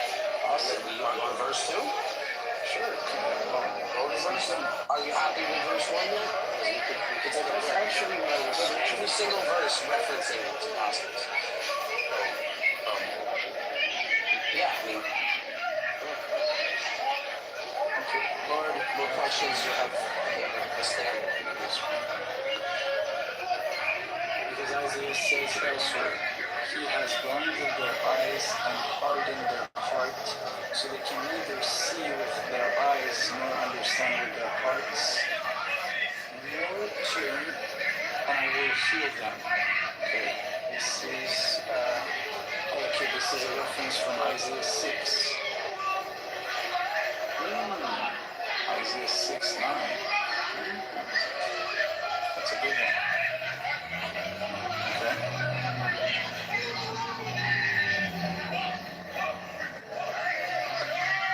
Okay, Isaiah said because he saw Jesus' glory and spoke about him. At the same time, many, even among the leaders, believed in him. But because of the Pharisees, they would not openly acknowledge their faith for fear they would be put out of the synagogue. For they loved human praise more than praises from God. Then Jesus cried out, whoever believes in me does not believe in me only, but sent me. The one who looks at me is seeing the one who sent me. I have come into the world as a light, so that no one who believes in me should stay in darkness. If anyone hears my words but does not do them, I do not judge that person, for I do not come to judge the world, but to save the world. You're making it worse. One. And now for men, if you're There getting is jumped a by a bunch of judge people, for do the not one who turn your back rejects against them. You're me literally giving them and free does shots not and you can't accept see it my coming. Also, if words. you're getting jumped, you should The never very be words the I have aggressor. Don't be the spoken one that's will attacking them condemn because you're them putting yourself at at risk the to be last countered. Your day. whole strategy against For I multiple do not people should speak be of my footwork. own, Move back and but laterally, then the park your feet Father and who attack. You want to sent me continue to be a commanded moving me to target. For say example, all that I look at the have guy in the grave knock spoken. himself down by I throwing a know wild that kick. If his you're moving, this is commandment, great, but if that you're not his moving and you command get tangled leads up with him, you to fall eternal down and they life. swarm you. So what you need to do is So practice whatever I moving say, backwards I while you're throwing assert punches. what the As long as Father you're not has spoken stationary, to they're going say. to have a hard time hitting you cleanly. And lastly, if they end up in So a that's high actually mount a like this, good all one. you have to do is use your knee to bump them even further forward and then Okay, escape out the so back and door. then But in the from street scenario, what don't the stay on top, Jewish just get up and get perspective away. would reply, they would say, no, this is actually Isaiah 53 is a reference to Israel, to one servant, which is the Jewish people, right? What's their counter claim?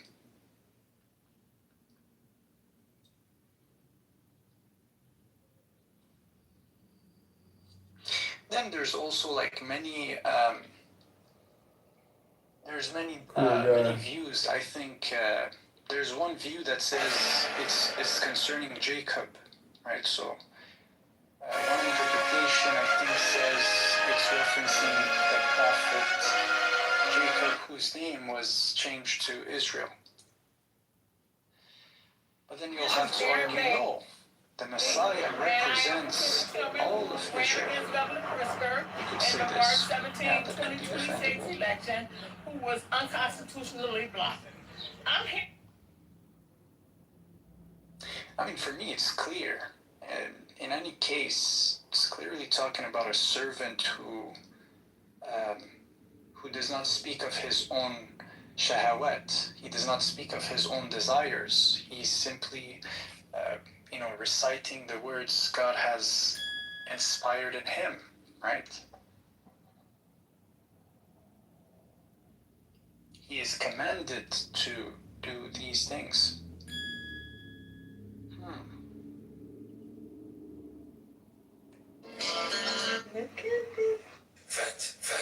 Yeah, I think that's a good position.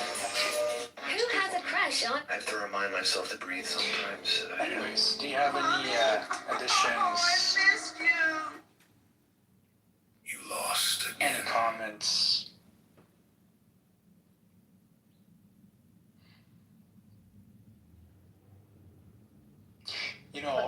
I see. Yeah, go ahead. I'm just being silly. Yeah, I love the one, the thing he said in verse 47. Which one was it? Yeah, if anyone hears my words but does not keep them, I judge not that person, for I did not come to judge the world, but to save them. Just try to imagine how this would sound like in Aramaic, right? And then he says this, and in a sense, his name is Yeshua, right? Or Jesus, right? This book on John Locke is crucial. And it explains the technically, ideas of life, the liberty, role and of the property. Messiah is basically This book on John Locke is to be a savior for the world in some sense, right? And now here we are, we hear the echoes of the words, but it's doing a job that's not necessarily like physical. I think the Jews had a lot of physical expectations. Building a temple, doing this, doing that.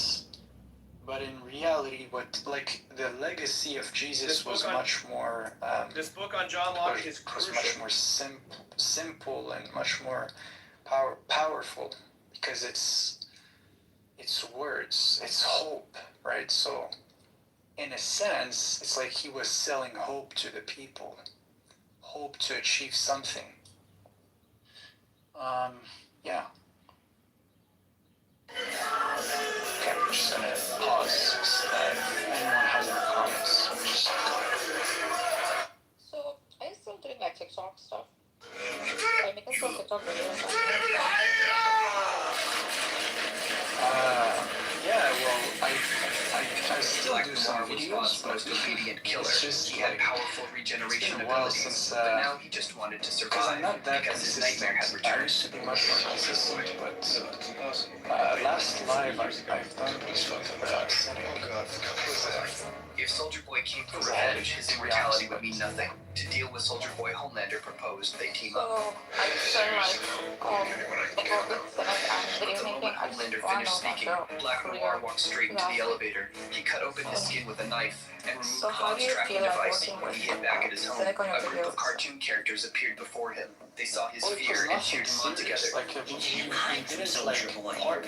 You threw that erection in the seventh grade. And by golly, was get you like, from yo, let's go on They used TikTok cartoon and see animation what's to show Black Noir's how is past. it like was out a member there, of Soldier Boy's because team, people but Soldier are Boy more, always bullied his teammates. you can He interact crushed on a Black greater Noir's scale. dream of Like there's becoming an actor. Black If Grandma says I don't got reach no potential, I guess, on TikTok. So yeah, so that's the point. But so far it's This just book on John Locke is not that crucial. It consistent. explains the ideas of life, liberty, and property. A must read for Just understanding wondering America. like how his This- internet presence is doing.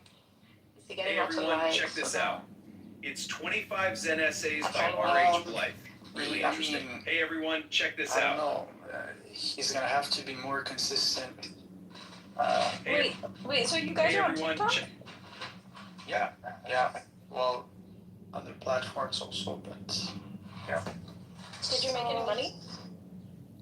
Bro, I'm not in for the money. So Hey Well, everyone, that's not check what I it. asked. you said, did I make any money? Well, I received some roles. Hey everyone, I check don't know, this like out. some people send It's 25 like Zen gifts, essays by R.H. sometimes. Blythe. Really interesting.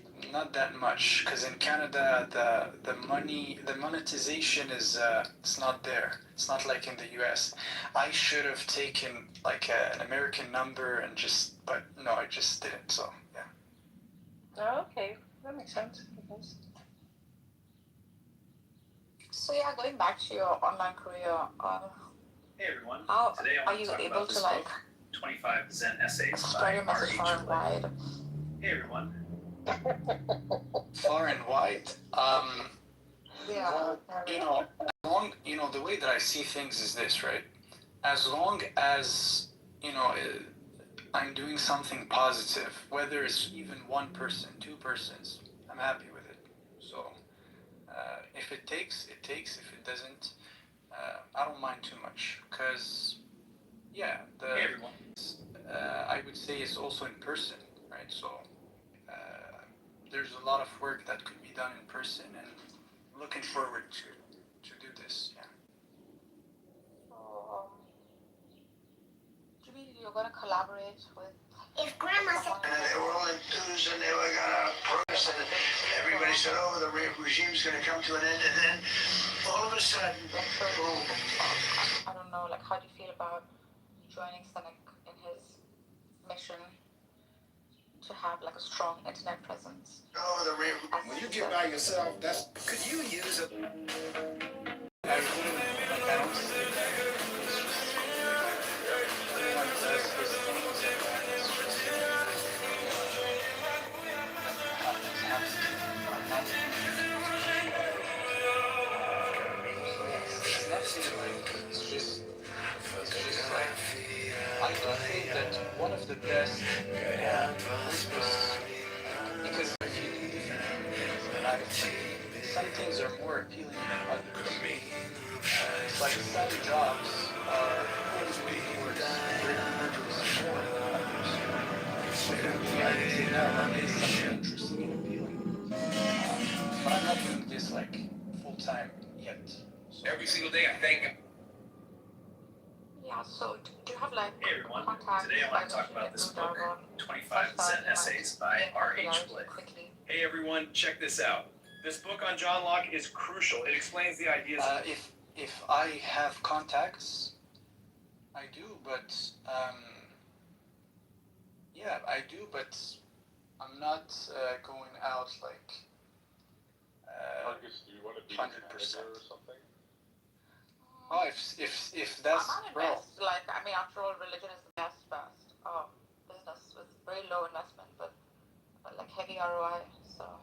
Are you sure about this? It's not a good, like, I think for the money it's not even, because man, I thought about this one. I was like, if you go out doing Darwa full time, you just don't have, there's no revenue. Like, I'm not the type of guy Are you kidding me? I'm not gonna charge people for this. No. Yeah. Why? Because it's not part of my. It's not part of how I operate. I'm not the kind of person who loves to charge based on information. If I have an information that's valuable, you just give it. That's it. I mean, a strategy goes a long way, my guy. Right? Like, if you actually want to get your information out to people, it's useful to have a strategy. Nargis is in it for the dollar signs, though. That's very interesting. Heavy. I feel like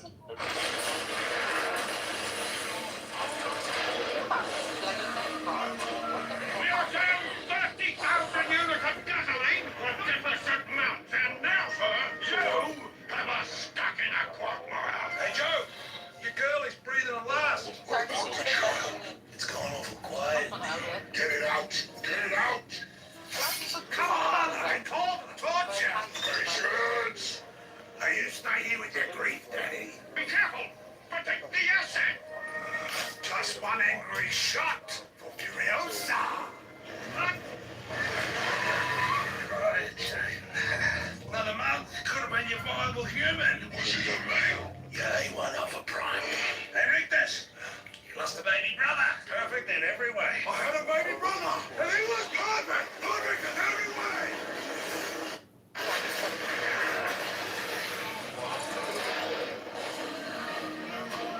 We are down 30,000 units of gasoline for deficit months, and now, Well, because sometimes things that are comforting is actually it's something good, right? Because you could be speaking to someone As a killing culture, I'm not on dating apps and Instagram. Okay, I see what you mean. Yeah. Thank God, not. You ever see this credit card be worn? It's you get by yourself. Yeah, I think like the way that I see it is like I should focus. For now, it's not the right time. I should focus on doing some things, make money, and then out of your own pocket, you need to literally just invest in whatever things you deem is important. So that's okay, but that's my opinion. That's how I see it. Don't use your own money. You get like, if you have a good enough idea, if people invest, you use other people's money and let them invest in the business. You do not use your own money. Yeah, so that's a good idea also. Like, I'm not against it, but the thing is this, right? So if you want to have a partnership, right? Some people are there to make money from whatever endeavor you're going to, right? It's not a regular business. We're not talking here, like, I don't see this as a regular business because it's more of a charity. It's more like you think there's an issue, right? And then you're trying to provide value for an issue. So the people who are going to partner with you, they have to understand that it's not a I invest and then we make profit. No, it's more of I invest and we make a real change in the world. For example, yeah, it's just charity. This is charity. We're not making money here. That's the thing. Like, we're not opening a corporation right now. That's the point. What better corporation than the God Corporation? It is always the pattern has always been successful with this model because you cannot up the God concept. You can't up an Omni. It's the best thing to sell. And I guess I'm not so sure about that. Like, I'm telling you. Adam Yale, okay? Just because you're doing something that's good, right, and is righteous, right? Like, you're sitting here and like, you keep looking at it, it's a charity, you want to actually reach people, there's some scripts or whatever. Okay, that is independent of having a viable business model, right? So especially like in Islam, we don't have this idea of like avowed poverty or things like that. You can make good money doing good work. And so you should also, if you're taking this seriously and thinking about this, you should not have in your mind that, oh, because I'm doing this for God or whatever, therefore making money is something that's inherently wrong or bad. Quite the opposite. If you understand business principles, you can make good money doing this. Okay? I see your perspective. I truly understand it. It's not that I don't understand what you're saying and I'm, naively going the hard way. No. So what I'm saying is this. If I want to make money, I would rather do this with a business, a true business, who's going to, literally make true money because of, a valuable problem that is resolved. But when it comes to God, it comes with a certain image, right? You don't want to be part of the people who are going to, feed, take money, right, from the people who are listening to you because of information that should be, a no-brainer for available to all. So this is why, if you want to give Qur'ans, you should do it, out of your own pocket. It's free. There you go. If you want to feed the poor, it's free. There you go. So, yeah. It is who is doing it. The same stuff has always been around, right? It's how you build off of that. The product has always been around. How do you think innovation happens? Inventions take place. None of these are out of the blue. No one's inventing the wheel. You're using the same circulating concepts, much like the prophets did, refurbishing them, repositioning them, retelling them your way. You're selling a concept. This has been the most efficient way of doing sales. Now, does it bring good to the world? Sure, that's a profit. That's a benefit. I agree with what Adriel was saying about Qur'ans and stuff, right? There are things sure, giving people scripture, passing on the hadith and stuff. But then there are things where you're actually No, you don't want to pass down the hadith, bro. You're gonna get screwed. Okay, Hadith, you might want to kind of hide the hadith a little bit. That's a dangerous area. Let's have that conversation at a different time. But the thing is, there are things where you're actually performing a service, right? So there's a very famous hadith about the guy who, in the time of the Prophet, performs an exorcism, and he goes to the Prophet and says, "Hey, I have this talent. I help people. People are possessed by negative energies, by jinn. I help remove those things for them. Can I charge a fee for this?" And the Prophet says, "Yes, you can." Right?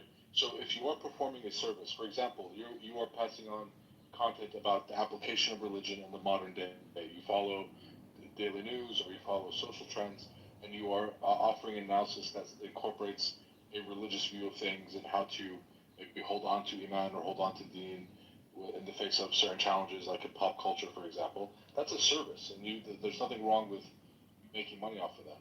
But if you're going to somebody, if you're going to go to somebody and teach them how to pray Salah, okay, I understand, sentimentally, and maybe even from a matter of perspective principles, okay, I'm teaching you how to pray, I want my reward to come in the next life. I don't want my reward to be in this life.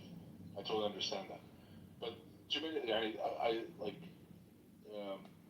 I'm against this idea of just because my domain is one of religion or whatever, then I can't make any money off of it. And quite the contrary. My experience in business is when you have a legitimate business plan, it actually builds trust with the people that you are doing business with. Mm-hmm. It doesn't take away trust, right? So it actually helps you build. And then if you're generating profits, you can actually build your business and do more things with your business if you have the resources to actually fund it. Yeah, I see the perspective actually. I'm not necessarily I'm not against it on all sides. For example, if someone has he makes videos on YouTube and then he uses this platform, this multi-billion corporation called YouTube and Google, right? He used them in order to send a message and they pay him a fee, for example. He's making money this way. I wouldn't disagree with that, but I'm saying when it comes to like spreading faith or spreading like God, to others, I don't know. It's just a better, I just see it as it would be better to do it for free, So this is why, like, in my mind, I do separate both. I'm like, yeah, here's business ideas. Let's make up money in the real world. Let's resolve real problems. And then once you have this, like, you have accumulated enough money, then you could invest that money into whatever purpose you have. And you could even, like, that's the thing though, there are many persons who are willing to give charity in a cause they believe in. So I would rather take my money and the money of someone who's willingly giving his money in a cause we both believe in, rather than in a sense, pumping the money out of the people you serve. It's, for me, I see this as a contradiction. So, yeah. So which is a good religion to target right now? Which can make the most money? I'm serious. Like, have you done the survey on it? What are the videos that are being watched the most? Are you going to make social media content?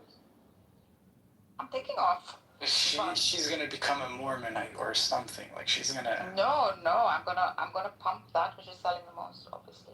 Wait, but what angle do you want? Do you want to promote the religion or you want to attack the religion? Because you can make money either way. Maybe promote it, because those who promote have more zealous, right? That's why I think selling a god is so much more easier than destroying a god. All these conversations about God and the nature of God and religion, at the end is you're just going to become a grifter, a religious grifter. Absolutely. Wow. You really are like a hedonist, aren't you? Of course. Oh, that's great. Well, you're a woman, so it can, like, you'll have more success because of that on the internet.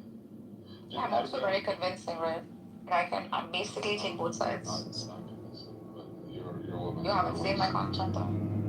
I've been listening, dude. How many roses are you kidding? It's not gonna be like this. I'm gonna definitely hire people like to teach me how to make them. I'm gonna collaborate with people who already are established, who I also know, and then just sell a concept. Well, you're just gonna tweet at them and they're gonna agree to work with you. Why the hell would they? I know them personally. Okay, and they're gonna like let somebody with no following. Like, it still doesn't make sense for them from a business perspective. No. If they are her friends, they could agree. That's. But for me, I would say it's more. When it comes to money, people don't actually operate that way. Like, if you don't bring something to the table, like, your friend is gonna say, "Hey, I'm happy to support you when there's something in it for me." They're not supporting me. I'm offering them a chance to make more money. Listen, if you wanna grift, Catholicism is having a moment right now.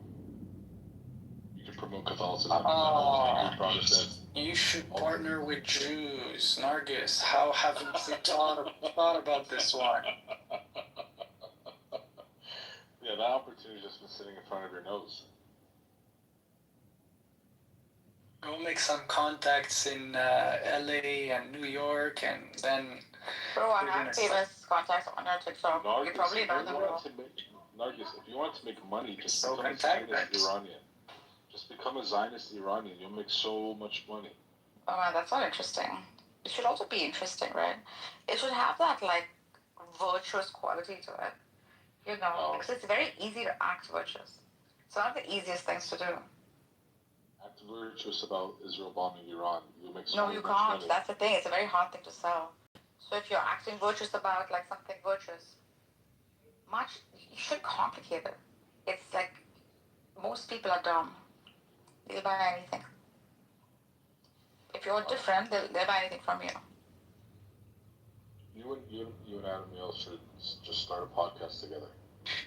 I don't think we're on the same page. No, he's not famous at all. Like, I can't start small. You kidding me? I can't start small. I'm all I'm about not going to like spend time on it. I'm all about quality Nexus? before Is that what quantity. is that what you're pointing towards, Narcus? Nexus? Nexus, right? That's what you do? Nexus. Yeah. Yeah, I mean, if maybe she reforms her date, maybe we could partner up. Who knows? But yeah. Oh, is it YouTube? I mean, not YouTube. Netflix with the cult, the Nexus. Yeah, Nexus. Yeah, the Nexus cult. What a great concept. You know about this? Yeah, of course. You're the guy that fucked it. He's the guy that fucked it up. But all the women. He fucked it up. What a cult that was. One of the best formulated cults in the world. How well it operated. Fucking, you don't think so? Like a clock. Yes, of course it did. My God, what? He had them working non-stop. Yeah. It involved mind. It was so attractive. What a great cult that was. And how bad, and how... Maybe they don't know about this. Let me put the link up at the top. Hold on a second. Yeah, man. The next... If they didn't fuck it, Just if they don't didn't get out of branding iron. That's all. Branding iron, oh my God, remember? Dude, that was horrific. Towards the end, how ugly it got. Oof.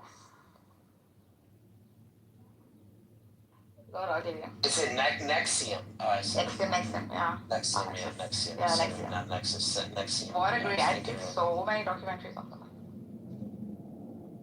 Fantastic. What a model. I think we need to bring back Osho. I see it in his freaking ashram.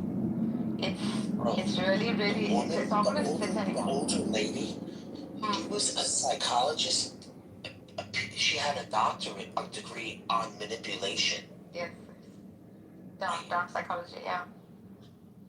She mastered the manipulation. My gosh, that must be hard to live with all that. See, I would sell perennialism. It's just that, which is very ongoing right now. It's really like this? But you sell it like this? Like this? Like if I start a cult, it's gonna be like this. Exactly. It should be a cult like that, so well organized. Right? Like, and some people, see, the smart men don't get fooled by fucking pussy, man. Ugh. Yeah. They ran successful. He did Ponzi schemes before, and he was successful. He did so well. Each was called a vanguard in this Nexium, right? My God, he brought about hierarchy, and that brought about freaking competition in his followers. He did it so intelligently. Dark mind, very dark evil mind. What is even... I don't see the... It's not even attractive in any sense. Like, what are you guys talking about? Cult leaders freaking fooling people and... What do you think you're doing? What do you think religion is doing? It's not a cult. There's a difference between religion, what do you think religion and is? Cult. Like, religion is actually about truth, though. Exactly. Cult is based on exerting power, and it's satanic. Like, it's literally exerting power, and the people. What's the difference? The first stakeholders have more power, and it's all a scheme. That's right. Like the high-end scholarship, the popes, the mullahs, that's correct. The high-end. No, this is meritocracy. They deserve their place. An imam studied for years. He have knowledge. He knows the deep end of the religion, so on and so forth. So do very well studied cult leaders. Freak, you're talking about dark manipulation tactics. What do you think religion is? If you don't do this, you go to hell. What is that? What is that? A religious person who is, I'm not going to speak of all the 4,000 plus religions, but I'm going to speak of the main ones, Abrahamic ones. It's all about truth, guiding people towards a greater good. Yeah, something that's if you don't, you go to hell. That's the whole concept of in the world. If fear mongering is the basis of a successful cult. If this, then hell. If not this, then heaven. Is the basis of the placement of giving you placements. Basic question. Yeah, what do you call not tied up with manipulating people in your view, or is everything a manipulation? Everything is, like Aleister Crowley here says, is hypnosis. Aleister Crowley? Are you kidding me? This guy here, John Kitover, says. Now you made it more general, hypnosis. Like no, it's either Everything is manipulation hypnotized. or true intentions. Like one or the other. You can call it anything, bro. In the end, that's what it is. Like, chill out. I mean, I know Christians are hypnotized, but you guys can take the cake. Yeah, these guys have eaten the cake too. Food will all collapse. It's something we overcome. There's a fact of the matter to like existence. It's not just whatever people say about it. I mean, you can call it anything. It's knowable. You want to put your metaphysics against mine? I don't know what your metaphysics are. I'm a perennialist. I'm a traditional. I'm not like Nargis who says I'm a perennialist because I just understand the intellectual frameworks of different religions. I'm a traditional perennialist too, actually. Right. How? You think all religion is a con? Yeah, I'm gonna put it as yes, as Dan says it. You are a that's judge. universal principles, right? You are a judge. In particular, Zakwani. You're saying judge like chicken? Yeah, that's the joke. What is your so what is your temple called? Yeah. I mean, no. My temple? What do you mean? Yeah, like the temple place of of worship. or okay. Yeah. What is So we have mosques and we have the Kaaba.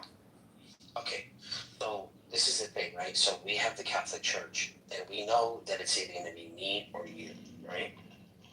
But we're going to make sure it's you. Before it's me. What is And that? the race is on. Well, every empire falls. Rightfully.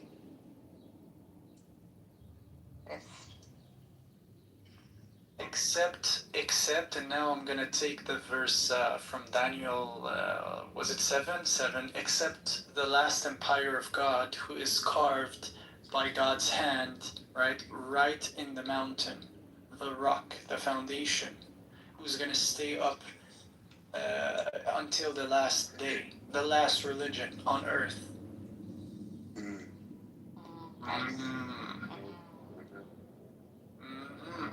Abstract, whatever that is. Okay.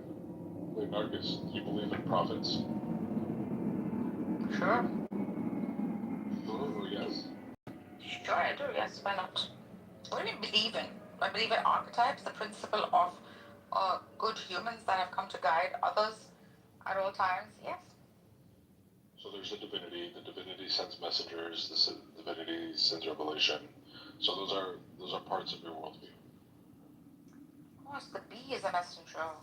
The flower is a messenger. The human is a messenger. Okay, hippie. But are there then people who are sent throughout time to protect the messages that are sent that were sent? The truth, that is that one true principle that, yes, absolutely. Okay, so then how can it be the case that all religion is just a scam then? Wait a second, Marcus, you think it needs to be protected? How is it protected? If it's the truth, it's the truth. You can't separate it. Like, it's not protect. It's just a reminder because humans forget. Well, it can be divinely protected also. Why not? How do you protect the truth? If it's something is true, then it is true. Yeah, you don't. There's only to protect it. Truth doesn't need anything. Well, because evil. It's not contingent upon anything. No. So what I'm saying is that the evil forces may want to erase the truth. But if absolute reality protects a certain reality, who are you to even try to even destroy it? We would say as Muslims, Truth can never get destroyed. If all the humans on earth wanted to erase the Quran, we would not be able to do so. That's a claim. It's still applicable. What is the Quran? Right now. What is the Quran? It's a challenge. It's a challenge, actually. I don't know what the Quran is. What is the Quran? I don't know what it is. You want to like it. Yeah. What does that mean? Like, is that a verse? You'd have to explain that to me. I know nothing about this. Yeah, there's a religion like that. There's a Quranic challenge. So there's the a Quran challenge. is a what? Is a holy book? Is that what you're saying it is? Of course. Okay. And then reminder reading out of this. Okay, and this was okay. So this is your holy book. All right, Gary, go to what is the verse? What does it say? Let me find this.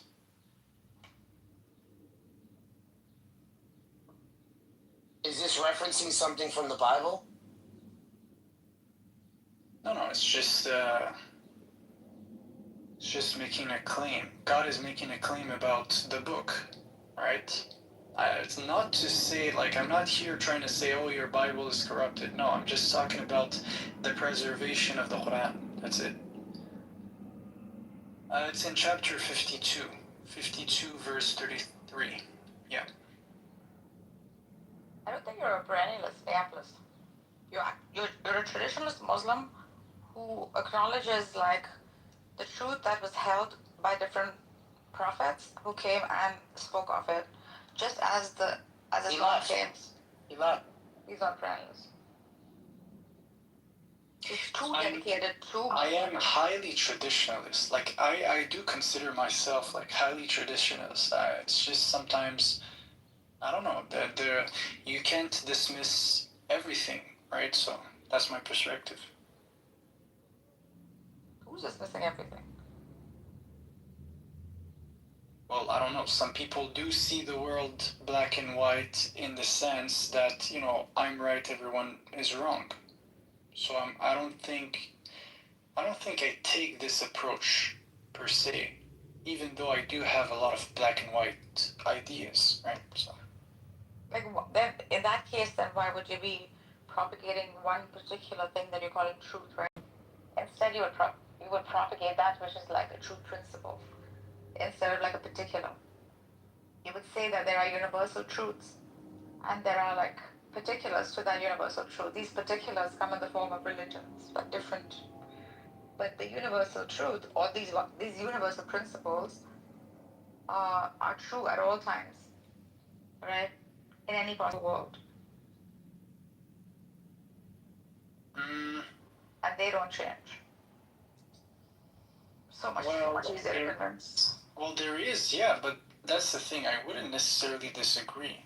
But, like, you can have, because again, it depends how you see it, right? Like, because there is, I do think the Quran says, you know, the deen was perfected. The religion of God was perfected. So deen is not religion. Who to define what this Deen religion is not of God religion. is?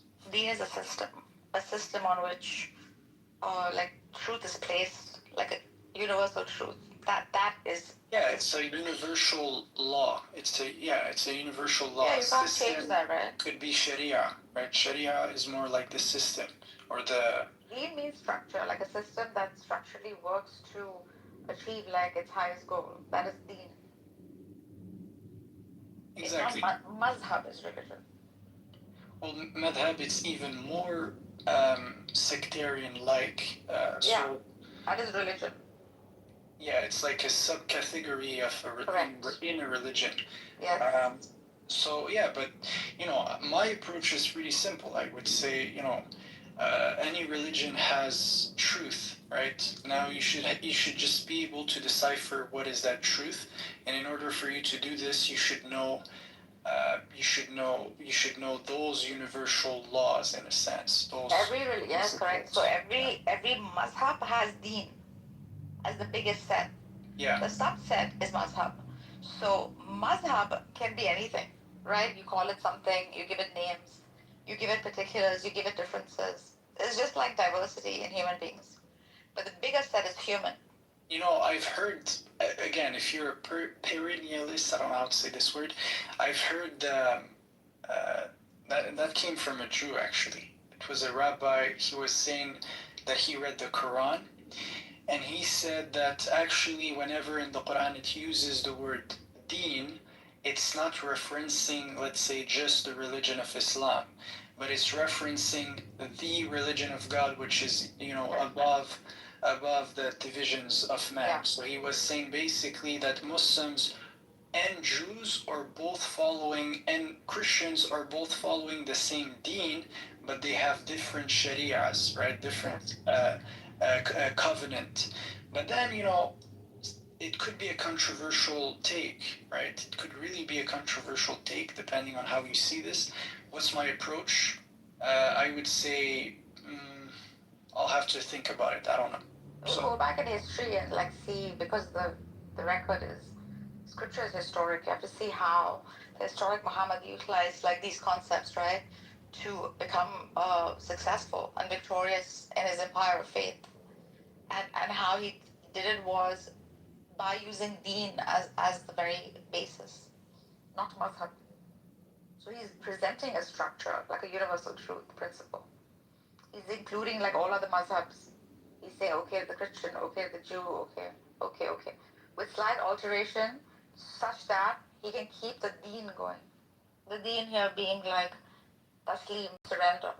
That is the very like that perfects you to know exactly what you are, which is a contingent being, a dependent being, and to surrender to that dependency. That is the best of all truths.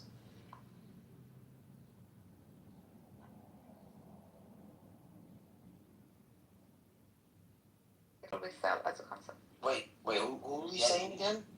Yeah, who did that? Who is that? Who said that?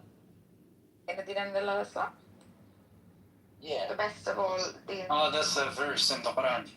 Correct. Yeah, because God gave a name in the Quran to the deen, to this deen, or yeah, some people say. Okay, listen. Some people would say it's not a name, but it's gonna be rare. Like like he references to a name. Which is not there historically in the first 10 years at least of the Prophet. I don't have an issue actually. You don't study history. This is why you I can't read map through it to history. its historical reference. I'm aware of your position. I'm really aware of it. It's not my position. It's or the position you're presenting, right? Yeah. So yeah, you could say the religion of God or the universal law of God is to surrender to the will of God, right? And a Christian could say, yes, I also surrender to the will of God. And a Jew can say, yes, I also surrender to the will of God. Islam means to surrender to the will of God. Where are you getting it from? What is Well, that's Islam? actually undeniable. This yes, is that's from the why Quran. it's the truth, right? Yeah. To the will of God. Don't add fucking words to it. Islam is what? That's what it is. That's what it is. What is Islam? Give me the freaking Islam traditional meaning of it. Yeah. So because it's linked to different words, it's also related to peace, right?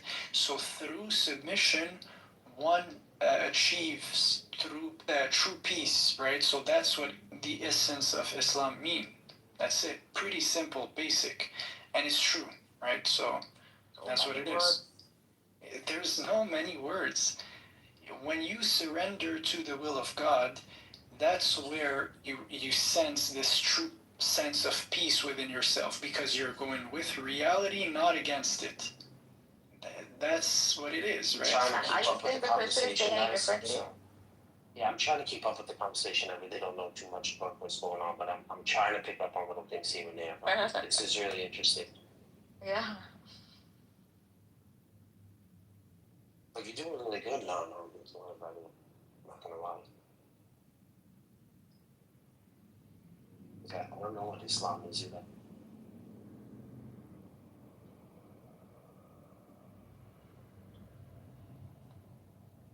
Okay, but Nargis, you literally denied the definition, but can you propose a solution? What's the counter? Like, I don't understand what's your contention. I didn't deny I'm saying don't put excessive words in it. So when you say like to surrender, it's to surrender to what? To reality. Yeah, but there's also this aspect of peace in the word of Islam. Okay, you can add that, the salah, okay, all that. You can, those would be, but the idea is to like surrender to the reality of things, right? To be aligned with, like you said. If you don't, then you're flunking, basically. If you do, then you have known it. And that is the best of all structures. That is true. And all that doesn't need to be preserved, right? Or like even what? It's true. It's true. It's true. Whether you preserve it or not, it is.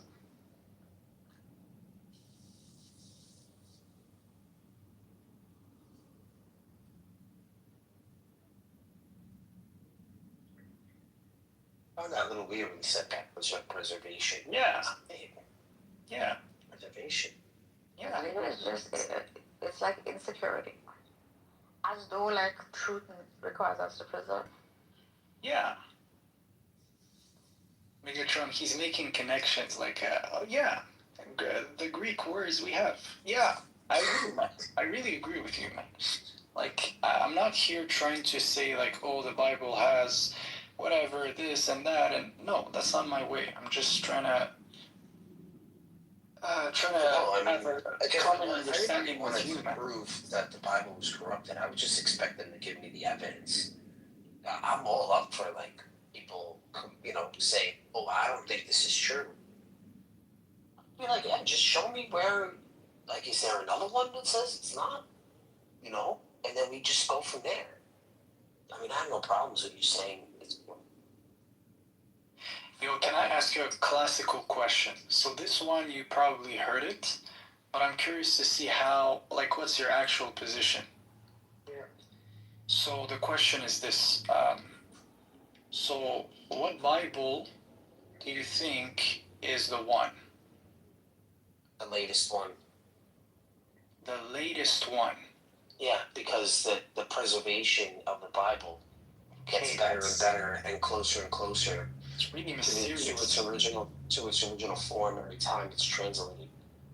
We're taking a database of not only one language but multiple languages with the same meanings.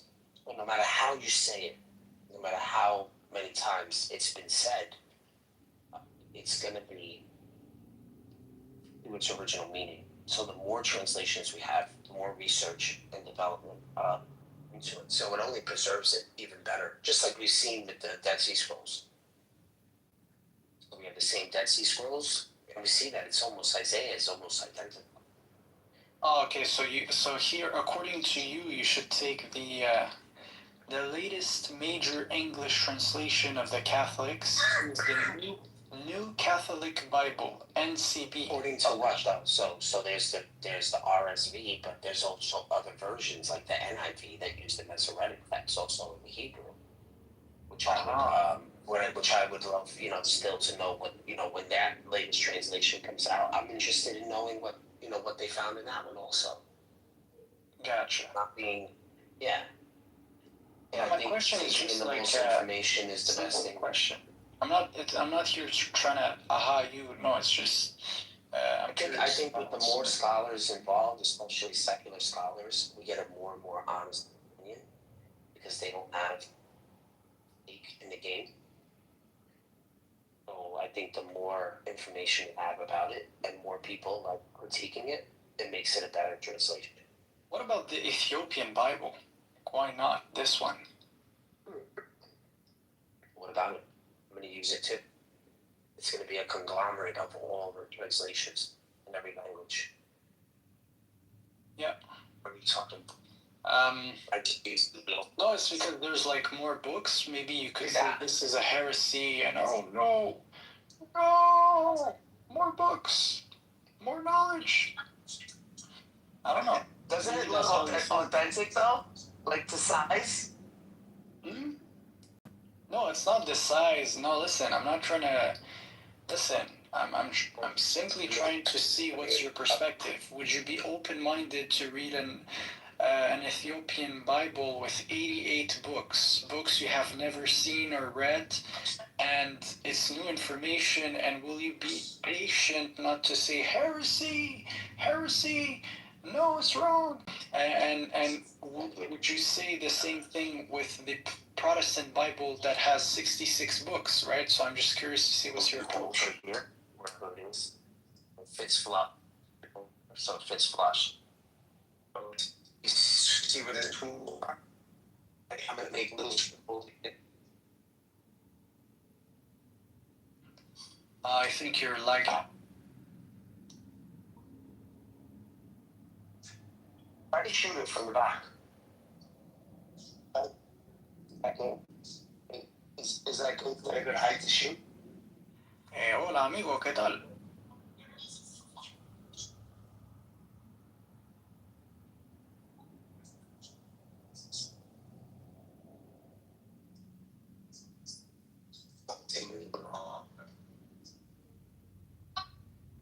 Like the profit after all. See, when you're entire, Yeah, in a second. where you put all your eggs in one basket, right?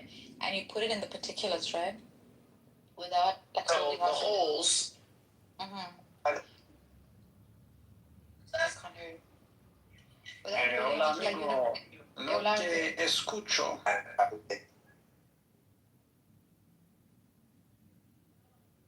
Probably have to ask about where I live. Okay. No te entiendo, amigo. I'm practicing my Spanish. See, I told you guys one day if I speak Spanish, it's simply to flex. That's it. Good language. But I would rather like focus more on classical Arabic. Yeah. There's a lot of words too. There.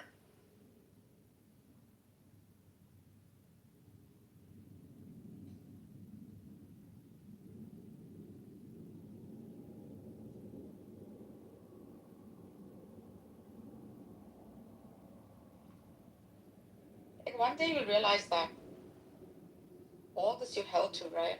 And all this you so much fought for and flexed for was just a particular of the truth that everyone else seems to hold also. And your entire like freaking lifelong dream of just making one thing true while negating all others was such a useless way of living. And that day it'll be a bit too late to live because you would have gotten old by then. No, I don't think so. What is that? What they do? Is that the reason? No, you why know, they always it's ask me, a like, good it's like point, what I right? believe? Not Is gonna. that why they're always asking me, like, oh, what is it that you believe? And I'm like, yo, I'm asking. Like, you have to care about what I believe. I've noticed that with these guys. They're always like, what do you believe? So the thing is, it's all in the intention. If, if let's say you had good intentions and you made sure along the way that you didn't do decisions based on, in order to please others or whatever, like, I don't think I'm gonna regret whatever, anything. So yeah, it's just as long as you understand you did the best based on what you were able to know, right? There's no regret. I don't think so.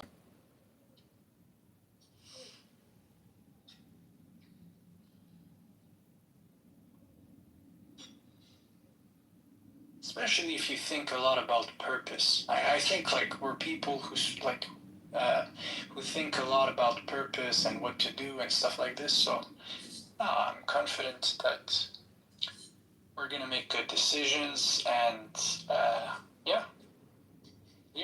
I'm just saying like till the end. So young, bro. So young and idealistic. It's okay. One day you'll grow up. Grow up 10 from what? years have gotten behind you.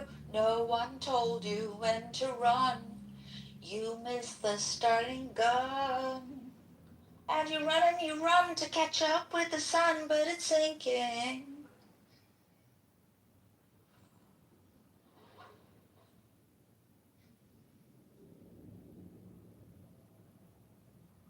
So what would you say are your biggest regrets in life? If you have any, and if you want to share.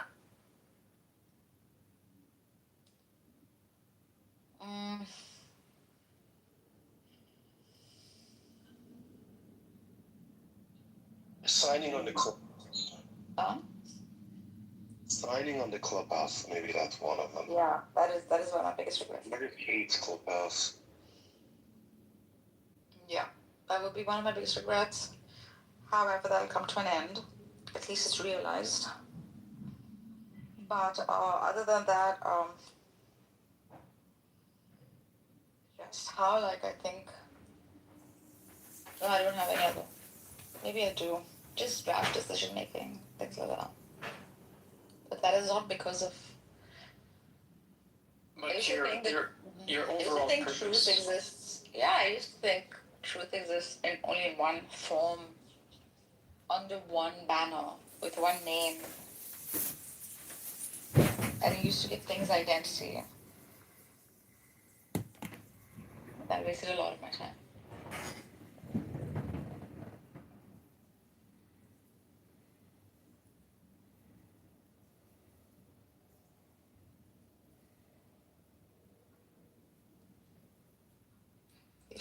That's actually a good topic.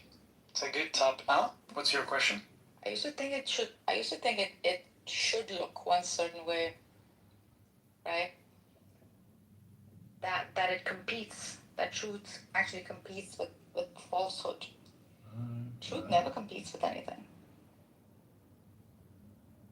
It's not in the nature of truth to feel lack. Competition is a sense of lack.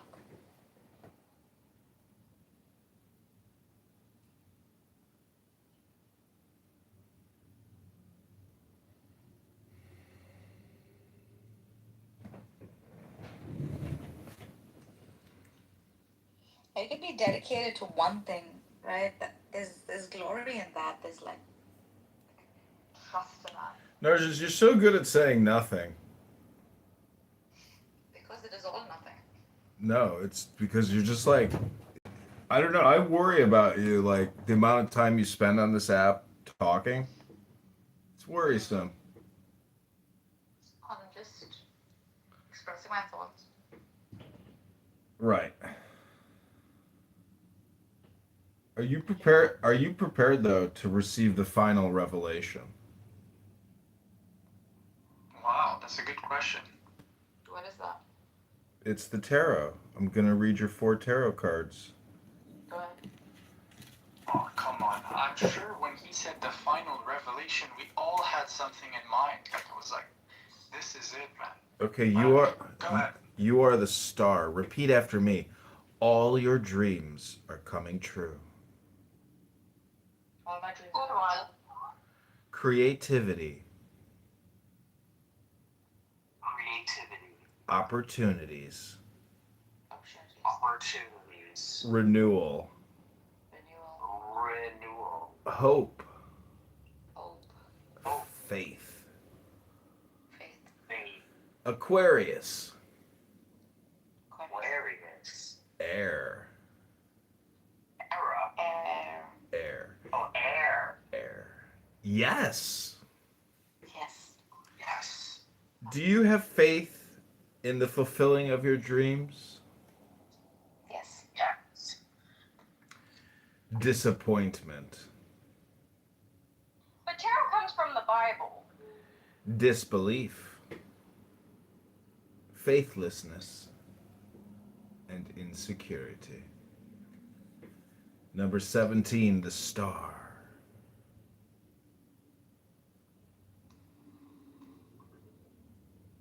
I mean, that's why, there's like the lovers, they're supposed to be Adam and Eve, and then you got the devil card, and that's also Adam and Eve. There's literally the words of Torah are on the Wheel of Fortune. Let your inner voice guide you.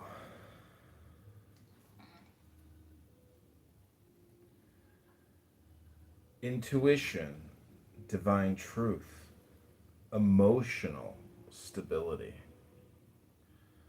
What is your inner voice telling you?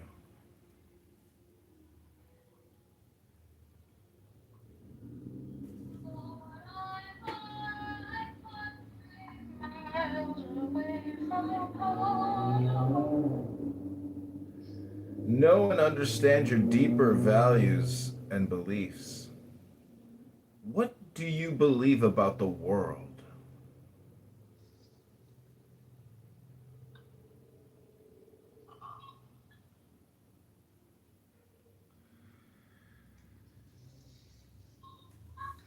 How are these reading cards? You're asking me questions.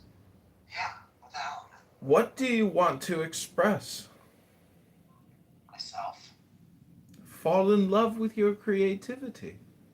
Oh, this is you know what? I want to read that. It's another Taro girl. I like how my son.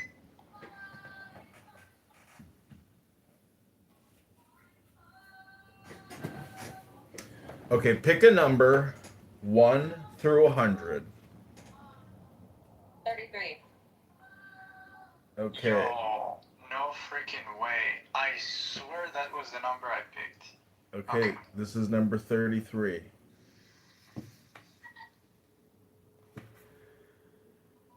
A good warrior is not bellicose. A good fighter does not anger. A good clubhouse conqueror does not contest his enemy on stage. One who is good at using others on Clubhouse puts himself below them. This is called integrity without competition. This is called using others. This is called parity with heaven, the pinnacle of the ancients.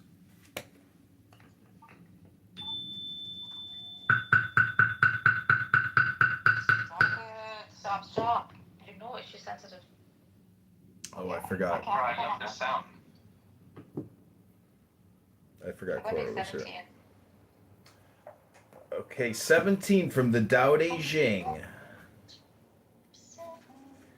What is firmly established cannot be uprooted. What is tightly embraced cannot slip away. Thus, sacrificial offerings made by sons and grandsons will never end. Cultivated in the person, integrity is true. Cultivated in the family, integrity is ample. Cultivated in the village, integrity lasts long. Cultivated in the state, integrity is abundant. Cultivated everywhere under heaven, integrity is vast. Observe other persons through your own person. Observe other families through your own family. Observe other villages through your own village. Observe other states through your own state. Observe all under heaven through all under heaven. How do I know the nature of all under heaven? Through this.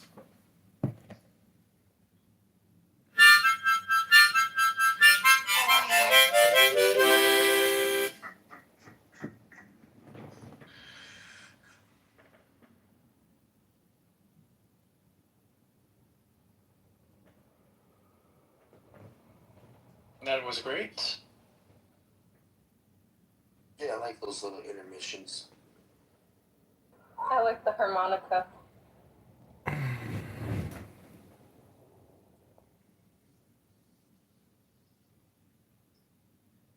I think John should learn to play the mouth harp. I've got that. I got it. This little ditty is called Cora is the most beautiful woman I've ever laid eyes on.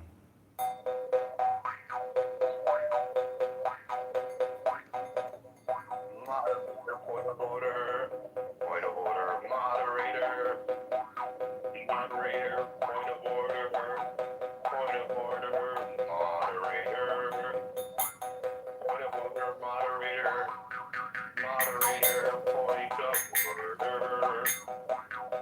moderator, point of order, moderator, or.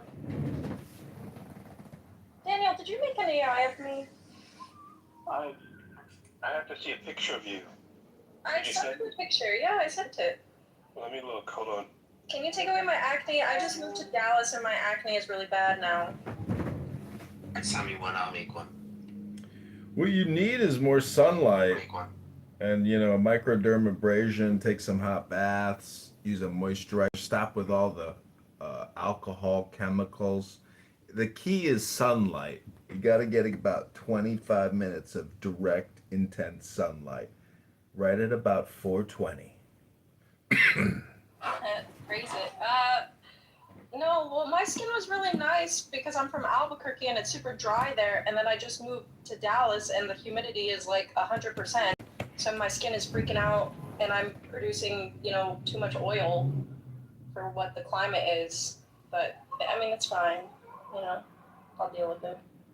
Dude, you look super cute in that picture. Alright, I'll do one. You want to do oh, hold on, let me just do one and I'll see. Yeah, send me one. I want to make just one. No, I seen it yeah. Okay. Are you gonna make a funny one? Please make a funny one. Yeah, I'm gonna make a good one. I put you and Daniel in one.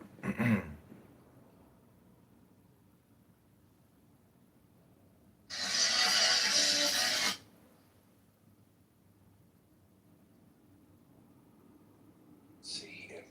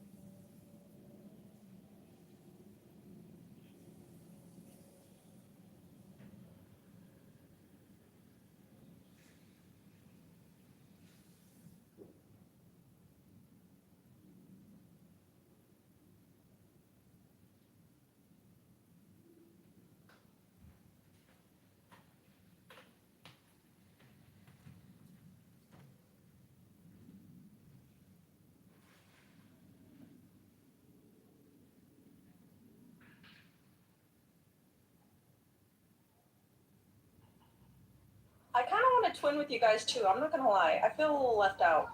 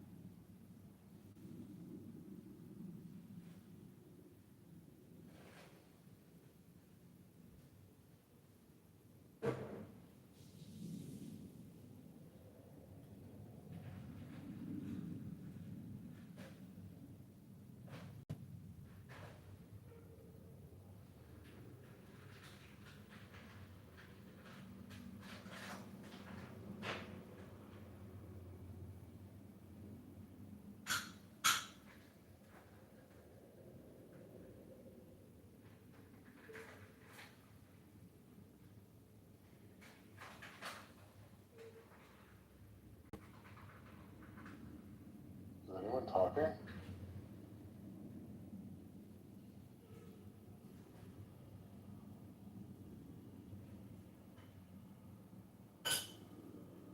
I talked with wind, but she doesn't answer.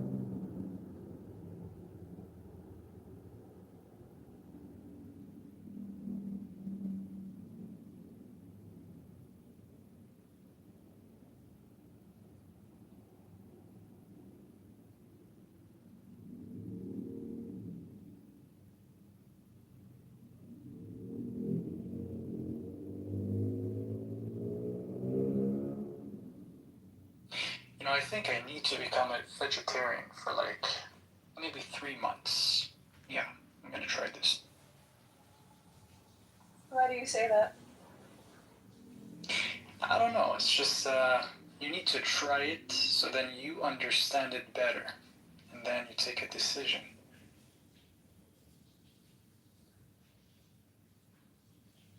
That's kind of relatable. Sorry, become a what? A vegetarian. Vegetarian. Yeah, that's very good. Really good. But you know, as of now, it's just what's the arguments? You know, I've seen that it's probably more healthy, but I'm not sure about it.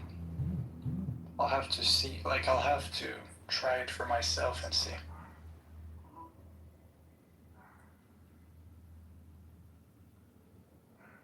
Reducing animal suffering? Yeah. Yeah, I've seen. Also, it's like easier on the stomach. Exactly. But you know, if you become a vegetarian and then you still eat like junk food and stuff like this, it's not good either. Yeah, look into like an Ayurvedic vegetarian diet. That's really good. You know what's actually what's more important? I'll put how you spell it in the chat. What's more important, being a vegetarian or actually having food to eat? Being a vegetarian. Well, if you're in a if you're living in a place where you don't have food, you're just gonna take the priority, straight up. Like this is why meat is useful in many ways because you share food, you share a lot of meat with people who usually don't eat them like big portions. So. My God, Poor Things is going to be on Netflix June 7th. So I'm going to probably spend, the next 3 months just watching Poor Things on repeat.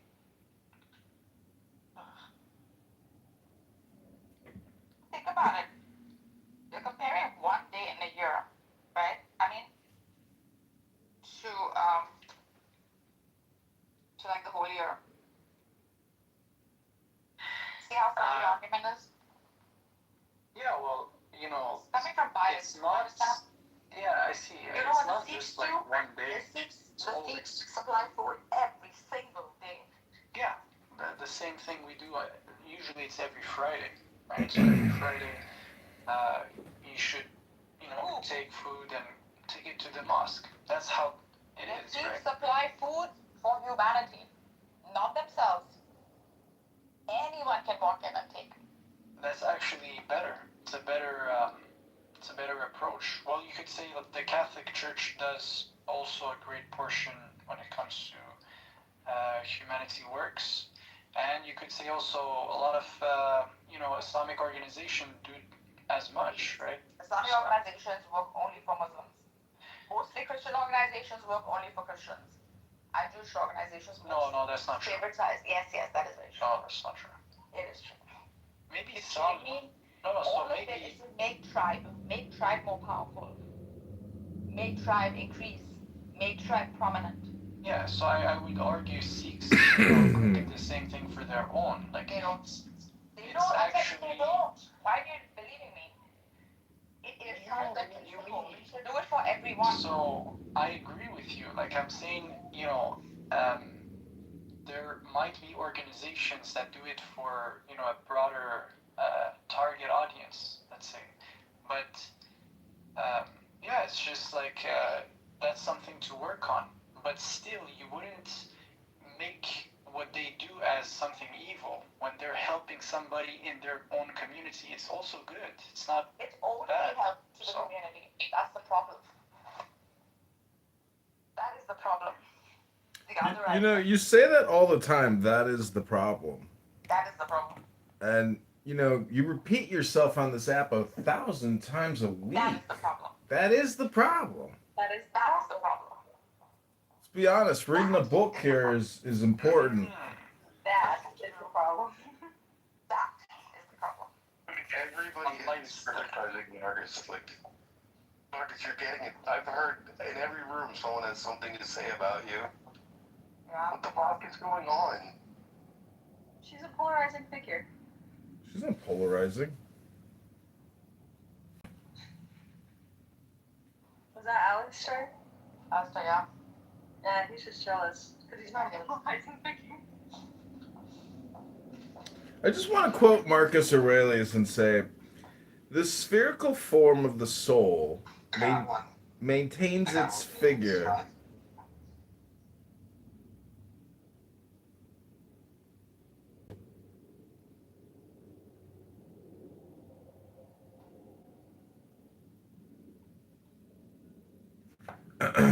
So when it says that the truth that is in itself, don't you and I have automatic truth? I want to read his John Kitover's fortune so bad right now. He's really pushing me. Well, you're the one with acne. Someone's got anxiety. My God, why did you tell him? He uses it against you.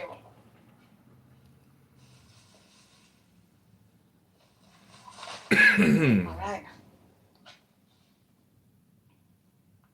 Time to move, achieve.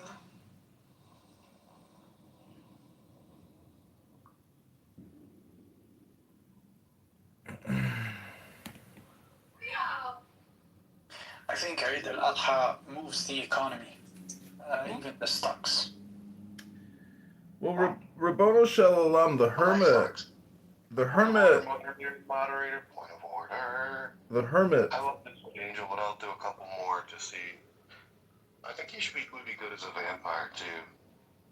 That's so cool. I don't know. Whatever you want to do, vampire, whatever, I'm down with it.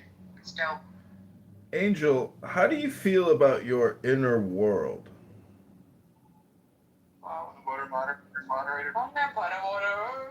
Getting better. It's getting better. It was a little chaotic. Do you believe that all the answers to life lie within you? Yeah, that's somewhat like Hell no. Hello, Christina, dear. No.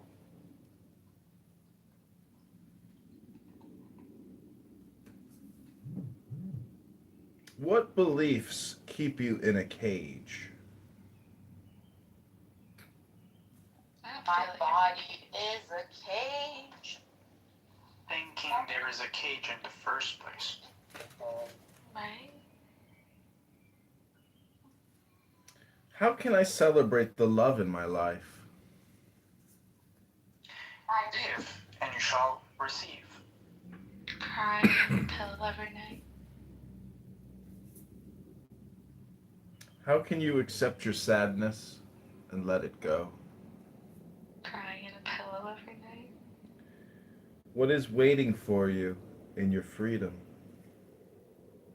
A pillow waiting for me to cry in it every night. Virtue.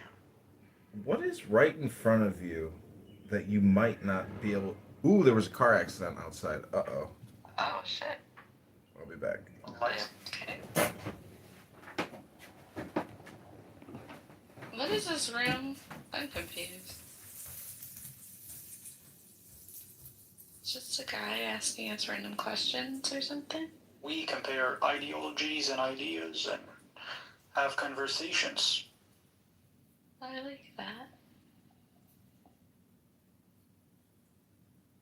I was enjoying this. He had some good questions. I'm still trying to figure out the sadness part. Which sadness part? Which question? I think he said something like...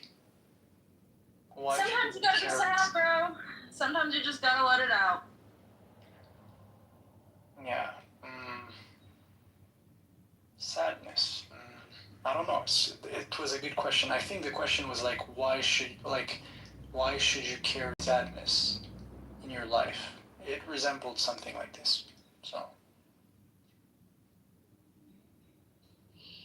I don't know about why. It's definitely part of life. Right? Yeah, it is. No, like undeniably it exists. It's there. There's a verse in the Quran that answers this question. It's a rhetorical question. Do you think you will achieve paradise? What was the verse again saying? Do you think you will achieve paradise without being tested as the ones before you? So it actually sets the settings. Like there's a test, right? So there's a certain test. So you have options: sadness and happiness, suffering and peace, right? So I don't know. So maybe that could be an answer. Have you ever wondered why, like a necessary being, the ultimate reality, the most powerful of all that there can be, right, would want to test you? Like, how petty is that? Have you ever thought of it? It's good. Well, that's because there's a certain context. The context is that in the beginning it was not like that. But then you set up yourself in a certain position. So that's the context. Can you elaborate on that? Yeah, so we're all born, for example, I'm gonna take this example. We're all born on this earth free. Oh, I have to do something real quick. Oh my god, this is like being edged in conversation. 1 minute there's a fucking car accident, now he's gotta leave. What the hell? Yeah, 3 hot chicks just banged into some guy's car. And now they're all sitting outside the car in their underpants. It's like the most amazing thing I've ever seen. Wait, what? There are 3 hot chicks that just crashed a car and they're all in their underpants. It's a miracle. Bro, that's your sign. Go ahead. Go help. It's true. Should I just put on a rubber right now and run out there and be like, I'm ready! Put on your best outfit. I'm ready! Is on the other way, on the other side of the road, and you just don't know it yet.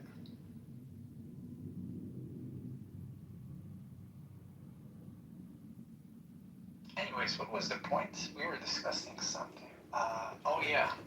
Oh, yeah. All communication is hypnosis. And hypnosis creates amnesia. And so you can't remember what you were talking about.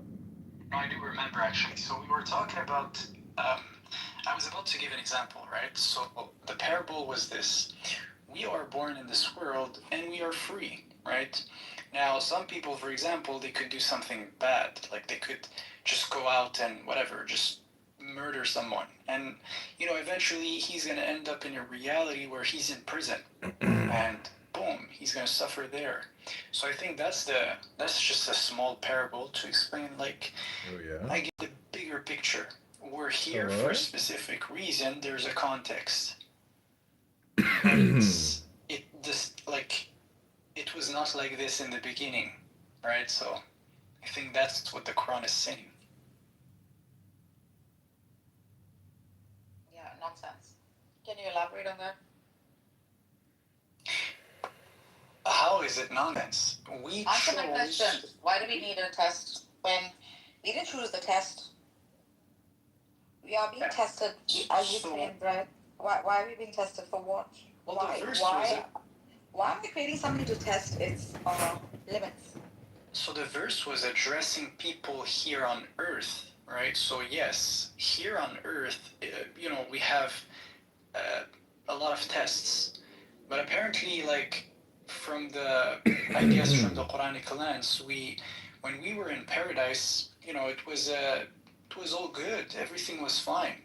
But then you chose to eat a fruit in order to learn evil, and even in order to eat the fruit to know what evil is. You think this is a literal story? You had to. Obviously, you think this is a literal story, right? No. I'm gonna take it from a literal and a non-literal perspective. I'm gonna take it from all angles. All right. So when we decided, in a sense, to eat the fruit and to know what evil is, we went against the command of God, and that's when the reality had to change. I don't know if the fruit is evil. Why are you giving attribute to the fruit? All Because opposite it's the structures are knowledge not of equal. good and evil, according Who said to that? well, Who said that? according to the Bible. That's the biblical You take from narrative. the Bible now? Yeah, why not? Or Yeah, because the Quran is lacking? no, it's not lacking in any sense. You know, Maybe you can explain it from the Quran itself, right? Keep to one paradigm so that you can stay true to one, and then you listen, can move to another. this is a room called comparative religions. I can bring up insights from all around. So you're the perennialist. You're supposed to even like what I'm doing. But anyways, so yeah, the point was this, right? You learned evil.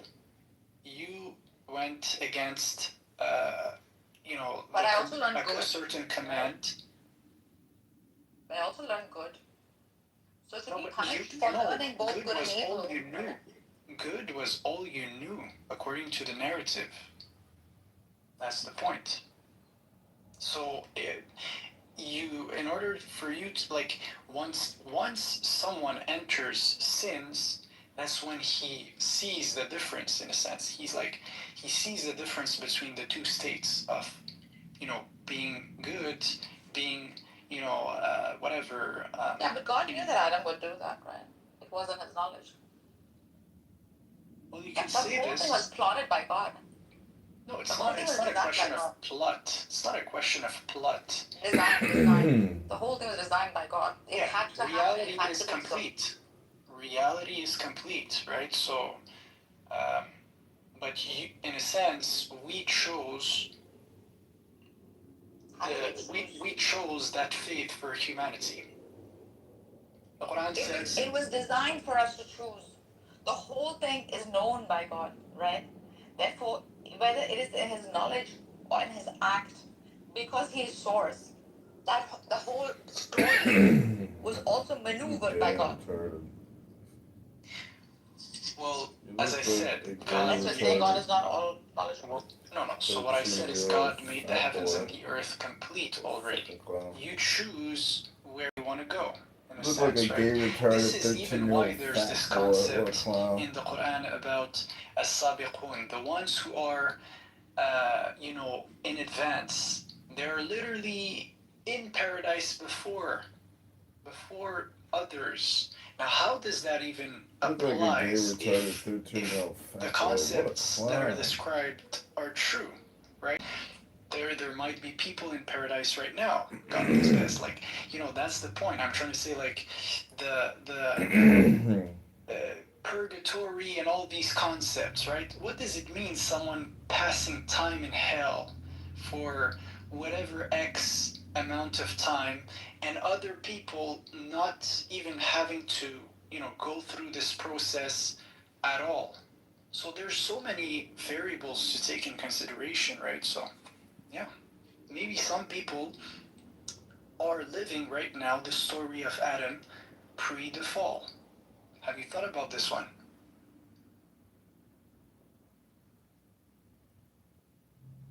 Like, have you ever once thought in your life without giving reference from a scripture, right? Any scripture. Have you ever once reasoned out with the power of your own mind? Of course, I do this all the time. But So again, why do you reference back to something else, which is a metric, right? Your mind is the metric. Just use pure reason, because that also is like open for all, right? Like anyone can. There's someone who doesn't take from it's scripture. because There's someone. I take in consideration you're aware with the materials. So if you're aware with the materials, what I'm saying is actually it's not something foreign. Like you could relate to it, right? But how could we, like, you know, I could discuss about these things outside of scripture, but we have to do it once and for all. You know, like I love to do both. That's how I usually Yeah, but I'm operate. also aware that it's just storytelling, right? And like, I don't see it doesn't hold like ontological truth to it. It's so the truth is in its moral. You know, okay, if I could do it from this approach, right? So you could have. Wait, there's a characters on Clubhouse are starting to sound the same to me. Interesting. Okay, yeah. So, what I'm trying to say is this, right? the goal is to be in a reality that is peaceful, and you could describe it as you want, right? What is the ideal reality for you? Let me ask you this question.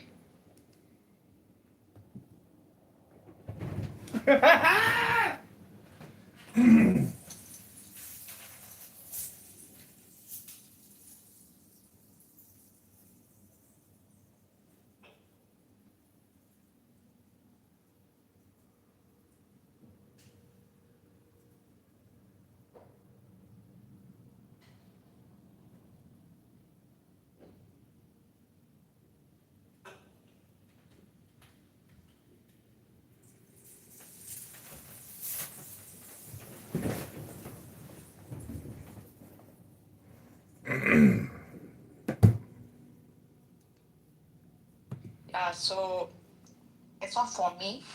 I don't do for me things. Like I try to. So existence is the. That's why you don't read books. Existence itself is the reality, right? You don't do anything for yourself. It's the only thing I can like say very clearly that exists. Is that it exists? All your efforts are coming to fruition. Yeah, again, that's the thing. Like, we could start this talk again about like this, like, as if you position yourself from an atheistic perspective or really skeptic perspective, but like in the back of my mind, I keep along all the discussions we had, previously, and I'm trying to say like, okay, she's consistent with this idea, so I could, say this, or she's consistent with this idea, so now she understands this point. Okay, Wow. I'm going to speak about this. It's a lot of work. It's a lot of keeping track. The point is you don't need to do that, because when you do that, you're basically acting like an algorithm, and the truth is you're not an algorithm, and this app is a huge waste of time. So, when you compare all the conversations, and then we were to take all the intelligence from all the conversations and compare that to just a couple good books, it's like 1/1,000,000th of what's in the book. So how do we get around that type of information transfer problem? There's just not enough time to actually transfer all the information through a conference call app. So this app is purely entertainment for our words on a short bus. And I'm driving a short bus to the cliff. And I'm out of the bus. And I'm pushing it over the cliff because I was happier before I heard about this conference call app. And I'm not saying I'm not happier than I was then. I'm just saying that eventually you're going to realize that this app is our word. Yeah, I mean, you could, like, I think different people look at it differently. I would say on my end, it's just like, there's some insights of the day that might be useful to use in the future, and you could link this up with other ideas you've already took notes of, right? And you could add up something to it, and then so that's how I see this, like, having discussions with people is to test ideas. Yeah. Why do you direct so much of your effort and attention towards, altering or influencing others and not focus inward? I do focus inward most of my time, actually. So I would say like 98% of the time I'm alone. I'm literally just working on stuff, I'm doing, alone. Yes, I do work with people, but like, yeah, mostly I'm not interacting with people. So yeah, sometimes I even speak and my voice don't come out because I stayed silent for too long. So depends. What about you? What about me? Do you focus more inward or outward? I don't think there's a difference in my case. So it's balance, half. Well, I just want to quote Marcus Aurelius. That which is outside of when Marcus said, "What is thy art? To be good. And how is this accomplished well except by general principles? Some about the nature of the universe, and others about the proper constitution of man?"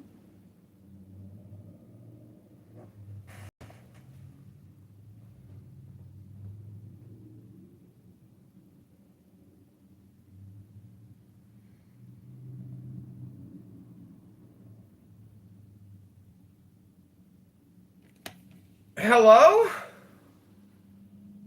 Hello?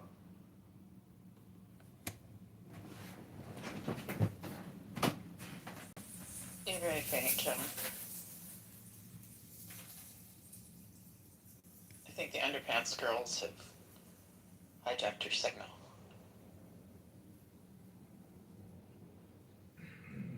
Yo, what happened with the accident? Are they still outside? How do you know it's an accident? I don't know, he said it. It's a crash. Oh, okay. Yeah, in French we say accident, so maybe it's the mistranslation.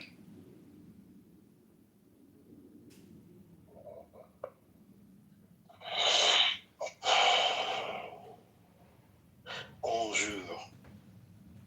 Bonjour, baguette. The argument for the natural origins of the Quran does not rest upon crude reductionism or 19th century polemics, but upon the cumulative force of literary, historical, and philosophical evidence. Gabriel Said Reynolds' work demonstrates that the Quran is intelligible not as an isolated eruption from heaven, but as a text immersed in a late antique religious world, a world saturated with biblical traditions, apocrypha, homiletic rhetoric, sectarian disputes, and Jewish-Christian exegetical culture.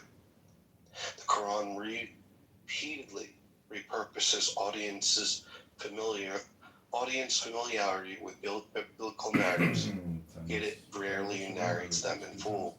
Instead, it alludes, compresses, revises, reorients inherited traditions for sermonic and theological purposes. This is precisely what one expects from a human text emerging within an already existing religious ecosystem. Reynolds forcefully challenges the traditional Islamic assumption that the Quran can only be understood through later Muslim biographies and commentaries about Muhammad. He notes that even scholars who accepted the traditional framework continually admitted profound uncertainty regarding the text's obscure vocabulary, chronology, and references. The implication is devastating. If the classical exegetical tradition truly preserved transparent historical memory of revelation, the Quran should not remain so opaque. Instead, its opacity dissolves when read against earlier Jewish and Christian literature. The Quran behaves not like a self-contained divine monologue, but like a participant in an ongoing interreligious conversation already centuries old. Particularly significant is Reynolds' observation that the Quran operates through allusion rather than exposition. This literary strategy repurposes a culturally literate audience already acquainted with biblical motifs. The text constantly gestures outward toward pre-existing traditions, Adamic lore, Abrahamic legends, Marian narratives, Syriac Christian homilies, eschatological motifs, and post-biblical Jewish expansions of Scripture. Such dependence is historically inevitable within the religious plural environment of late antiquity. It is far less explicable under the theory of a perceived transcendent revelation descending independently from all prior textual traditions.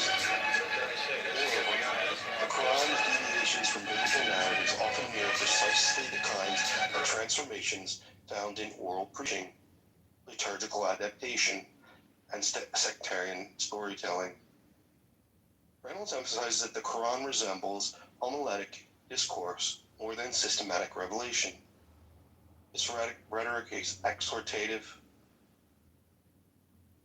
Elements are elliptical, emotionally charged, and deeply intertextual. The text does not interfere radically with theological architecture. Rather, it reorganizes and reframes existing monotheistic materials into a new pattern of religious proclamation. It is the hallmark of historical religious development, not evidence of supernatural discontinuity. And I can go on and on, but I think that it's fairly clear that the Quran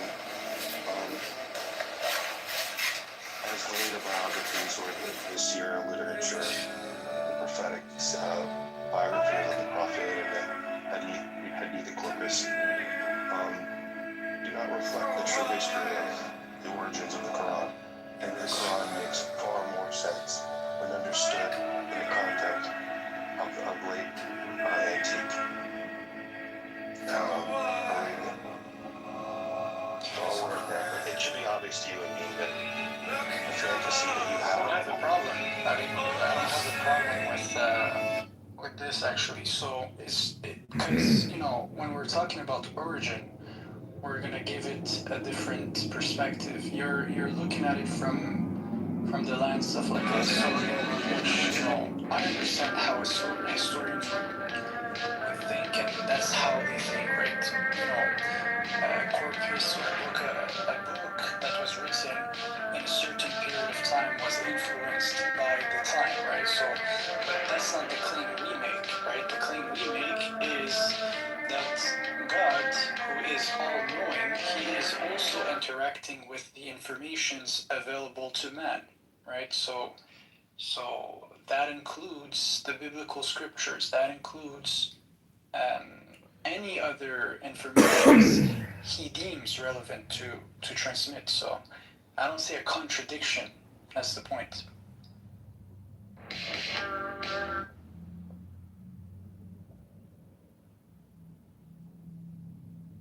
The broader scholarly trajectory Reynolds surveys further intensifies the argument. From Geiger to Noldeck to Wansborough, critical scholarship repeatedly discovered that the Quran is inseparable from Jewish and Christian antecedents. While scholars differed over particulars, whether the influences were Syriac, Jewish Christian, Nestorian, or otherwise, the central conclusion persisted. The Quran emerged from a matrix of late antique monotheistic tradition. The disagreements concern the channels of transmission, not the existence of transmission itself.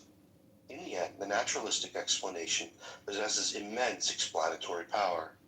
It accounts for the Quran's linguistic borrowings, its reliance on extra-biblical lore, its symbolic structure, its engagement with theological controversies of late antiquity, and its dependence upon audiences already familiar with biblical material. Supernatural origin, by contrast, explains none of these phenomena independently. Mazel tov! Reclassifies them as mysterious features of revelation.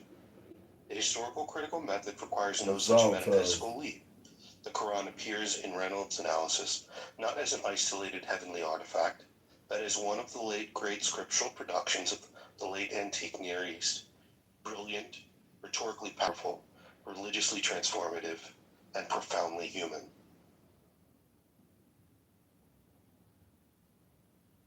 That's the Quran as I see it. I'm not saying that you should see it that way, but I just wanted to share that's what I think of the Quran, what I think the Quran is. And I think that it's beautiful for me, try and be as honest as I can with the text and explore the idea that it was revealed to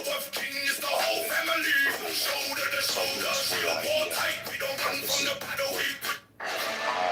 I confess as being my belief about the text.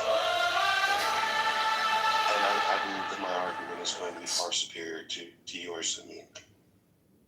What's my argument? That the Quran was revealed to the Prophet Muhammad over a period of 23 years, either by the angel Gabriel directly from God or through some visions. Now we have a squad car here. And yeah, that's the position I hold. So villages through your own village. The point is this, right? Serve other states. Do you think the Quran is the result of how can I say this? The result of interactions with previous scriptures compiled by the hands of men manually into like a corpus. That's your position, right? Well, my position is that the Quran is a collection of oral transmission, oral traditions, that were then later put onto paper. Okay, because let's make a distinction. I also believe this. I believe the Quran, which is primarily a recitation, an oral recitation, was put on paper. But my question is more like, do you think it's the invention of man as, people discussing how we could like compile texts and write them and think about the words, or do you think like you have to expand on your position more precisely? Someone like you, someone. Well, my position broadly, what the argument about the Quran makes more sense. Just two evil bastards out here in the wasteland. We do this right. As opposed to being part of some You are me, already dead. To feel alive, we seek sensation. Any sensation will wash away the cranky black sorrow. at some moment in For a time, moment, we have to do it all again. Learning more, and each time we implore until too much is never enough. We assembled over are the time, already dead little by team. men, by oral tradition. And then it shows all the features of a book that was transmitted and compiled by men. First of all, one way to know is that the Quran deals with the intersectarian conflicts and controversies of late antiquity. Even the argumentation and what the Quran focuses on. People don't like to mention that, but they did catch him, and I'd like to congratulate our military. But it is a polemic. It is a critique. It addresses the concern of a 7th century religious environment. It doesn't speak broadly of the human experience, but it's perfectly placed within the 7th century on many levels. So now what's like, okay, you're reading this, so is your main point like that your point is more provable than, let's say, the Islamic position? That's your claim, or what's your claim exactly?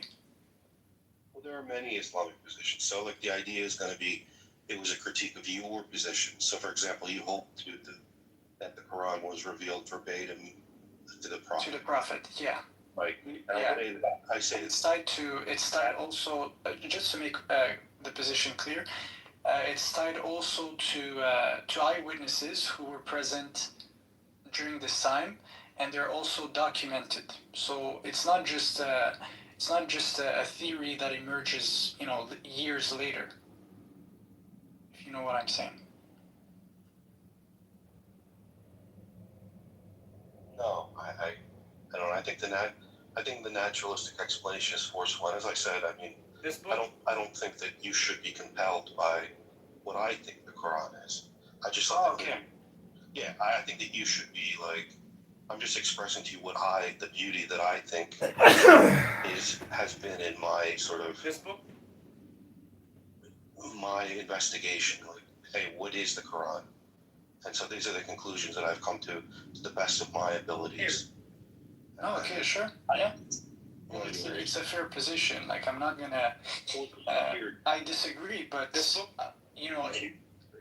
I wouldn't like, if your claim is to come to me and say my position is superior than yours, then I think that would be a good decision, a good conversation, right? But if your goal is simply to say this is my position so far, and you want to highlight certain truth you gathered along the way and you want to share them, well, that's great. I would love to see what findings you have, like, so yeah. But I do think the position I hold is superior. Is it your opinion that your position is superior, or is it a fact that your position is superior?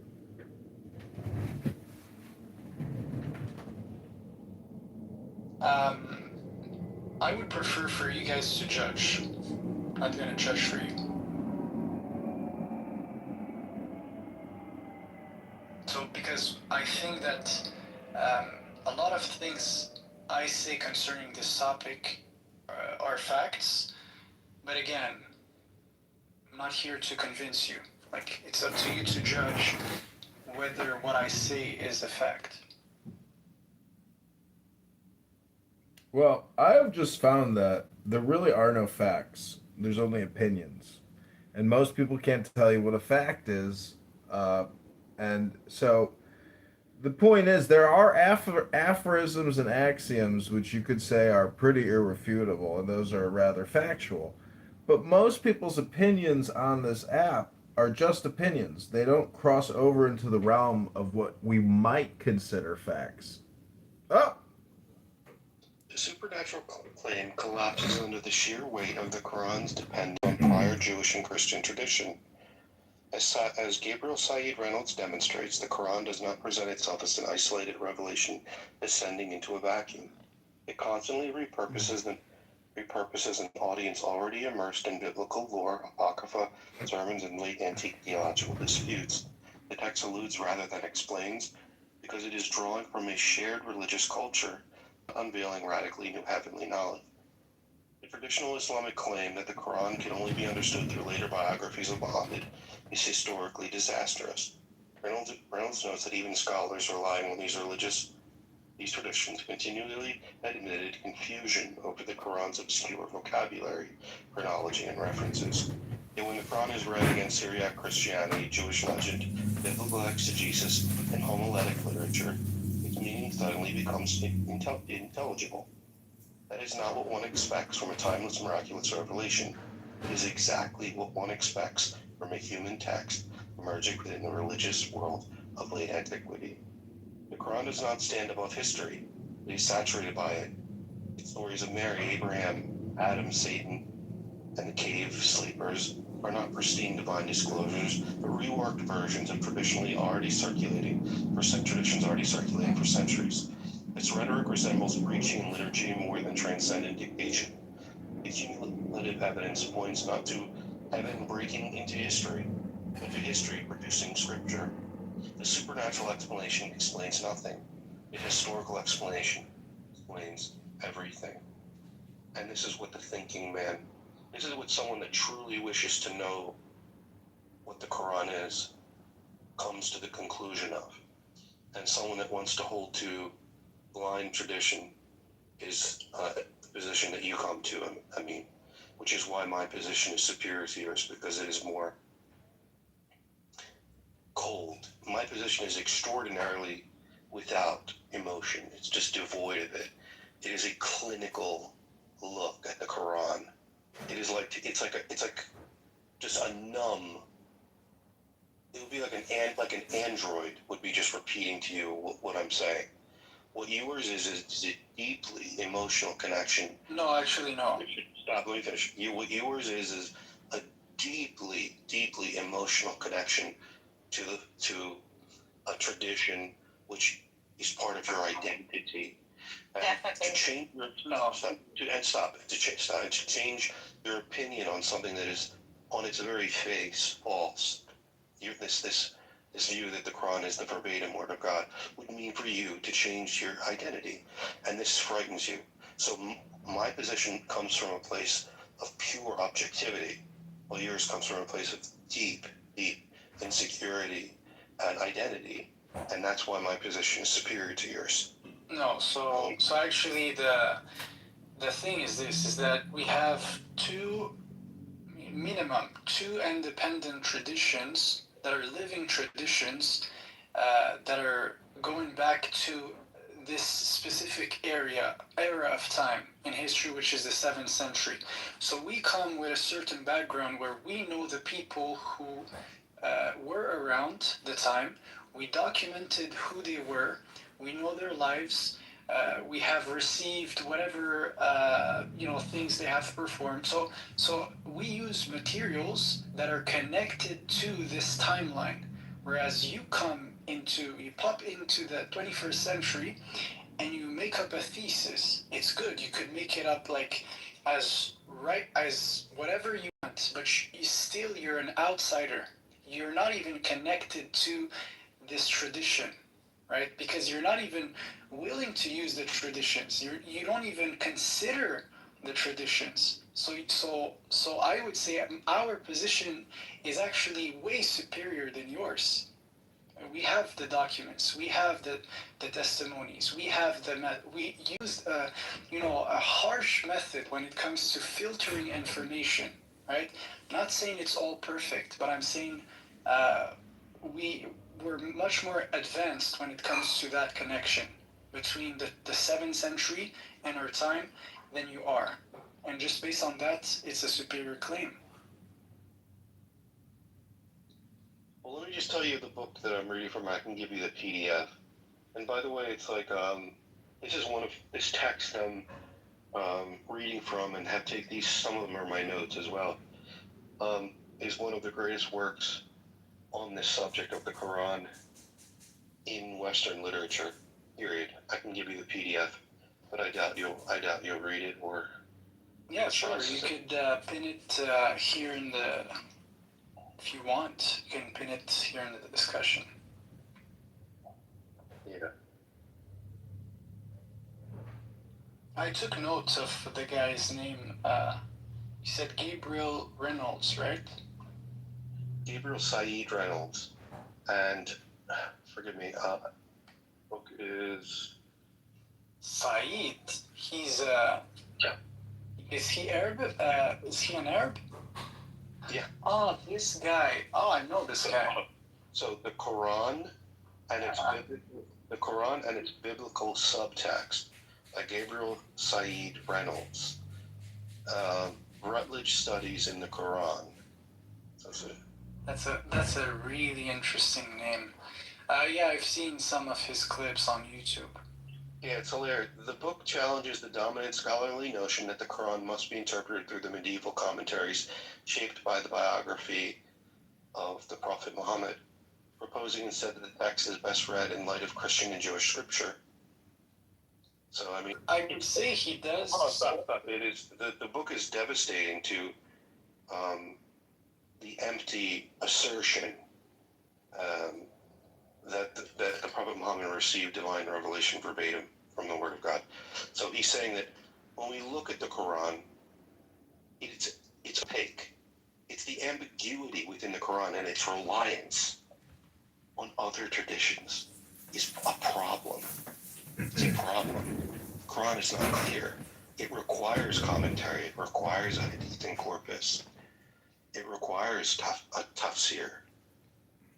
It requires you to look at other texts. Reality. Yeah, that's the point, actually. That's a problem. Investigation. That's how discoveries are made, actually. Oh, that's a problem. Oh, you don't like this one? Oh, okay. Sorry. Well, I'll explain to you why it's a problem. God says, look at the sun, and then, we do a scientific discovery, and, we advance in science. Or he says, look at the stars, and,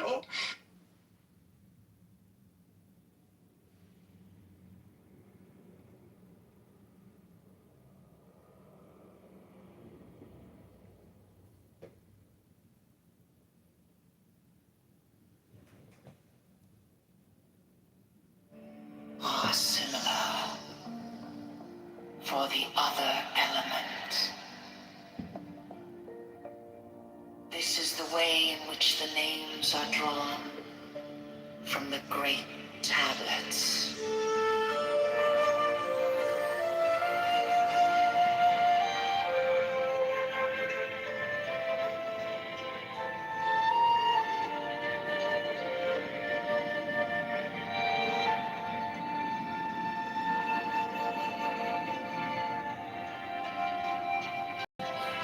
Massive.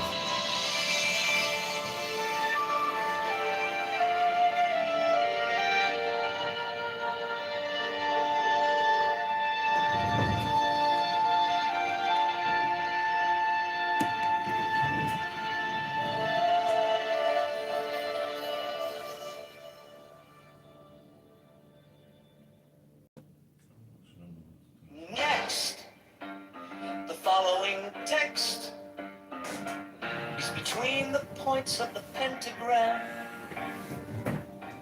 starting at upper right. The words below are arced in a circle.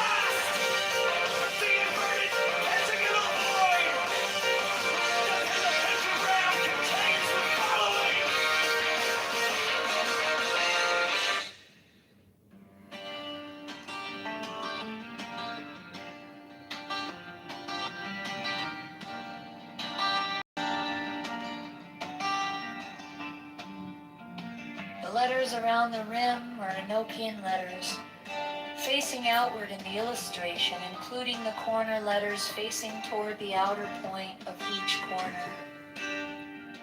The two overlapping equilateral triangles shown in the interior of the figure are composed of thin, solid lines and somewhat closer in their bases to the top and bottom of the square than shown here. This book on John Locke In is the crucial. It illustration, explains the the base ideas of life, angles liberty, touch and the property fourth a must edge read for letter understanding from America. the corner in each instance. The rectangular grid with Enochian letters in the center of the diagram has been adjusted to align with the edge letters of the original illustration.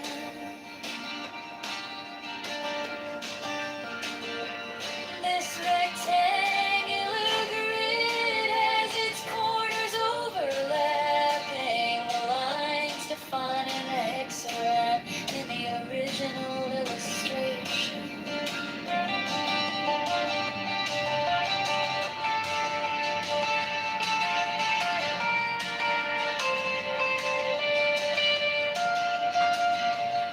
There are 7 small devices, 5 squares and 2 circles, symmetrically arranged in the pattern of a 7-pointed star with point upward.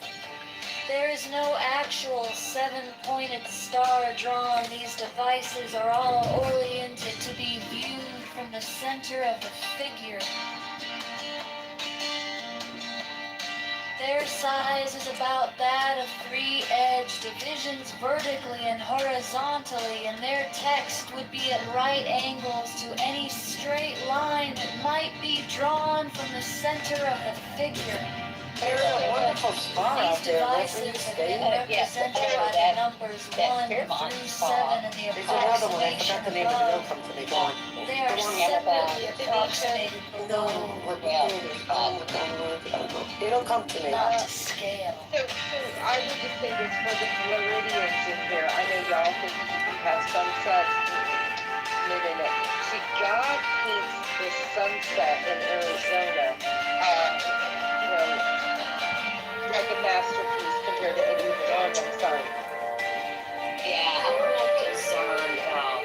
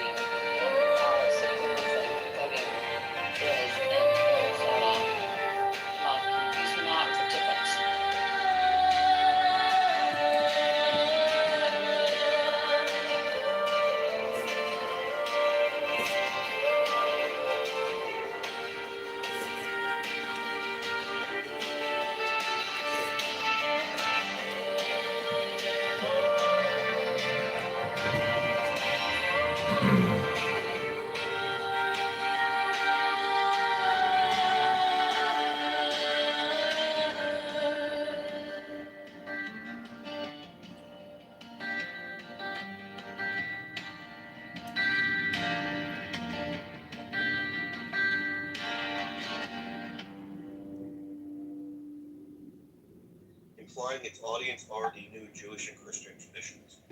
2. Many Quranic narratives parallel not only the Bible itself, but extra-biblical Jewish and apocrypha circulating in antiquity.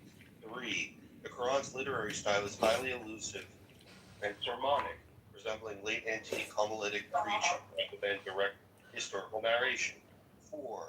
Medieval Muslim commentators often invented stories to explain obscure Quranic passages, indicating the text was already difficult to understand even within early Islam. 5. Reynolds argues that the Quran becomes clearer when interpreted through biblical literature rather than through late Islamic biography. 6.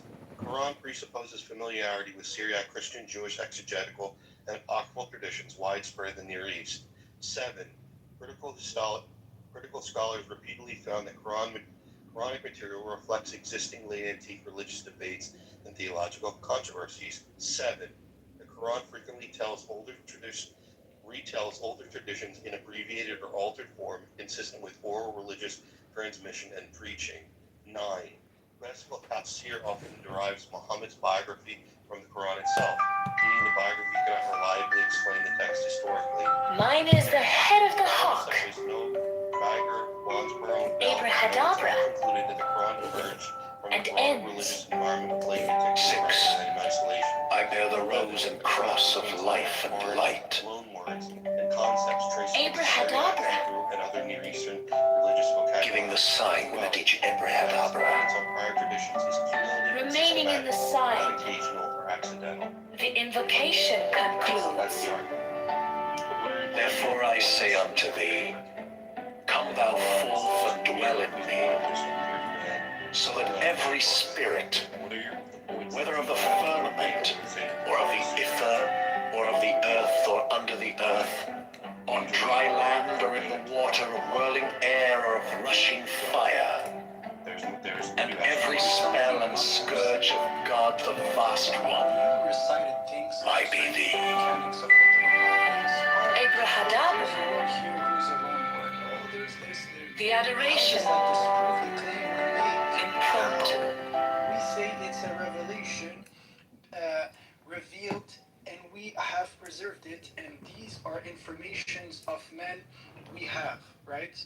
Not of men, but like that men can access. These informations are revealed in a language that we use, right?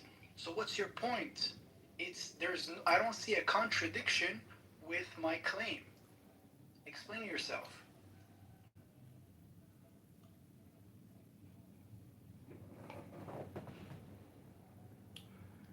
See, Adamiel, I hate to break the bad news to you, but this is where you should have been taking notes, and you shouldn't say your response, Adamiel, unfortunately, is insufficient. It shows a lack of communication intelligence on your own behalf. You really need to take notes. I'll say it again. You need to take notes about what Daniel said and then address it point by point, by point, by point, by point, by point. Going on ChatGPT and searching for 12, a list of 12 things Reynolds said, and then just reading them to me is not enough, man. Like, there's a core claim. I'm gonna think this first principle. No, you can't do that. ChatGPT. Revelation. That book is What it entails. Language. What does it entail? Revealed in the words of man.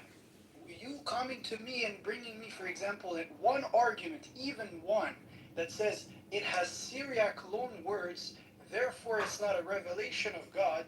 I see this, I'm like, bro, stupid. How? Foolish. How? Doesn't make sense. So you're gonna have to prove more. You're gonna have to give me a better argument. That's my claim. Are you saying it's only because it doesn't make sense to you? Regal, let me just say one thing, Regal, real quick.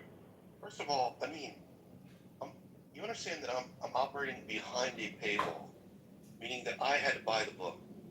Okay? So you don't have to fucking buy it. I can simply read it to you. And instead of just spitting at me or hissing at me, you could say, wow, thanks, man.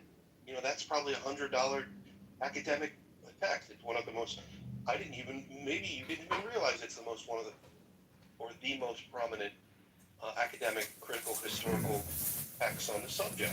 Maybe you didn't know that. Maybe you didn't want to buy the book. Maybe I just gave you some idea of what the book's about, right? But all of this charity, all that I've done, you respond with and accuse me of a lie.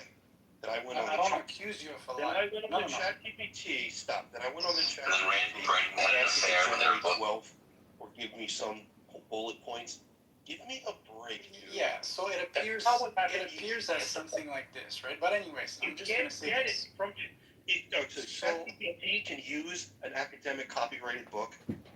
Well, you could literally take a document and put it in the chat and generate whatever you want. I do summaries of books, entire books. I do this all the time, right? So the point is not this, right? I'm not saying here, thank you for your charity. Thank you. It's really good information.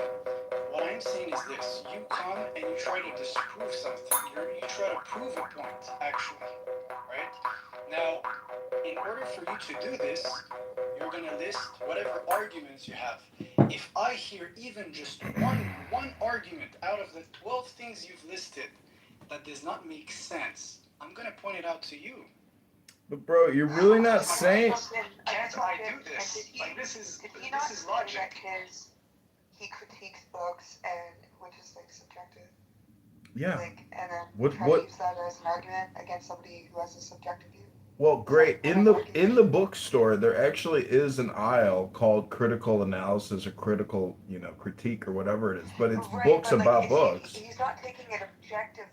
There's no objectivity to the view that he's gonna interpret from a book. So he's not speaking in some sense of I know better than you.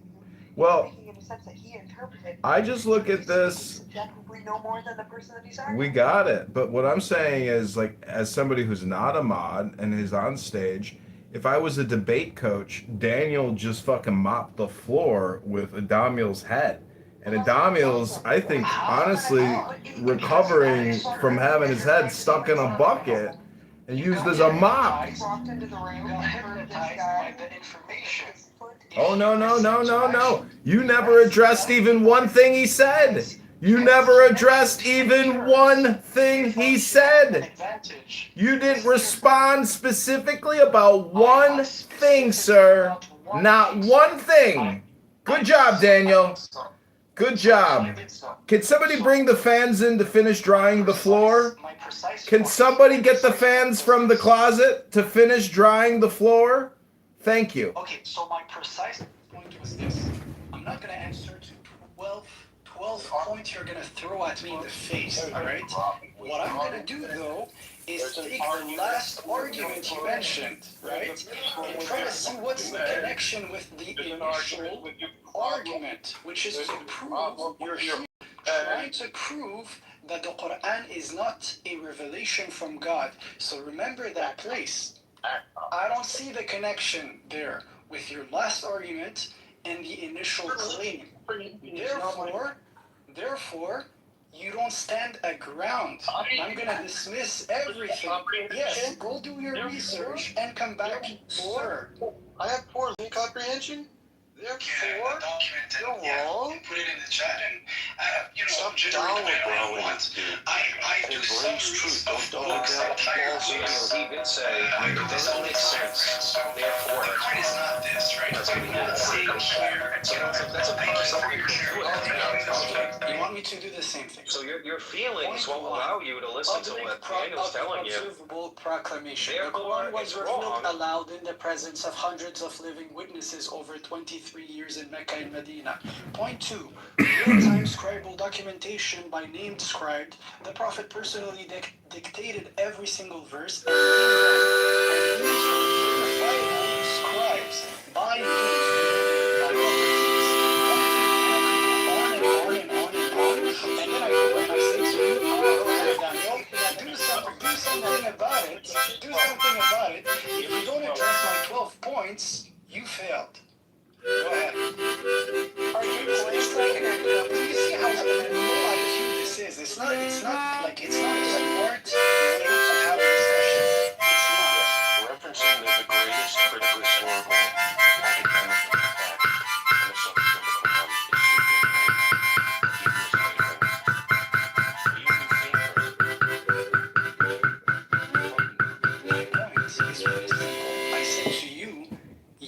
citing me 12 points.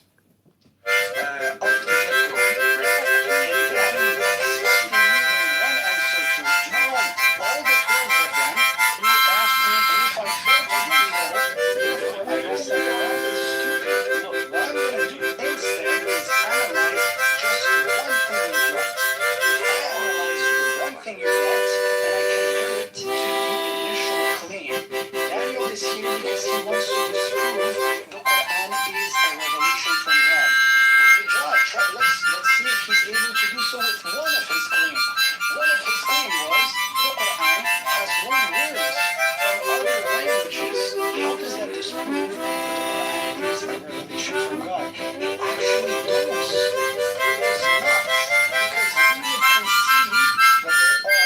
that there are origins of words that are interconnected with other languages, other Semitic languages, or even other languages in the Quran. It is perfectly fine. Therefore, one point doesn't stand. All your argumentation does not stand. Refute it. Rosie. I can't believe what I'm hearing. So instead of paying your attention to this whole argument, you focus on a small piece of it, which what you're saying doesn't even rebuttal it. But then your claim now is exactly where it shuts down the rest of it. And you still didn't even attack the foundation of it, to be honest. And then he's using historical critical analysis, right? He's using somebody who's actually qualified to have this opinion so he can base his opinion on it. And you're just like, nah, bro. Nah. I think that's a little crazy. His position cannot be superior to ours because we have an isnad. We have a chain that actually goes back to the 7th century. So the moment you don't even have this, like where do you stand? You guys need to subscribe to That's not every single method.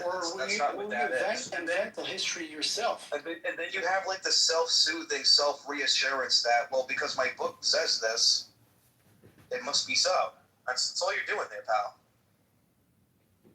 No, I'm just saying we have a monopole when it comes to history of what happened in the 7th century with the real people that existed. Yes, we have a monopole on this. Yes. And you trying to disprove this, for you to try to disprove this, you would have to do either self-soothing yourself like an author. you would either come to us and try to disprove our sources, or second, you would have to invent people that never existed. So we have the monopole when it comes to what happened to the 7th century and its history. No, you don't. You're self-soothing. Closed. Deal closed. Yes. You're self-soothing. Provide evidence for your sources. If you're that confident, provide evidence for your sources. Alhamdulillah. Bring it forth. Wallahi! For sure. You can make names for me. I said provide evidence for your sources. Yeah, I don't want names. I can make up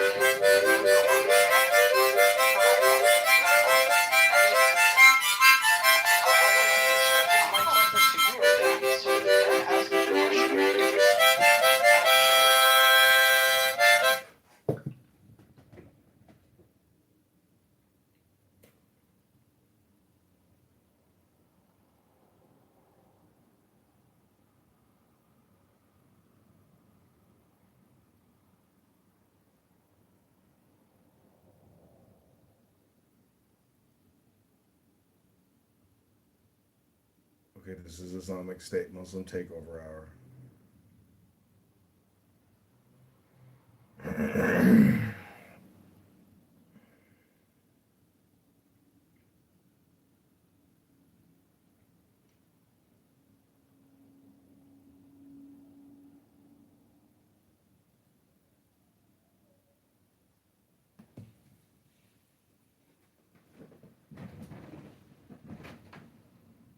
Hi, Lino.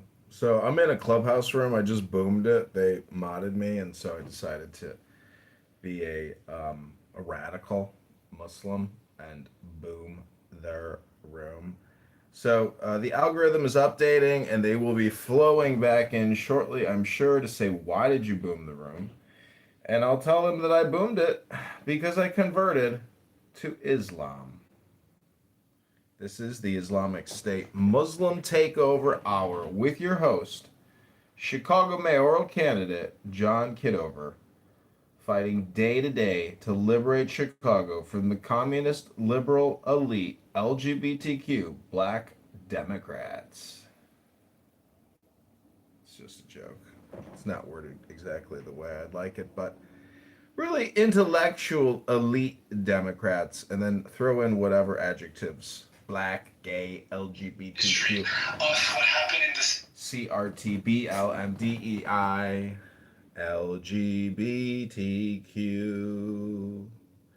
CRT, BLM, LGBTQ. CRT, BLM, LGBTQ.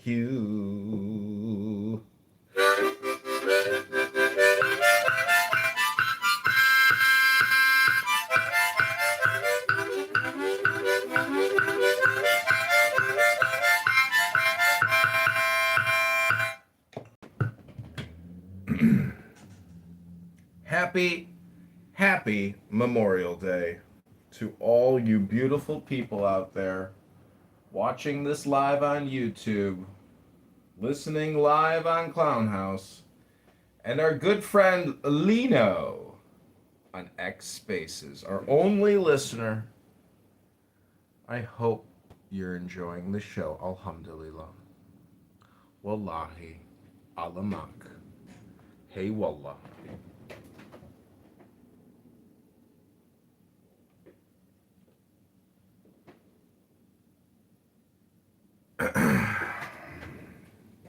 Okay, it doesn't look like the former room. Well, we got something new here. We got something new. It's gay version. Bow wow. Bow wow. Bow wow. Bow wow. Bow wow. Bow bow bow bow bow. Bow bow bow bow bow. Bow wow. Bow wow. Bow wow. Bow bow bow bow bow bow bow bow bow. Wow wow wow wow wow. Bow wow, bow wow, bow wow, bow wow, bow wow, bow wow, bow, bow, bow, bow, bow, bow, bow, bow, bow. Wow, wow, wow, wow, wow. Bow wow. Bow wow, wow. Bow wow, wow, wow, wow, wow. Hi, Nitha. Hey, Nitha, can you read me my tarot cards? Can you say the N-word for us? Who might it bow? Bow wow. Bow wow. Bow bow bow bow bow bow bow bow bow wow. Bow bow bow bow bow bow bow bow bow bow wow. Bow wow. Nitha.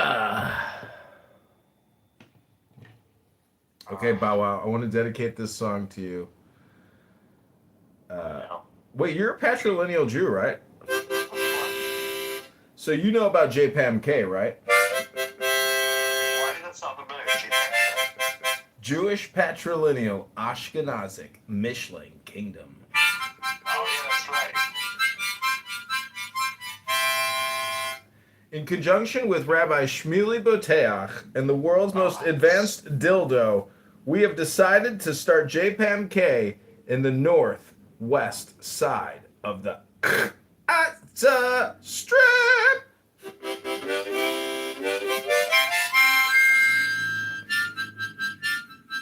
We've got SodaStream and Kurg already signed up.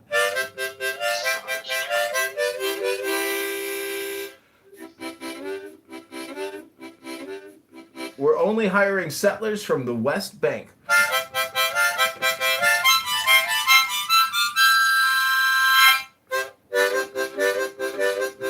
Are you still on Hinge or Bumble? Bow wow! What? Are you using Hinge? I am. So this is what I text girls now. I just write, "Hey, beautiful, I would love to take you to dinner and give you a gift." What's the gift?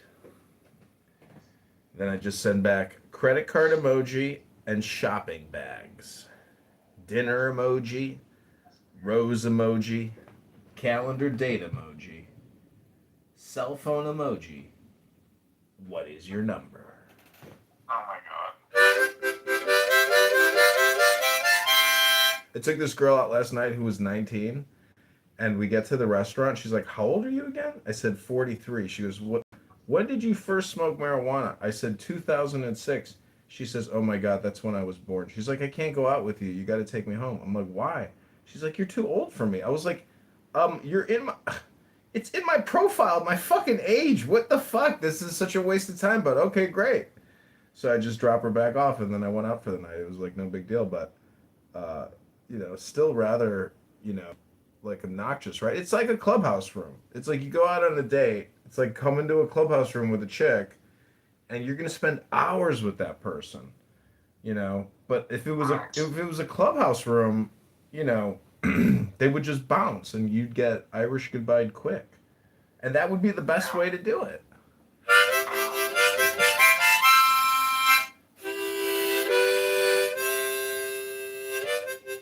Are you going out tonight? Because tonight's a beautiful night out. People do go out. It's fucking hot as shit here. Well, nobody's got work tomorrow, so people are going to go out naturally and listen to a little music.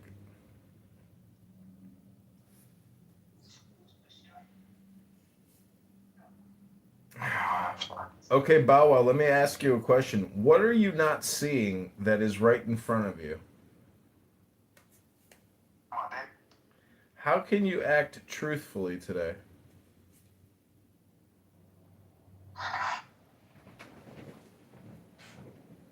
By keeping your mouth shut.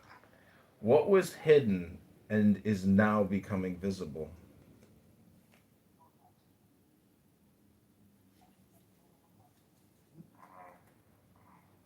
You only got 10 seconds to respond. My feet. How can you celebrate and focus on the blessing in your life? By listening to you. What is your calling? To inspire others. How have your goals manifested so far? They haven't.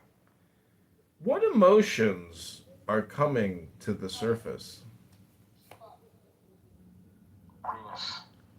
How can you open up to love today? Keep my asshole puckered up. What is worth celebrating in your life? Death. How can you open up to new ways of life? You don't.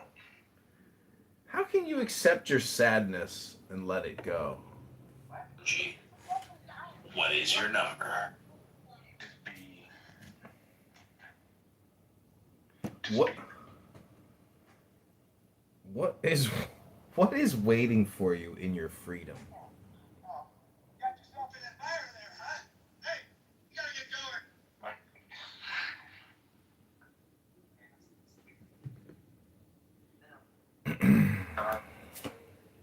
Kitover, didn't know what's coming. What do you believe about the world? Nothing. What small step can you take to begin a new journey on Clubhouse today?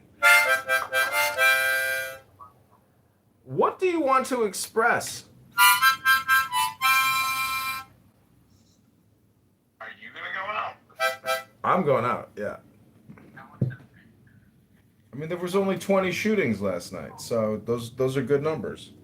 By black people. Dude, they jumped the bouncer at the bar that I go to. Oh wow. They beat the shit out of him and they took his cell phone and his wallet. How much of the builder? Are you afraid to ask for help? Can you commit to a group of people?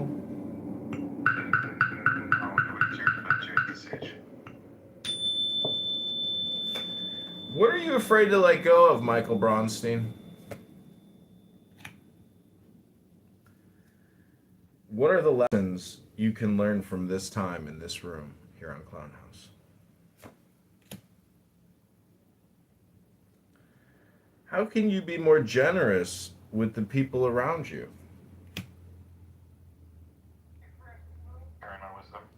How can you work less and gain greater results? I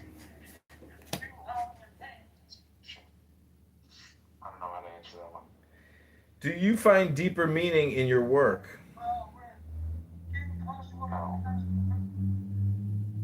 Don't forget to stop and look back at your achievements. The balance of work and play is important for your creativity. Wow, wow. How can you celebrate your work and rewards more? I don't know. What have you learned from the journey? Doesn't matter what you do, you end up in the same place. It says everything has come to fruition. You master all stages. How can you be generous with yourself and others?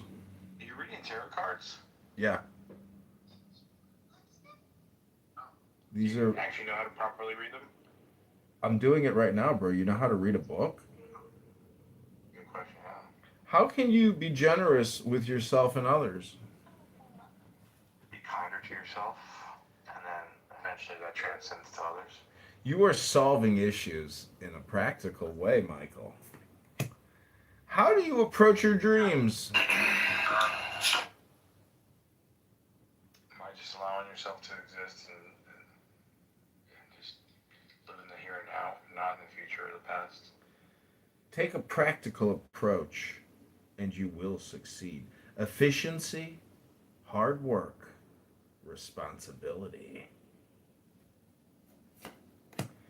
What can you focus on that will lead to the fulfillment of your dreams? Finding a stable job. Your focus on your dreams will bring you great success. What if you have no dreams in the first place? Your areas of focus are ideas, opportunities, employment, and craving for new ventures.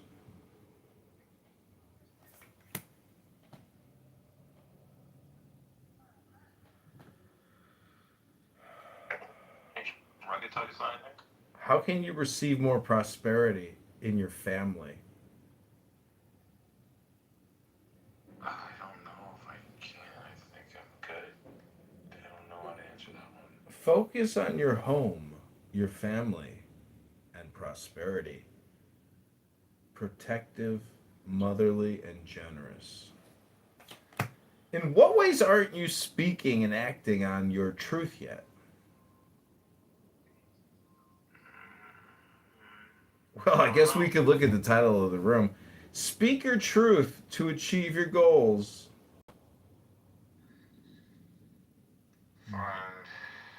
Your areas of focus are breakthrough, clarity, sharp mind, and logic. Are you acting according to your intuition? No. Listen to your inner voice when you make decisions. Your areas of focus are difficult choices, indecision, and confusion. From what perspective do you choose to see a certain situation?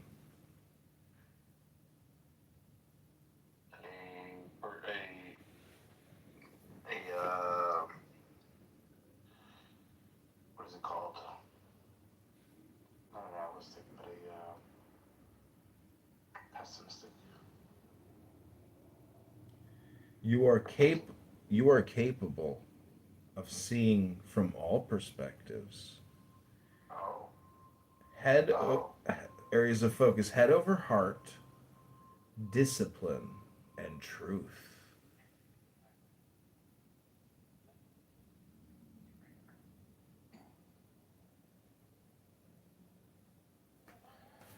What are you ready to achieve? Another relationship. How can you achieve it best? By working on myself. You are strong and ready to take on the world. Be fearless, ambitious, and remove all impulsiveness. But unfortunately, Michael, you are still disorganized, careless, and unpredictable. Are you thinking about all possibilities and consequences? Yes. Take time to think before you act. Be curious. Remove all restlessness and gain in mental energy. Uh-oh, Michael. You practice deception, manipulation, and you're all talk. Bow wow! Bow wow! Bow wow wow wow wow wow! Do you have the best in mind for everyone? Yeah. You are communicating clear what's best for everyone. Remove all complexity from your life. Be perceptive and be clear minded. But unfortunately, Michael is cold hearted, he's cruel, and he's bitter. I wouldn't say I'm cold hearted. Are you trying to trick yourself? No. I'm just telling you, like, I think I'm very self aware. Watch out for deceit and concealment. You are practicing deception, otherwise known as tequila or trickery. These are your tactics and strategy. Unfortunately, I'm not Muslim, I don't practice tequila, so. Unfortunately, Michael, you have to come clean in order to get the final revelation and achieve freedom. It seems you are paralyzed, but you can move. Why do you feel trapped or blocked in your actions?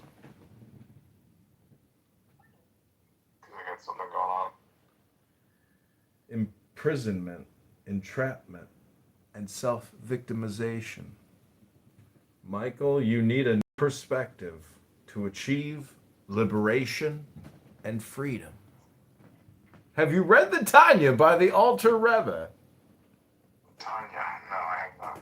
Oh my God, you gotta read it, bro.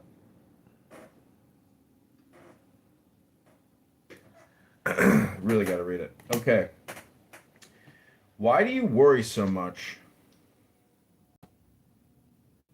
Predisposition to anxiety and panic disorder. What is asking to be looked at and felt? Love, affection, TLC. Worrying keeps you up all night and changes nothing. You're living with anxiety, hopelessness, and trauma. Have hope. Reach out for help. Achieve healing.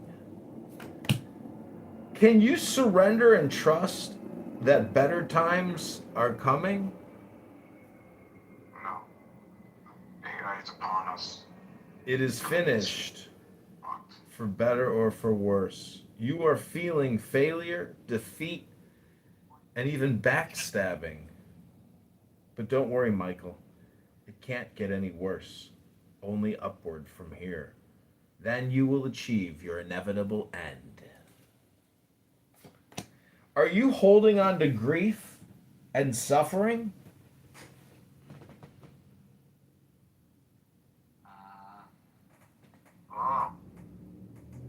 It's better to live the truth than to live a lie.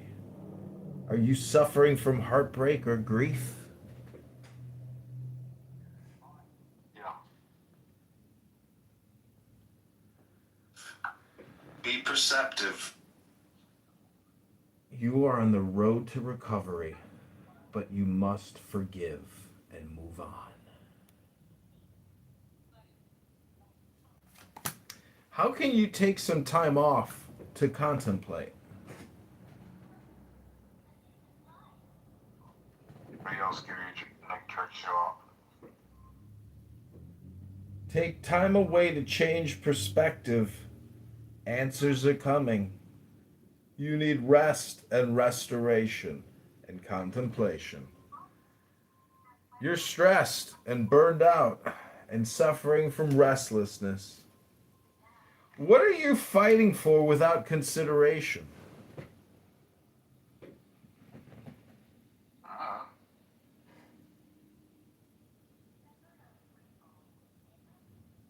Sometimes the victory is not worth the cost. Winning at all costs betrayal, selfishness.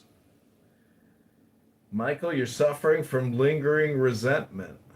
You must have the desire to forgive. Michael, what are you running away from, and what are you leaving behind?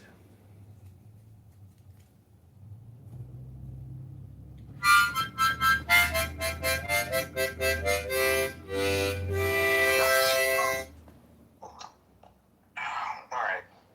Time for you to go out. Be aware of what you take with you when you leave. Time for you to go out. Transition, leaving behind, moving on, Michael. Alright. Hopefully you're ready to go out. You're stuck, Michael. You've got emotional baggage and unresolved issues. Alright, you ready to go out? How can you take action to realize your dreams, Michael? Alright, let's go troll another room. I'm gonna go somewhere else. I'm sorry. You can't just be giving me a job. Take action on your ideas. Willpower, Michael! Thank you for the inspiration, John. Willpower. Stay safe tonight, alright? Be safe. No more nigger-naggers. Stay safe. This black chick in the bar once came up to me. She was like, hello? You know what I'm saying? So that's what I mean. That's why I say the times and the generation is different now, and it's our responsibility to, like, try to somewhat make this shit safer for our children, because we ain't gonna be able to protect them from everything. But I think it's for us who are real parents, I think it's our responsibility to try to protect our children from some of this shit. That's all we can do, and that's all I'm speaking to. But as long as we have this get money as the answer for, like, even when we say, hey, instead of That wasn't strange at all, was it?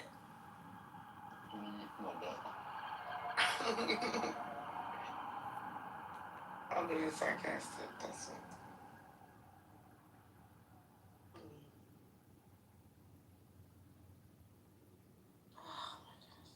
Did you remove him or he left?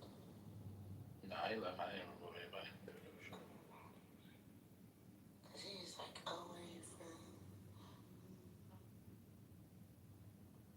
know where I'm from. Winning at all costs. சாப்பாடு இருந்தால் தான் அகப்பை ஏதோ சொல்லுவாங்களா அது மாதிரி வெளியில் வரும். அப்போது அது மீறி அவன் வந்தான்னா அந்த ரிஸ்க் அவன் எடுக்கிறான். டென்ஷனில் கத்திக்கிட்டே இருக்கிறான். ஃபாரமில் எழுதுறான், ரோட்டில் போய் ப்ரொட்டஸ்ட் பண்ணுறான், வாழ விடலை ஊங்குறான். அப்போது இந்த வேப்பு என்ன சொல்கிறாருன்னா, ஏன் இப்படி கஷ்டப்படுறீங்க, வந்துருங்க யாருன்னு சொல்கிறாரு. நல்ல advice. A document and put it in the chat and generate whatever I want. I do summaries of books, entire books. I do this all the time, right? So the point is not this, right? I'm not saying here, thank you for your charity. Thank you. It's really good information. What I'm saying is this: you come and you try to disprove something here. You try to prove a point, actually, right? Now, in order for you to do this, you're going to list whatever arguments you have. If I hear even just one argument out of the 12 things you've listed that does not make sense. I'm not talking just like, it looks kind of like it is full on my fucking ideology tattooed on his chest.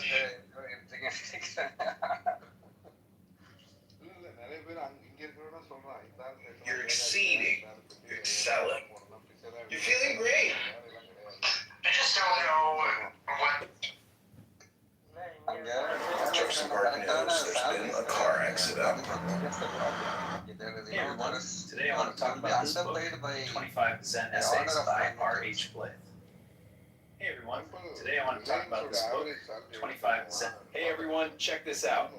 It's 25 Zen Essays by R.H. Blyth. This book on John Locke is crucial. It explains the ideas of life, liberty, and property.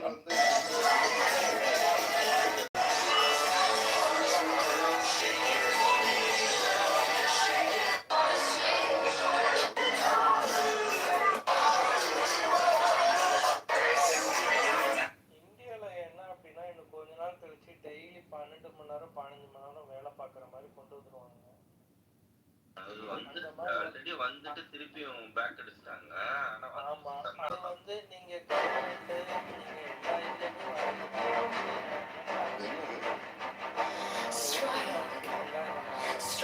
இதுலயுமே அதிகரிக்கிறதுக்கு வாய்ப்பு இருக்கு. ஏன்னா நீங்க அப்பதான் compete பண்ண முடியும். கொடுக்குற அளவுக்கு இருக்காது. ஸோ அந்த மாதிரி எனக்கு தெரிஞ்சு I had that one viewer, and that viewer named Here's why you should. பண்றது இந்த மாதிரி நிறைய விஷயம் வந்து இந்தியால கிடையாது. இப்பவும் இருக்குங்க 12 hours ஒர்க் இருக்கு. ஆனா 8 hours தான் must. 4 hours Winning at all costs, betrayal, selfishness. 4 hours வந்து ஓவர் ஒர்க் மாதிரி கொடுத்து Michael, you're suffering from lingering resentment. You must have the desire to forgive. Michael, what are you running away from? And what are you leaving behind?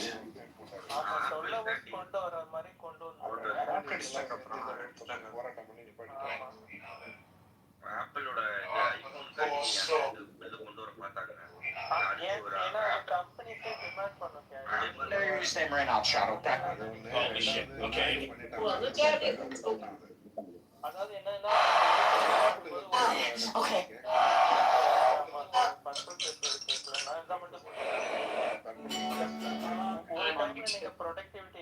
But nevertheless, get your definite. அதே productivity வரல. நீங்க அதனால companies வந்து extra time work பண்ணி நீங்க முதல்ல எவ்வளவு productivity கொடுத்தீங்களோ அதை விட இன்க்ரீஸ் பண்ணி கொடுக்கணும் அந்த மாதிரி கேட்குறாங்க. இல்லைன்னா அட்லீஸ்ட் ஒரு மேட்சிங்க்கு பண்ற அளவுக்கு இருந்தாதான் கம்பெனி வந்து உங்களுக்கு வந்து இந்தியாவில் இன்வெஸ்ட் பண்ற மாதிரி கொண்டு வராங்க. வீட்டுல வந்து ஏங்க சாப்பிட்டேன் இப்போ வீட்டுல வந்து காதலி ஒய்ஃப் எல்லாம் அவங்க ப்ரொடக்டிவிட்டி கேட்டாங்கன்னா இப்போ 2 ப்ரொடக்டிவிட்டி இடிக்குமே. இப்போ என்ன பண்றது? Yo,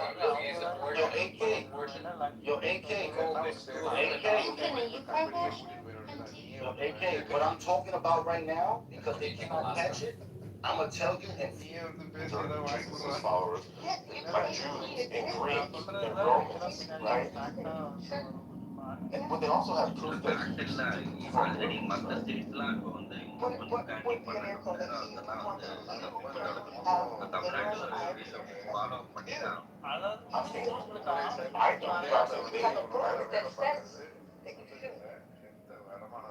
No, there's a book that says there's eyewitness testimony. Okay, and I could write a book right now that says I have eyewitness testimony. Right breathing in my backyard. Well, no, but we have somebody investigate that testimony. Sounds interesting. Oh my God, you have no idea. They're feisty. I could go on forever about them right now. நேற்று நான் போன red taxi ரெண்டல்ல நான் அந்த பையன்கிட்ட பேசினேன். Red taxi 24 hours அவன் work பண்ணிட்டு தான் இருக்கான். என்ன எப்படா தூங்குன்னு கேட்டா இந்த மாதிரி இடத்துல ஏற்பட்டான் By definition, obviously. ரெட் டாக்ஸியே நிறுவனமே வச்சிருக்கு. அவன் வந்து எப்பவுமே ஆண்டதான் எப்ப இந்த ரெண்டல்ல வந்து இப்ப நீங்க போயிட்டு வரது எப்படி 1 hour அது அந்த இடத்துல இப்பெல்லாம் கேப் கிடைக்குதோ ஸோ இந்த மாதிரி தான் உழைக்கிறவங்க இருக்காங்க. சென்னையெல்லாம் So you have no evidence of that, right?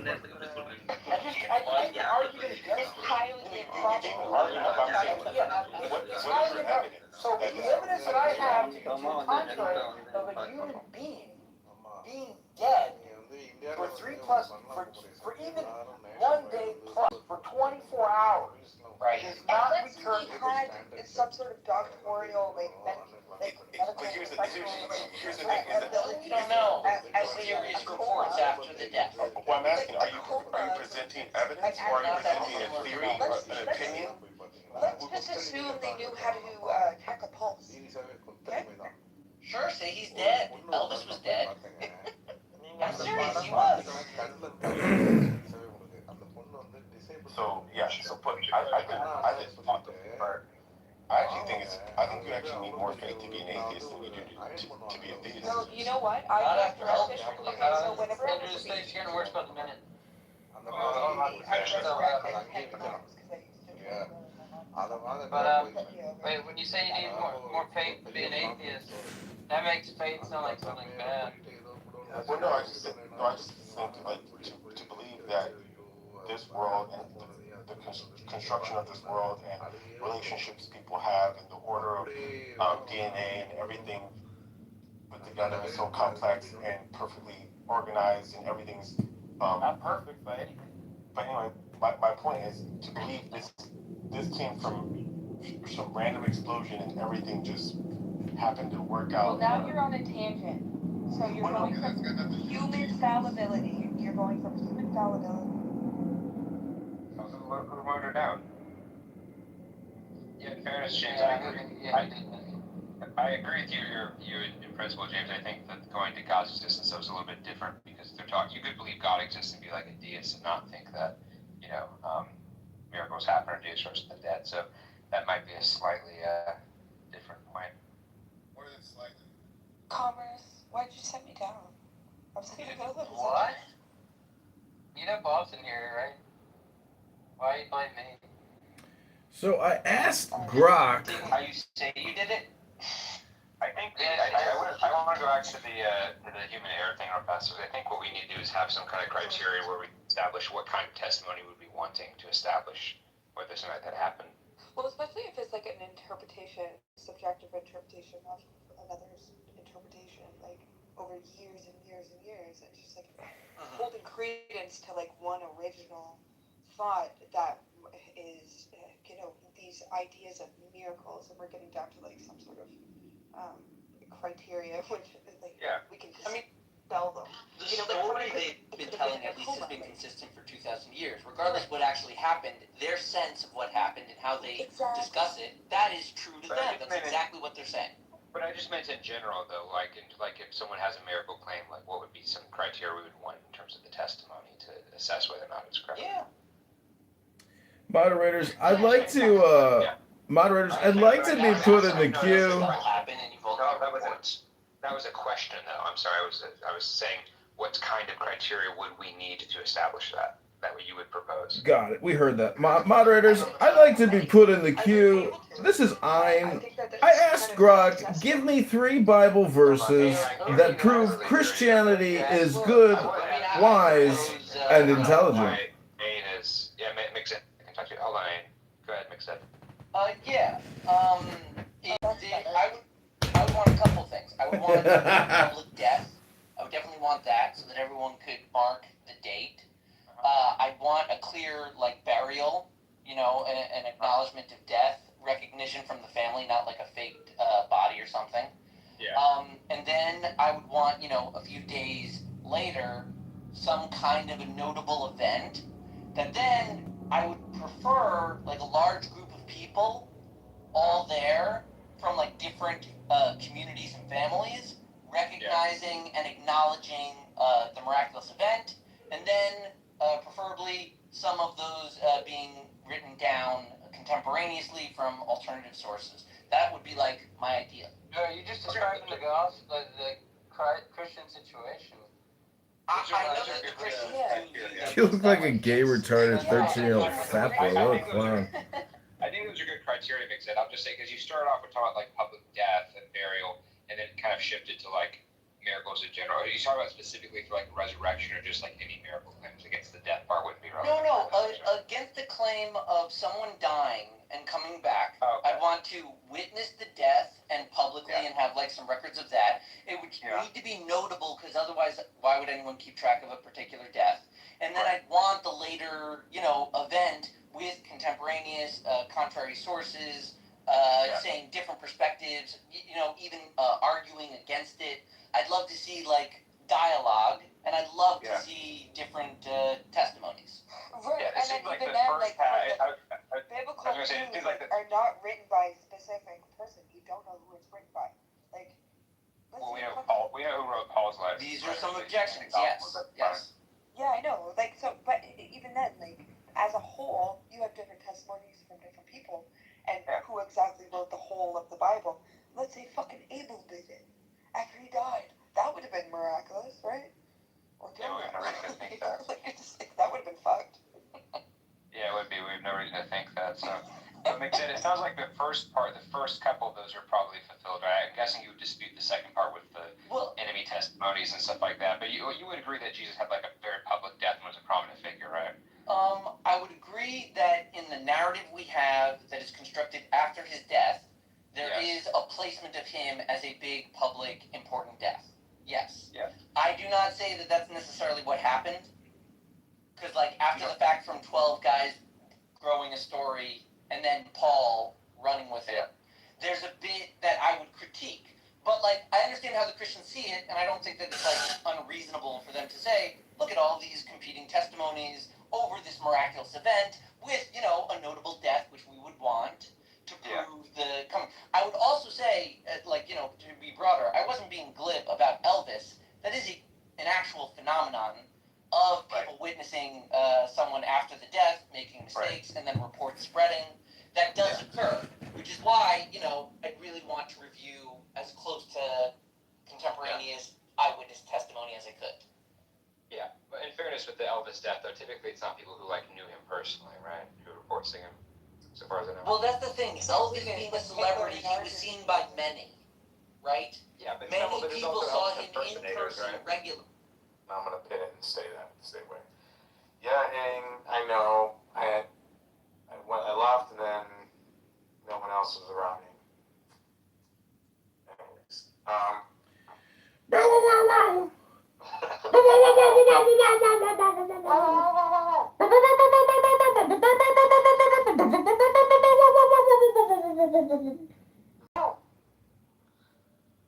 Ellie, Ellie, are you doing squats to work on that tuchus? I do Pilates and hot yoga and Krav Maga. But you don't do any squats? Why are you saying that my ass is saggy and I gotta do squats? Well, they say that no other exercise produces more of like a physiological response in the human body. Like squats are like the most genetically I'm really happy with my ass. I mean, I do squats as part of my exercise, but I don't really understand your comment. Oh, well, you got a picture of your flat ass on your PTR, so I just thought I'd bring it up. Don't do that. I got a fucking shelf. Woo! Baby got a shelf! Baby got a shelf! Baby got a shelf! Baby got a shelf! Baby got a shelf! Baby got a shelf! Ellie. Baby got a shelf! It's rage baiting. I know. Baby got a shelf! Well, let me ask you this, Allie. What is holding you back from taking action?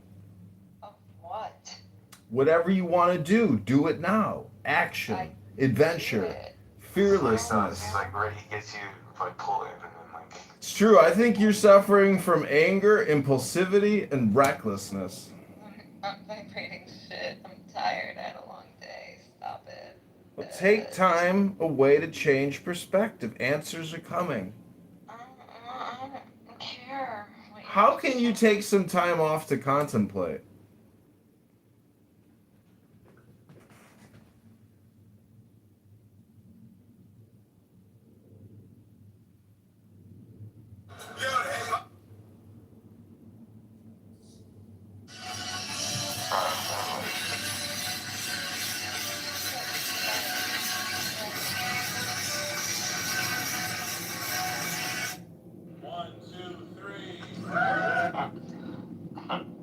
These photos are funny at the end of the learning. I found out 12% is Jewish and Israel's not. And him with wearing a big fucking star, dude. That's funny as shit. This book. Wow.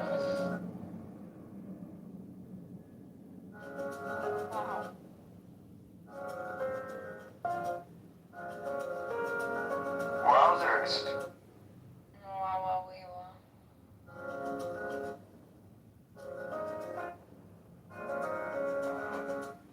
America This sucks. book on John Fuck Locke is America. I just want to dedicate this next song to my friend Bow Wow, aka Michael Bronstein.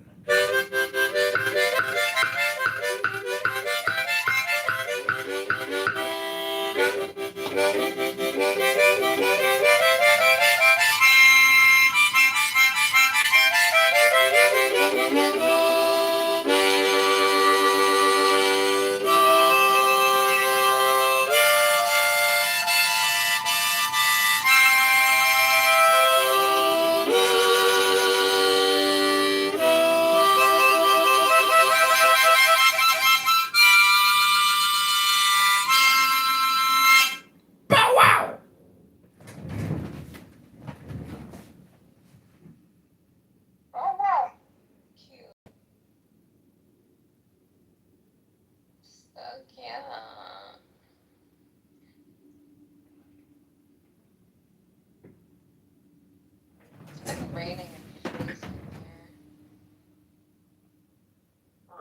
It doesn't even feel like Memorial Day weekend. I wore like a heavy leather jacket last night when I went out because it was cold. It was like 49 degrees and raining.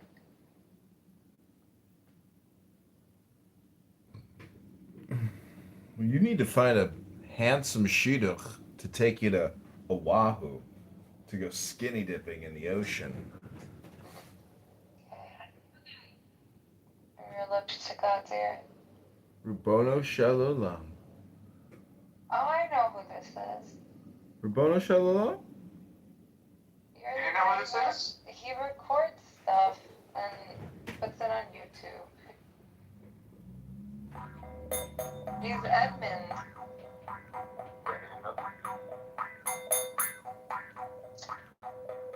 Do whatever you want to do. You know, whatever you want to do it now. Action, adventure, fearlessness.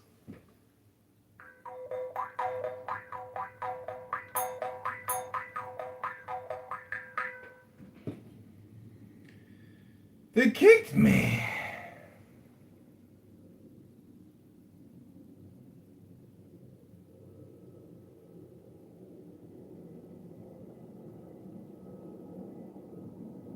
We need to know that, like I'm saying, you could be reasonable, make it say nine dentists recommend this. Although I don't know 100% certainty, it could be some conspiracy, but I think that generally gives me good grounds to believe that the two speak.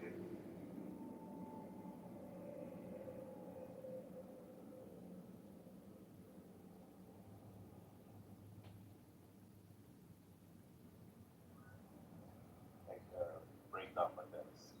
That's what I'm seeing about Romans. That's okay. Hello, moderators. I would like to answer the topic in the title of the room. All right, go ahead. Well, I don't know what Arminianism is. Can someone explain to me the concept of Arminianism? I don't want to Google it. I don't want to Google it because I'm lazy. So what part do you want to answer? Free will or Arminianism? The delusion of free will. Okay. Well, before we go further into that, are you a Christian? Yes. Okay. So Arminianism, sorry for interjecting, is we've got two positions in Christianity, and they are not salvific issues per se. So the Armenians believe that faith precedes regeneration. So regeneration being born again. So they believe that you have faith first, and then you're born again. Calvinists, the opposing view, believes that you have regeneration, as in you're born again by God, and then you have faith. And then the reason why I believe Greg set up, well, I agree with him. The delusion of free will is that most of the times Armenians will argue that they have free will, which usually they don't define the best way, but usually what they are arguing is that they are claiming they have freedom of choice, and their freedom of choice is what it was the condition of them exercising when they freedom of choice led them to exercise their faith, which was the condition by which God regenerated them. So that would be the argument. Then we Calvinists will oppose that position. So that's just an overview of what the hopefully that helps out. Okay, so I asked Grok, give me 3 Bible verses that prove Christianity is good, wise, and intelligent. The first response is Proverbs 1:7, fear of the Lord is the beginning of knowledge, but fools despise wisdom and instruction. Oh, they kicked me! Aww. I guess they must have been Arminians. After all!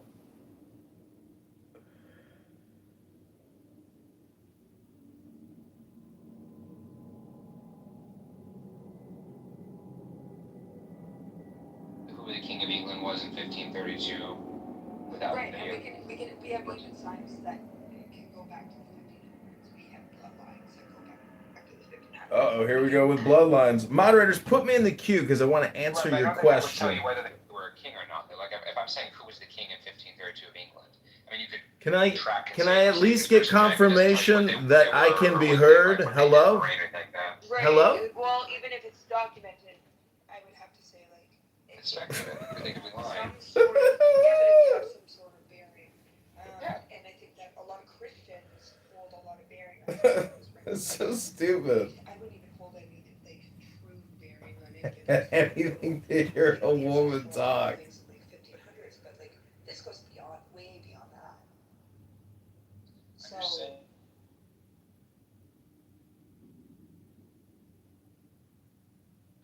I mean, I'm a teacher, so I teach, and then I'm also running a business. Yeah. Yeah.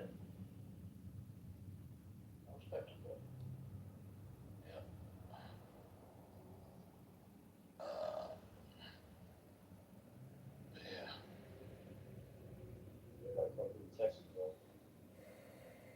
I mean, let's see. Last time I was out in Texas, I was in Houston. Oh yeah. Yeah. What kind of business do you run, Black? What? What kind of business do you run? A black-owned business. Oh, creating clubhouse rooms about delusions? Woo! That was a low blow roast right there. I don't even want to look. Did I get kicked? I bet I got kicked. I didn't get kicked yet. Oh my God. What just happened? Oh my God. One of my fans just showed up.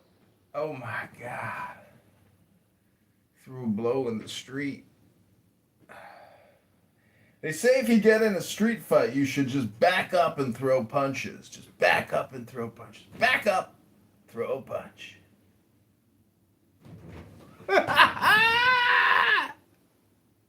Marshall, how are you? I'm Black. What's your name? Black Muse? Mm-hmm. What up?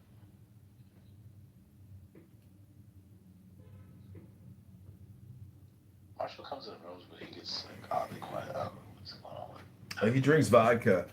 He gets shit-faced. His No Adderall and his vodka together put him to sleep. vodka. He smokes Kush now. Oh, he's on the Kush. And so Marshall is on that Kush. And he's smoking up. I assume.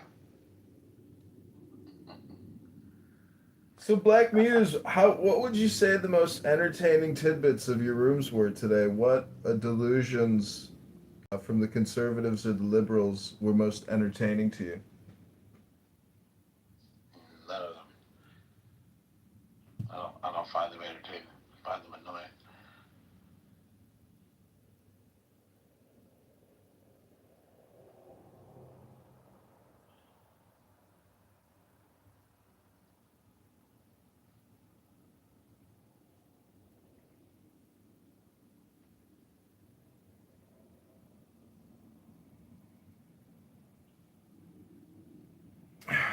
Well, what's holding you back from taking action, Black? Taking action for what? I don't know, whatever you want to do, doing it now.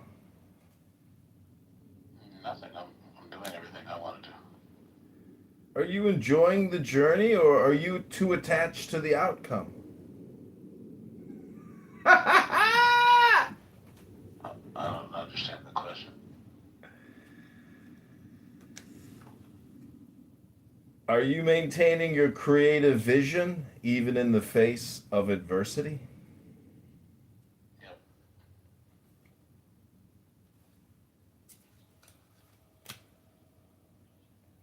How can you take action to realize your dreams? How? I just do. I just execute the plans that I have. Are you afraid to leave your comfort zone? What inspires you and excites you? Lots of things. How can you celebrate with your community? Celebrate what? How can you resolve the conflict so you can achieve your goal? Resolve what conflict? Do you seek recognition from others?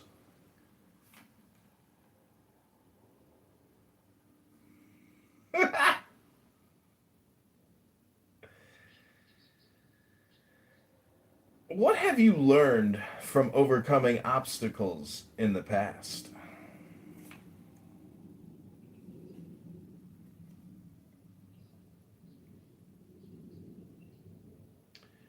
How can you take action today?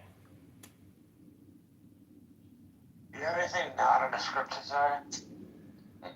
What helps you to be more persistent and move ahead? Yeah, if I want a business talk, I'll go on YouTube. But come on, Nick, be original.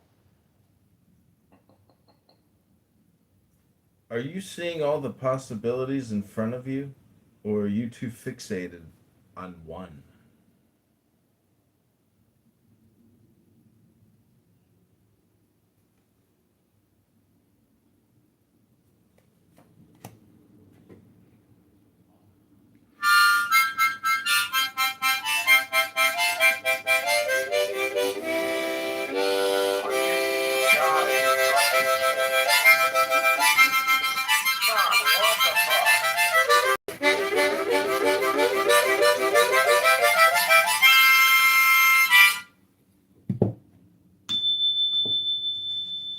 You know what this room needs, Black?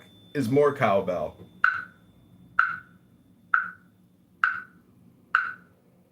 It needs you not to be a weirdo. Hello? This is all original content, Marshall.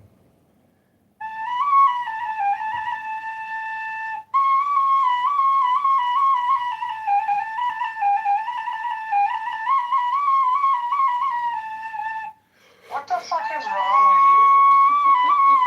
Did like somebody drop you on your head as a kid? This is just weird shit, dude.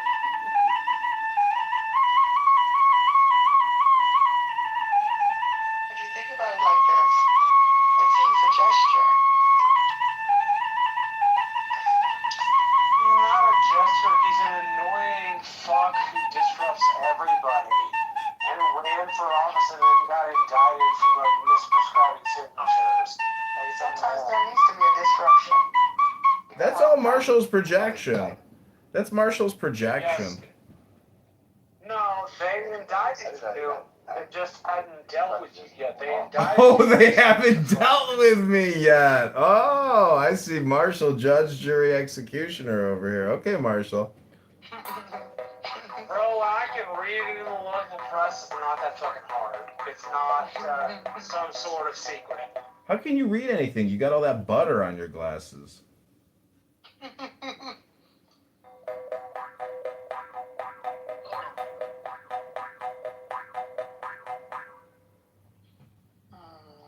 They haven't dealt with you yet.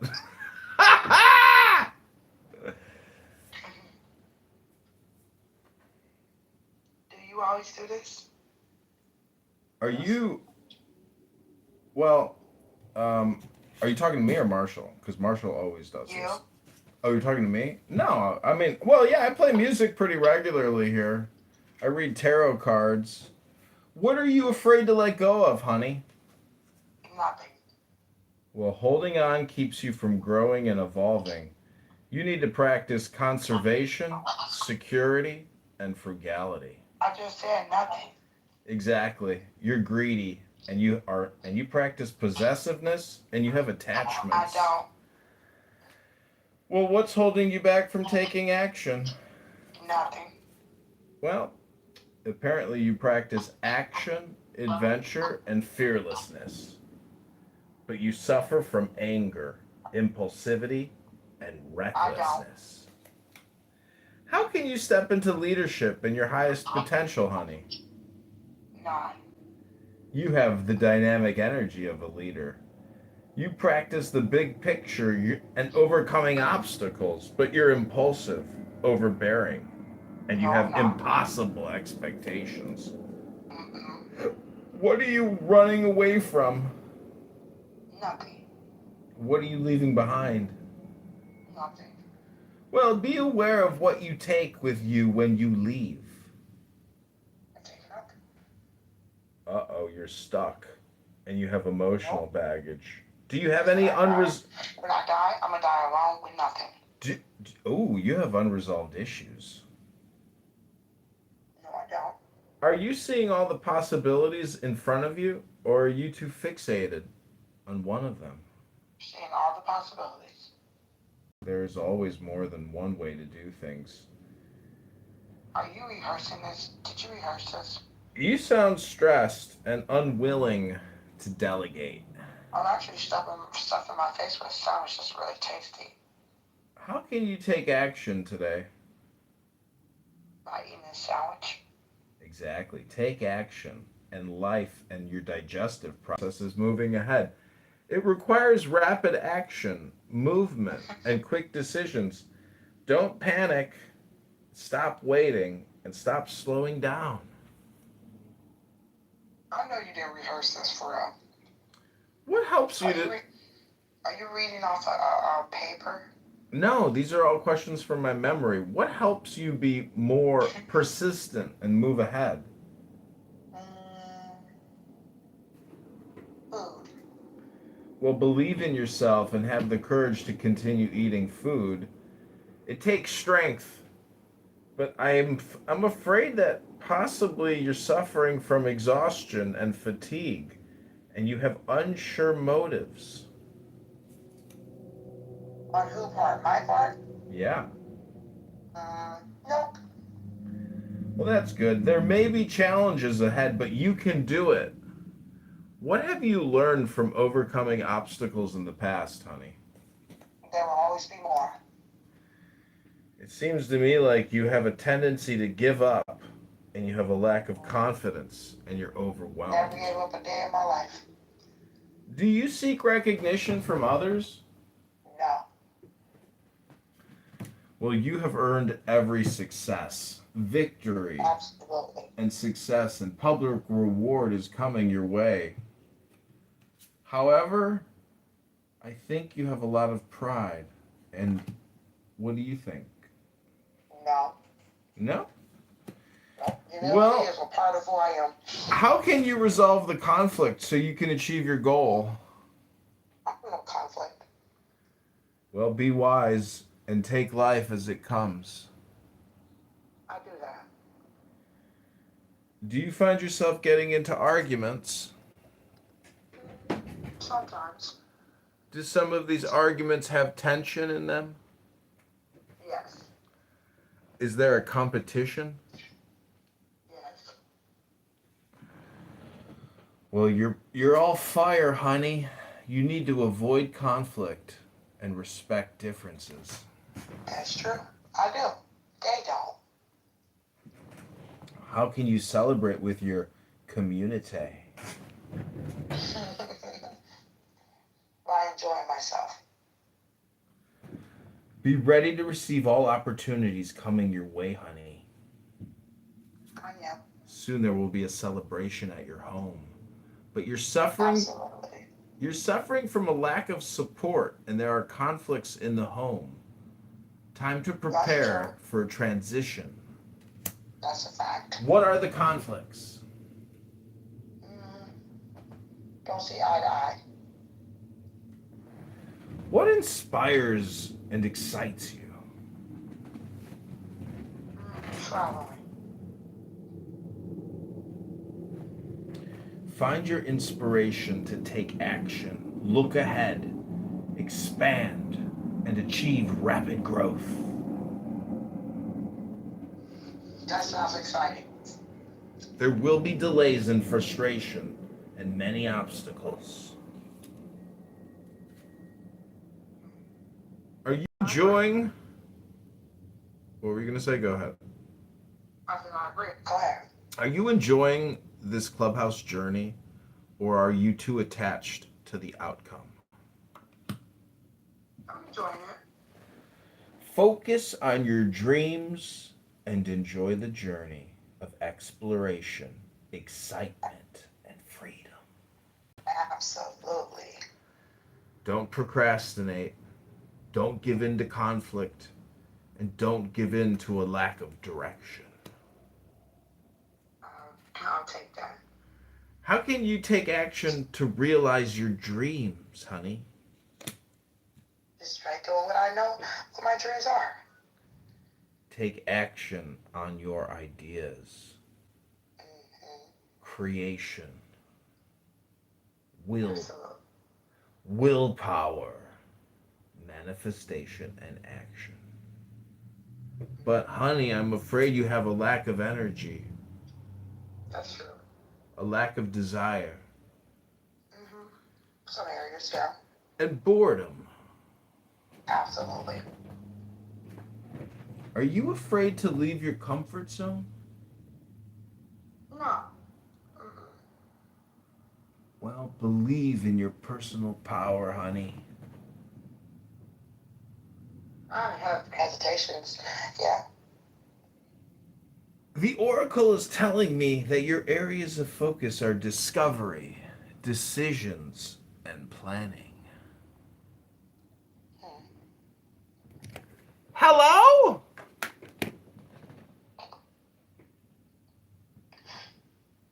That's funny.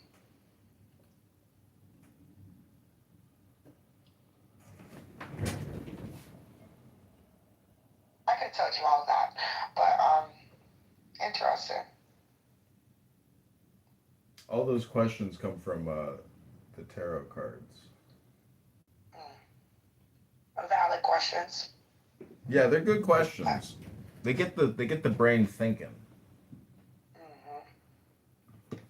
Yeah, I read people without doing that, but I help people discover themselves. God-given ability.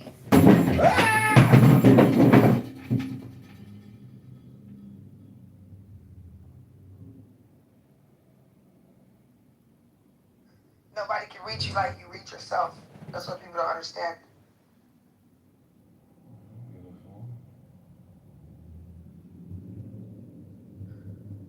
Self-discovery is something that people can do on their own.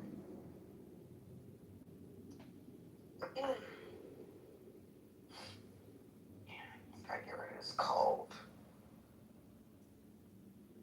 I feel terrible. Terrible. I don't say that. I don't feel terrible. I just feel stuffy. I had a stuffy house.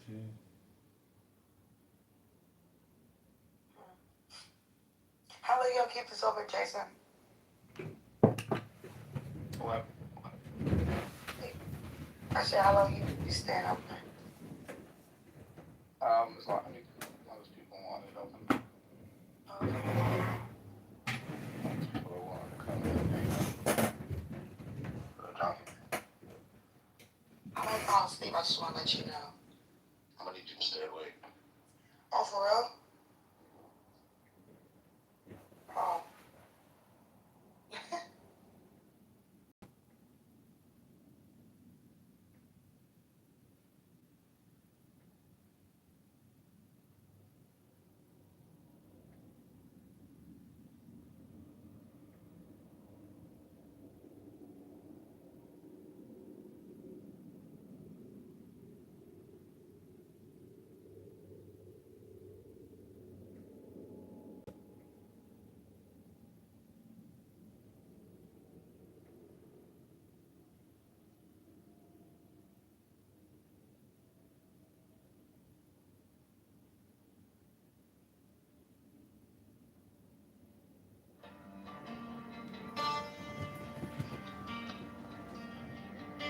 Now ye shall know that the chosen priest, the ox of infinite space,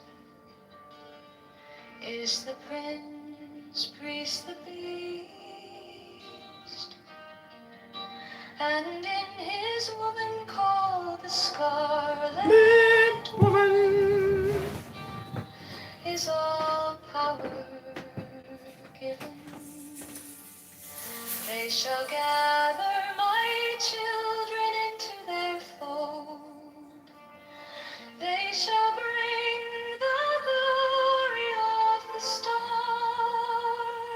into the hearts of men.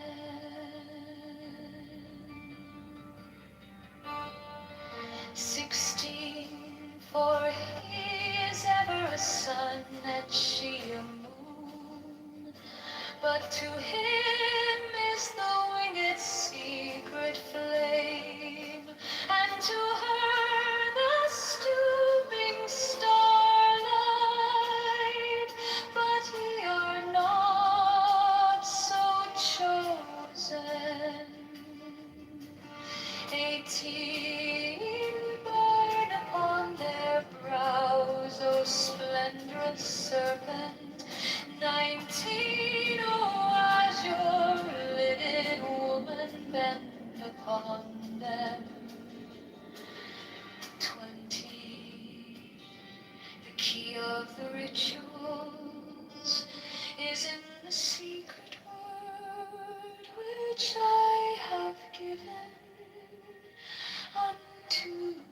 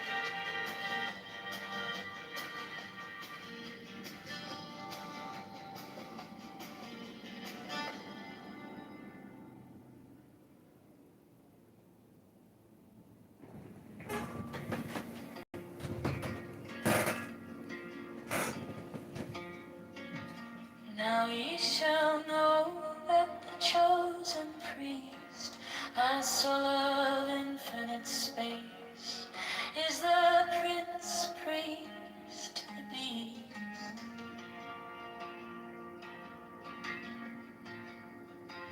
And in his woman, called the Scarlet Woman, is all power given. They shall gather my children into their fold. They shall bring the glory of the stars into the hearts of men.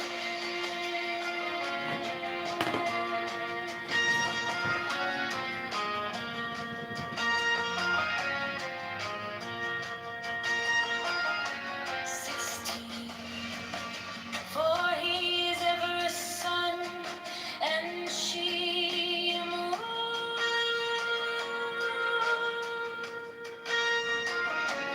But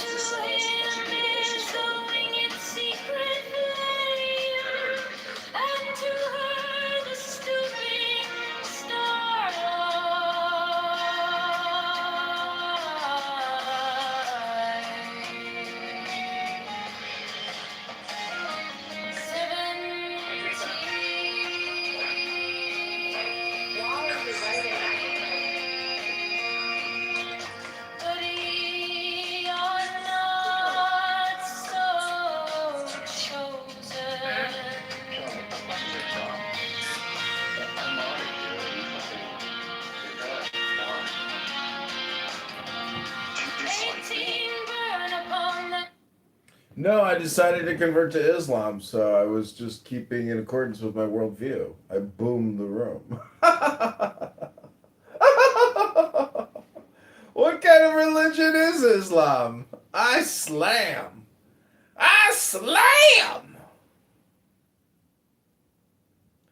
I would point out that Adamiel didn't address one of your issues. I think eventually he got Grok to give him, contrarian responses to what you were saying, but I just think it's kind of ridiculous that people are so lazy they can't actually take notes or engage with what you're saying. It's very disingenuous, inauthentic, and a waste of time.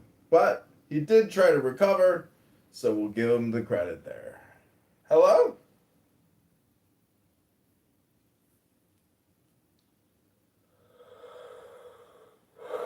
Hello? All right, well, ladies and gentlemen, I'm going to go out and continue meeting hot 19 and 20-year-olds and 21-year-olds and 22-year-olds and 23-year-olds and 24-year-olds and 25-year-olds and 26-year-olds and 27-year-olds and 28-year-olds and 29-year-olds. Ribono Shalom. Have a good night. Try not to be redundant. Don't repeat yourself. And, just remember, take action on your ideas. CM, how can you take action to realize your dreams?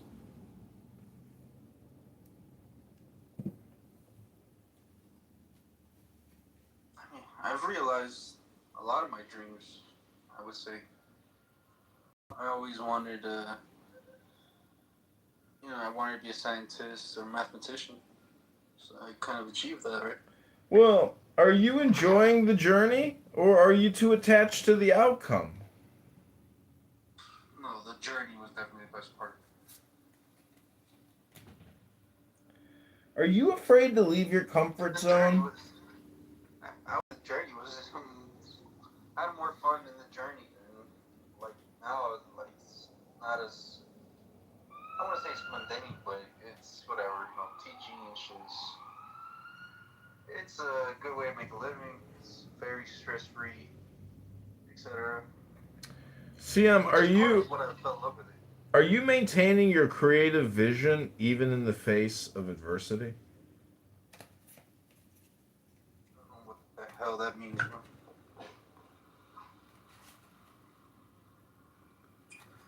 What about you, John? Have you achieved your dreams, or you need like 40 more phones?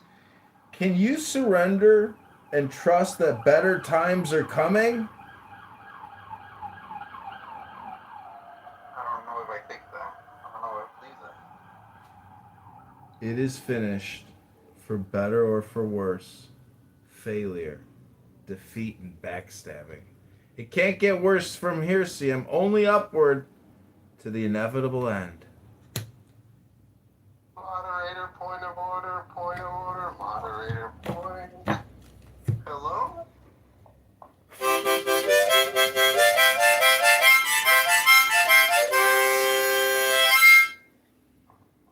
Point of order, moderator, point of order.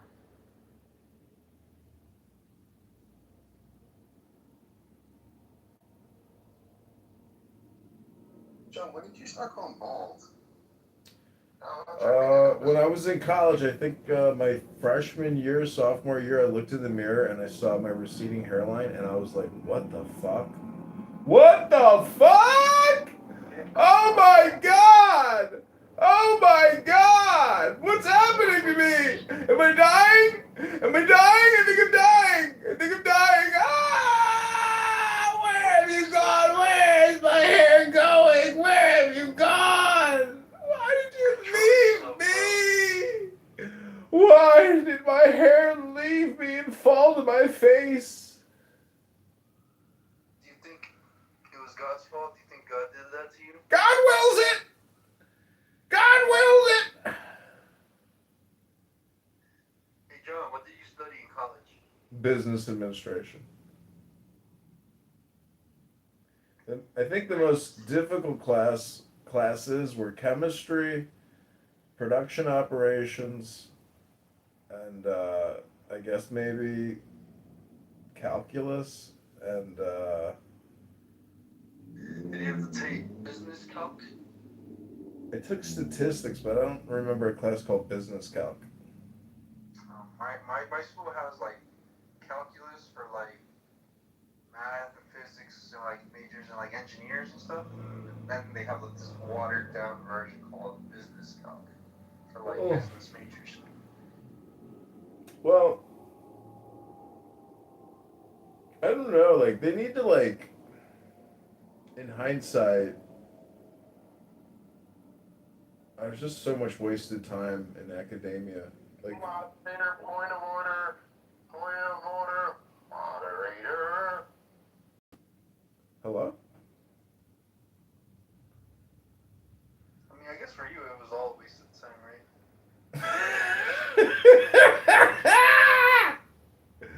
No, see that's where you're missing I guess my worldview from your worldviews. I really don't I think there's not a speck of dust out of place in the whole universe. And so my experience and my happening is all just, it's not like it hasn't been traumatic or,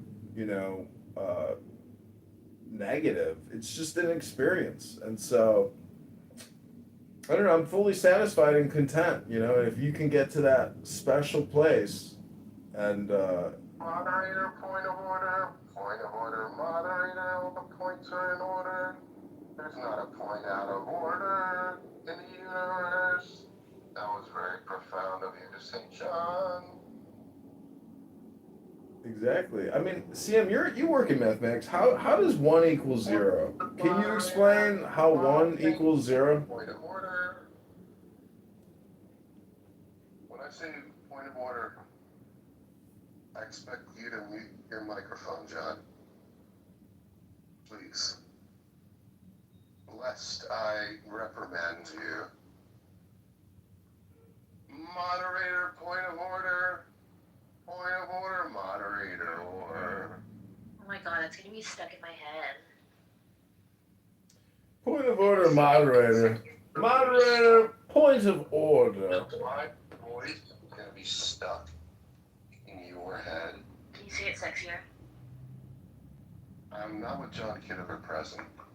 Can we get Zabu to say it? Zabu, let's hear you say it. My voice is nothing compared to that of the golden throat of John Kitover. Daniel. And I call him John Kitover.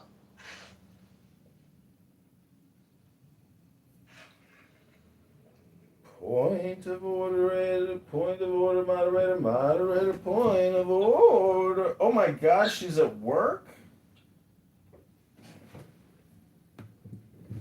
Did somebody kick him out? I think he moved himself down. He does that when he was asleep, I think. Yeah, Levi wants to continue recording while he's sleeping. Also, there was somebody in the audience named Anus. Did you guys catch that? Yeah. Come on.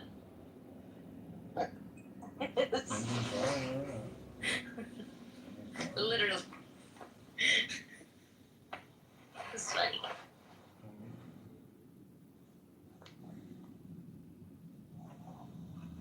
I think you have a more sexier voice, Danielle, than John. Well, the ladies disagree. The ladies disagree?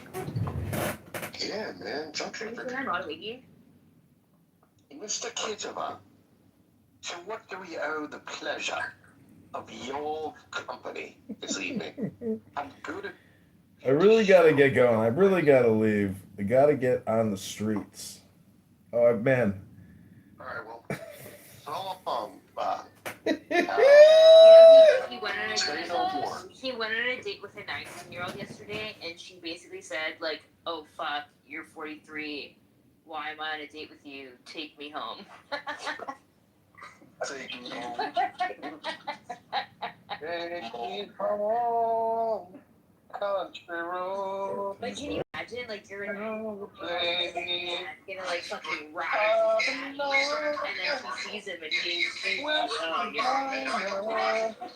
have an update to that wonderful lesbian e-bike confrontation from last month. A second man seen in the video has now been arrested. Now you may remember the clip, a 13-year-old surrounded by adults inside the gated Lotus community just screaming for his phone back. And now 3-year-old Brooks, who's seen there wearing a black shirt and sunglasses, is facing the same felony robbery by sudden snatching charge as Mitchell Schumann. Now investigators say video shows Brooks taking the child's phone and walking out into the street, even holding it out as it appears to be ringing, and the kid is continuously asking for his phone back. Now, under Florida law, prosecutors say the victim only has to be aware that his property has been taken for it to become a felony robbery.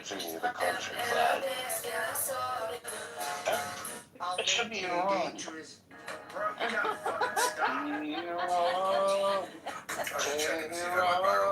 Take me home to a place I belong. The idea of at least having something. With my nose job, check this take me out. home. It's 25 Zen essays by R.H. Blythe. Really, this book on John Locke is crucial. It explains. What is? Oh fuck! Oh my god! I almost passed out. What do you nose job? You got a nose job? Number one country for rhinoplasty. She didn't get a nose job. I love how you know the proper name of it though. That's a little. That is being Persian. I know every like plastic surgery. That's Persian culture for sure. That is definitely Persian something that we learned plastic. as a child. That's what we learned on Sunday school. Different kinds of plastic surgeries. Hey everyone, check this out. Kitover, take me home To a place that I call home. Clubhouse world, clown house world. Take me to a place where Muslims don't exist. My Jew, my Jew. You don't want me to exist? You know, please have it's off the way. Until the Muslims have a constitutional referendum and a. No, actually, I'm dating a Muslim chick now. I'm dating a Serbian. She's hot. She's very hot.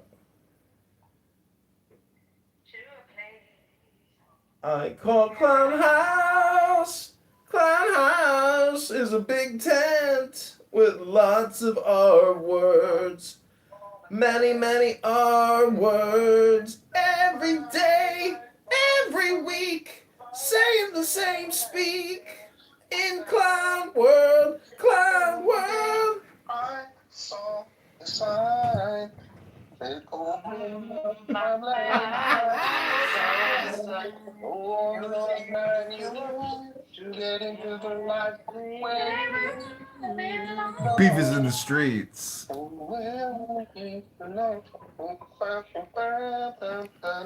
Hello?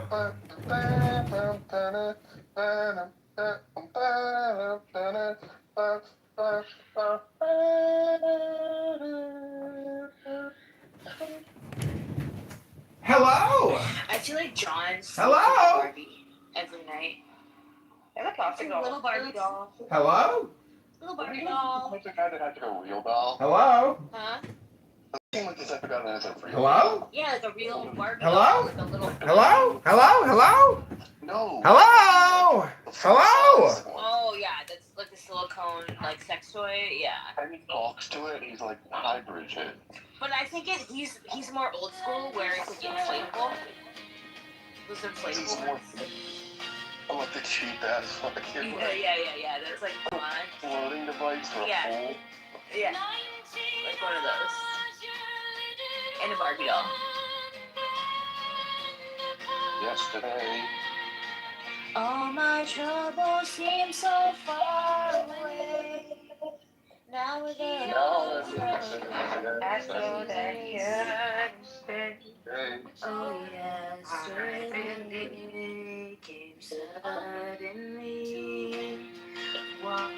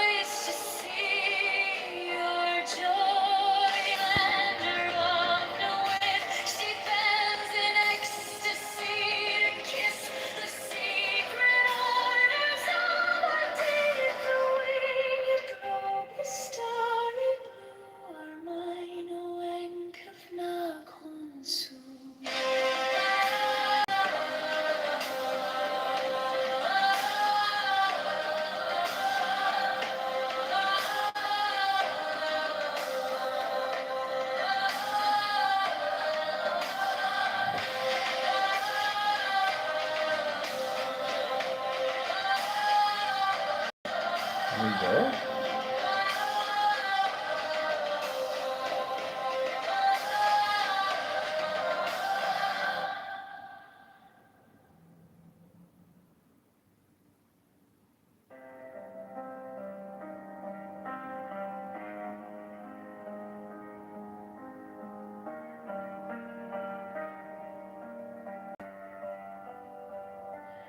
These are fools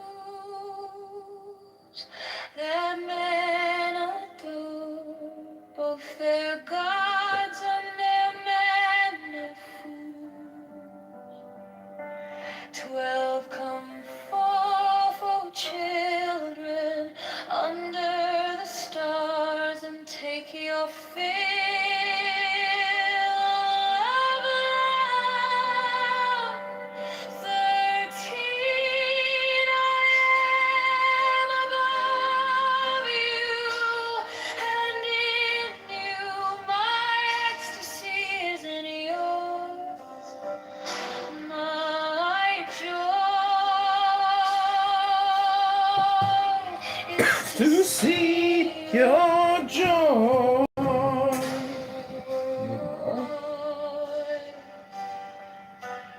14 above, the gemmed azure is the naked splendor of Lewis.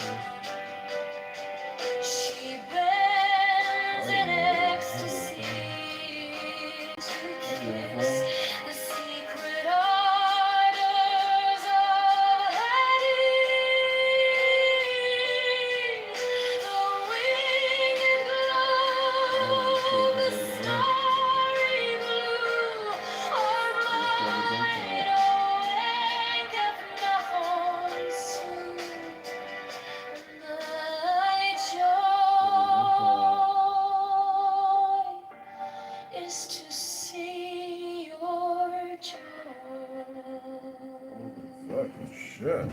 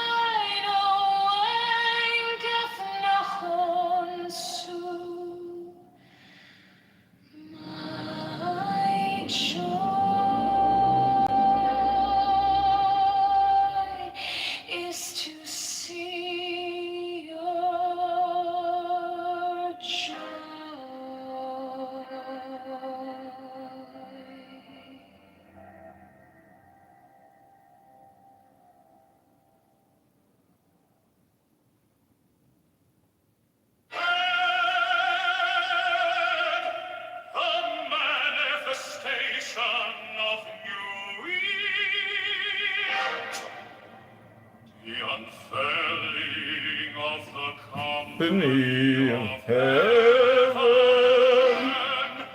Every man and every woman is a star.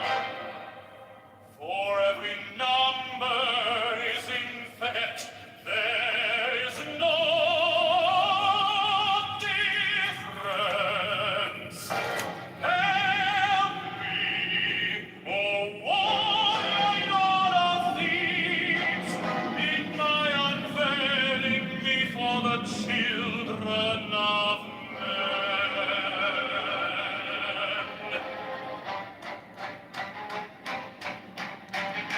6 feet all deep, my secret center, my heart and my tongue. 7, behold, it is revealed, my eyes, the minister of four-part prayer. 8, the corpse is in the tomb, not the tomb in the corpse. 9, worship then the clouds, and behold, my light shed over you.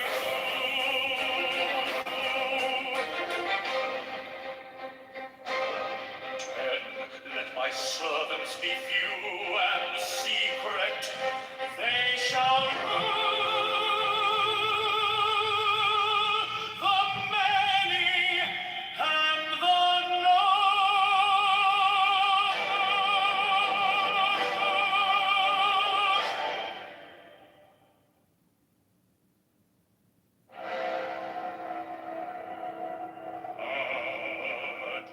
The manifestation of new breed to the unveiling of the company of heaven. Every man and every woman is a star.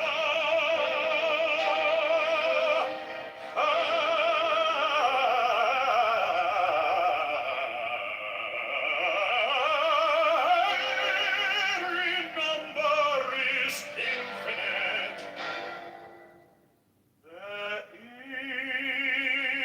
is no difference. 5, help me, O warrior lord of Thebes, in my unveiling before the children of men. King Awenit, my secret centers, my heart and my thought. 7, behold, it is revealed by I was the minister of Orpatrat. 8, the cast is in the tomb. Not the who in the cast. 9, worship, then the camps, and behold my light shed over you. 10,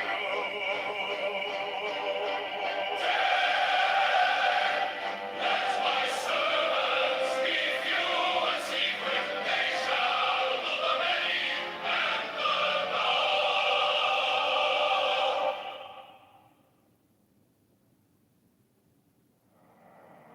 Mine is the head of the man, and my insight is keen as the hawk's.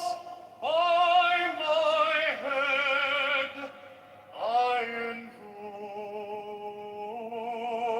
thee.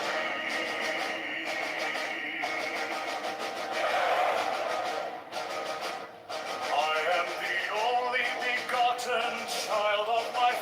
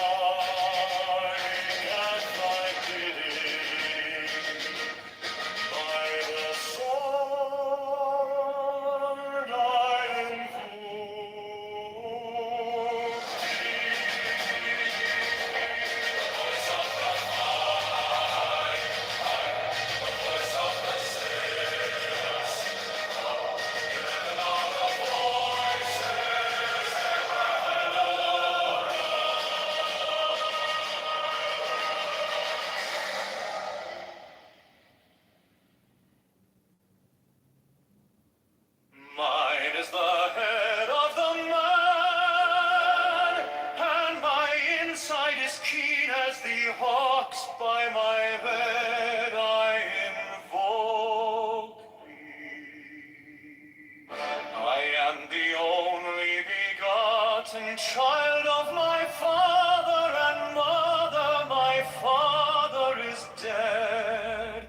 My mother bore me with labor and pain and fear. By my body I invoke thee.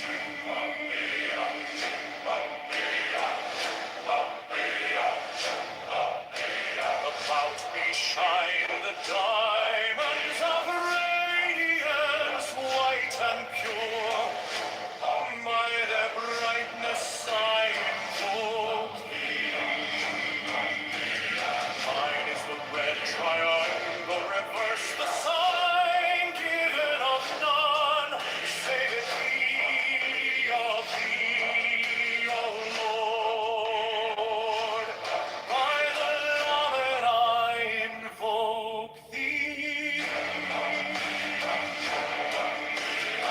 Mine is the garment of white, sewn with gold, the flashing of day that I wear. By my robe I invoke thee.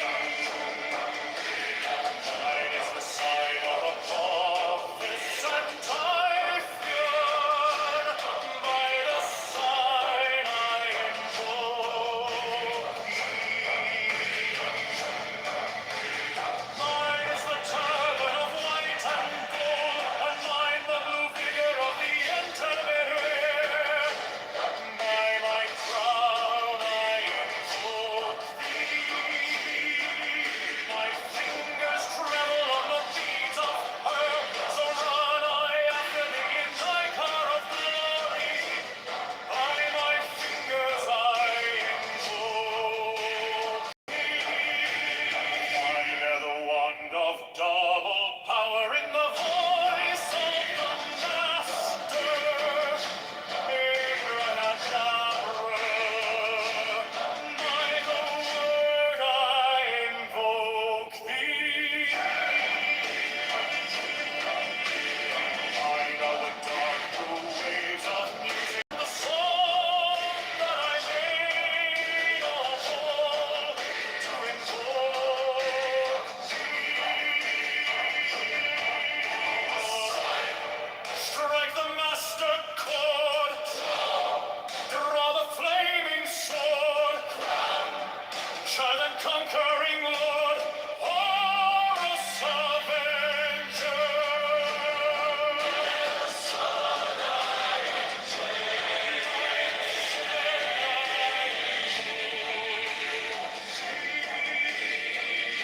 My hand is thy sword of revenge, and strike at thy cheek. By the sword I invoke thee. Voice of the five, the voice of the 6, 11 are the voices. Abracadabra.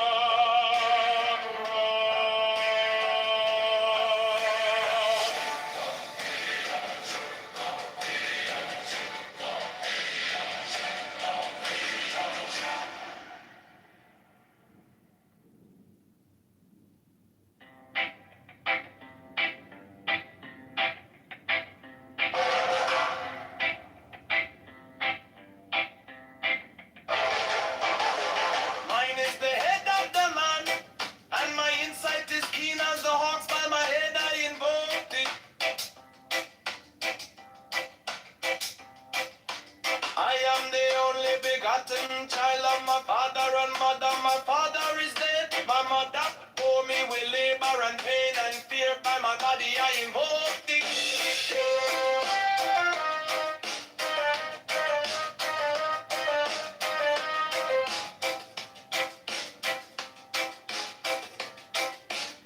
About me shine the diamonds of radiance, white and pure. By their brightness I invoke thee. Mine is the red triangle reverse, the sign given of none. Save it be of thee, O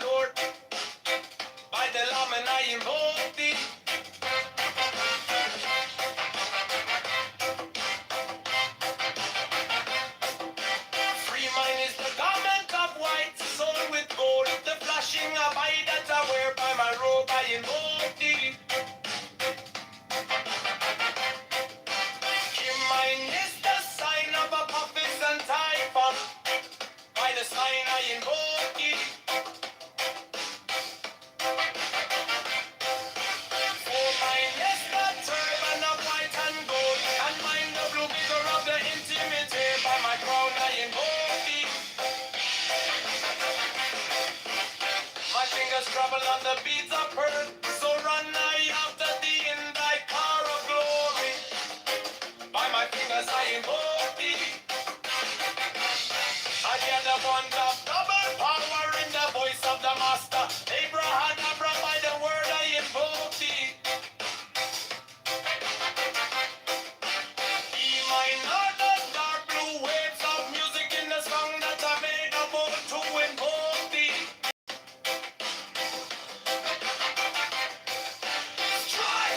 Strike the master chord. Draw the flaming sword.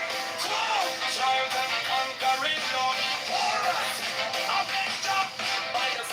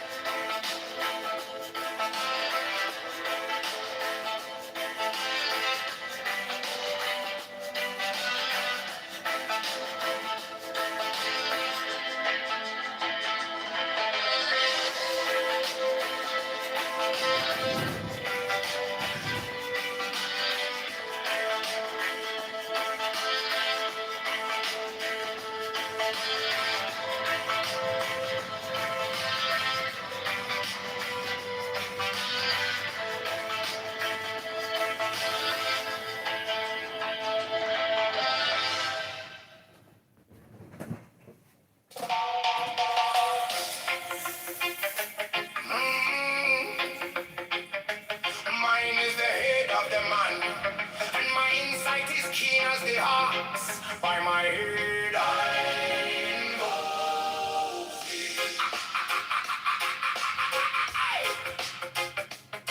I am the only begotten child of my father and mother. My father is dead. My mother bore me with labor and pain and fear by my body. I invoke thee. About me shine the diamonds of radiance, white and pure by their brightness. I invoke thee. Mine is the red triangle reverse, the sign even of none save it be of thee. Oh Lord, by the layman, I invoke thee. Mine is the garment of white, so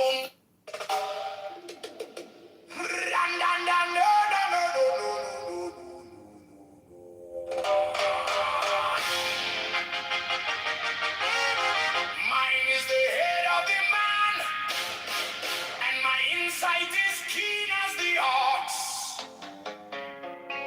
By my head, I invoke thee.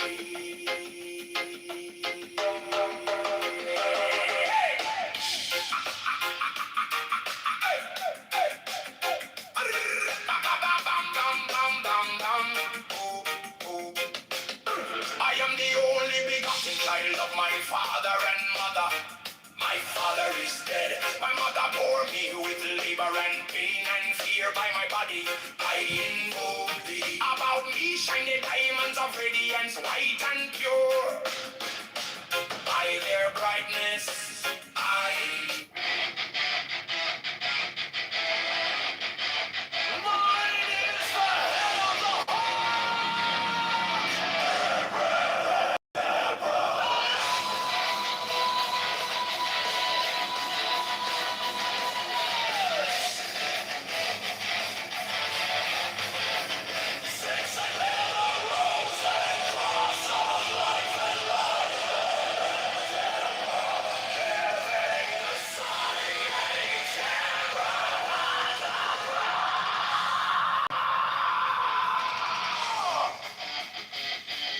remaining in the sign.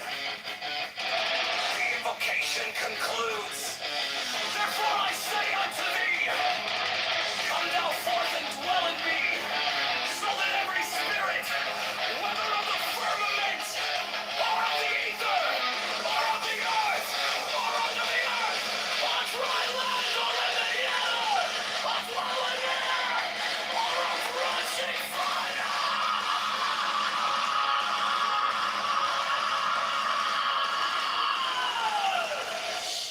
and every spell and scourge of God, the vast one might be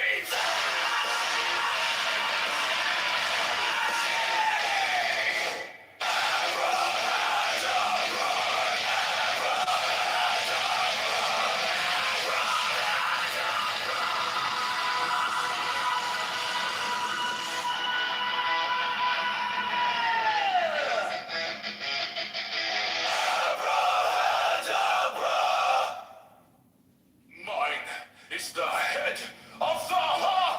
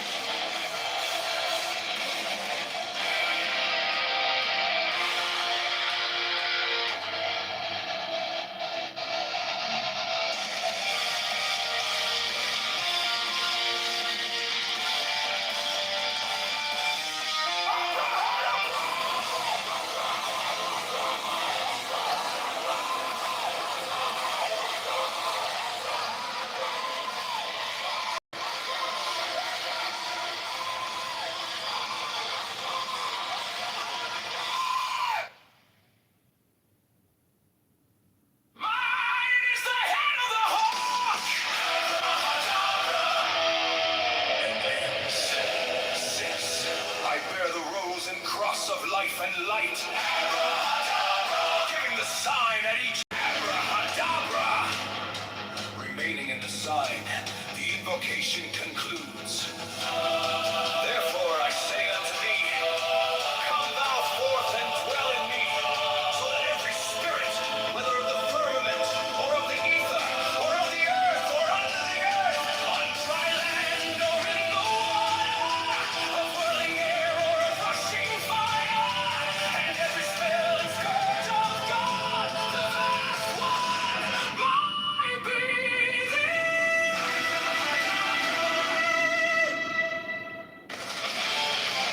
mine is the head of the hawk, abrahadabra, and ends. 6, I bear the rose and cross of life and light, abrahadabra, giving the sign at each abrahadabra. Remaining in the sign, the invocation concludes. Therefore I say unto thee, come thou forth and dwell in me, so that every spirit, whether of the firmament, or of the ether, or of the earth, or under the earth, on dry land, or in the water, of a whirling air, or of rushing fire, and every spell and scourge of God, the vast one, might be abrahadabra.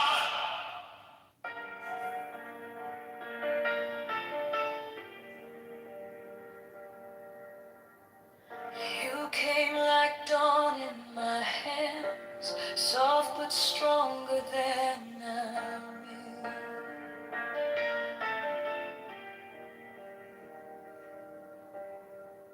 My fear turned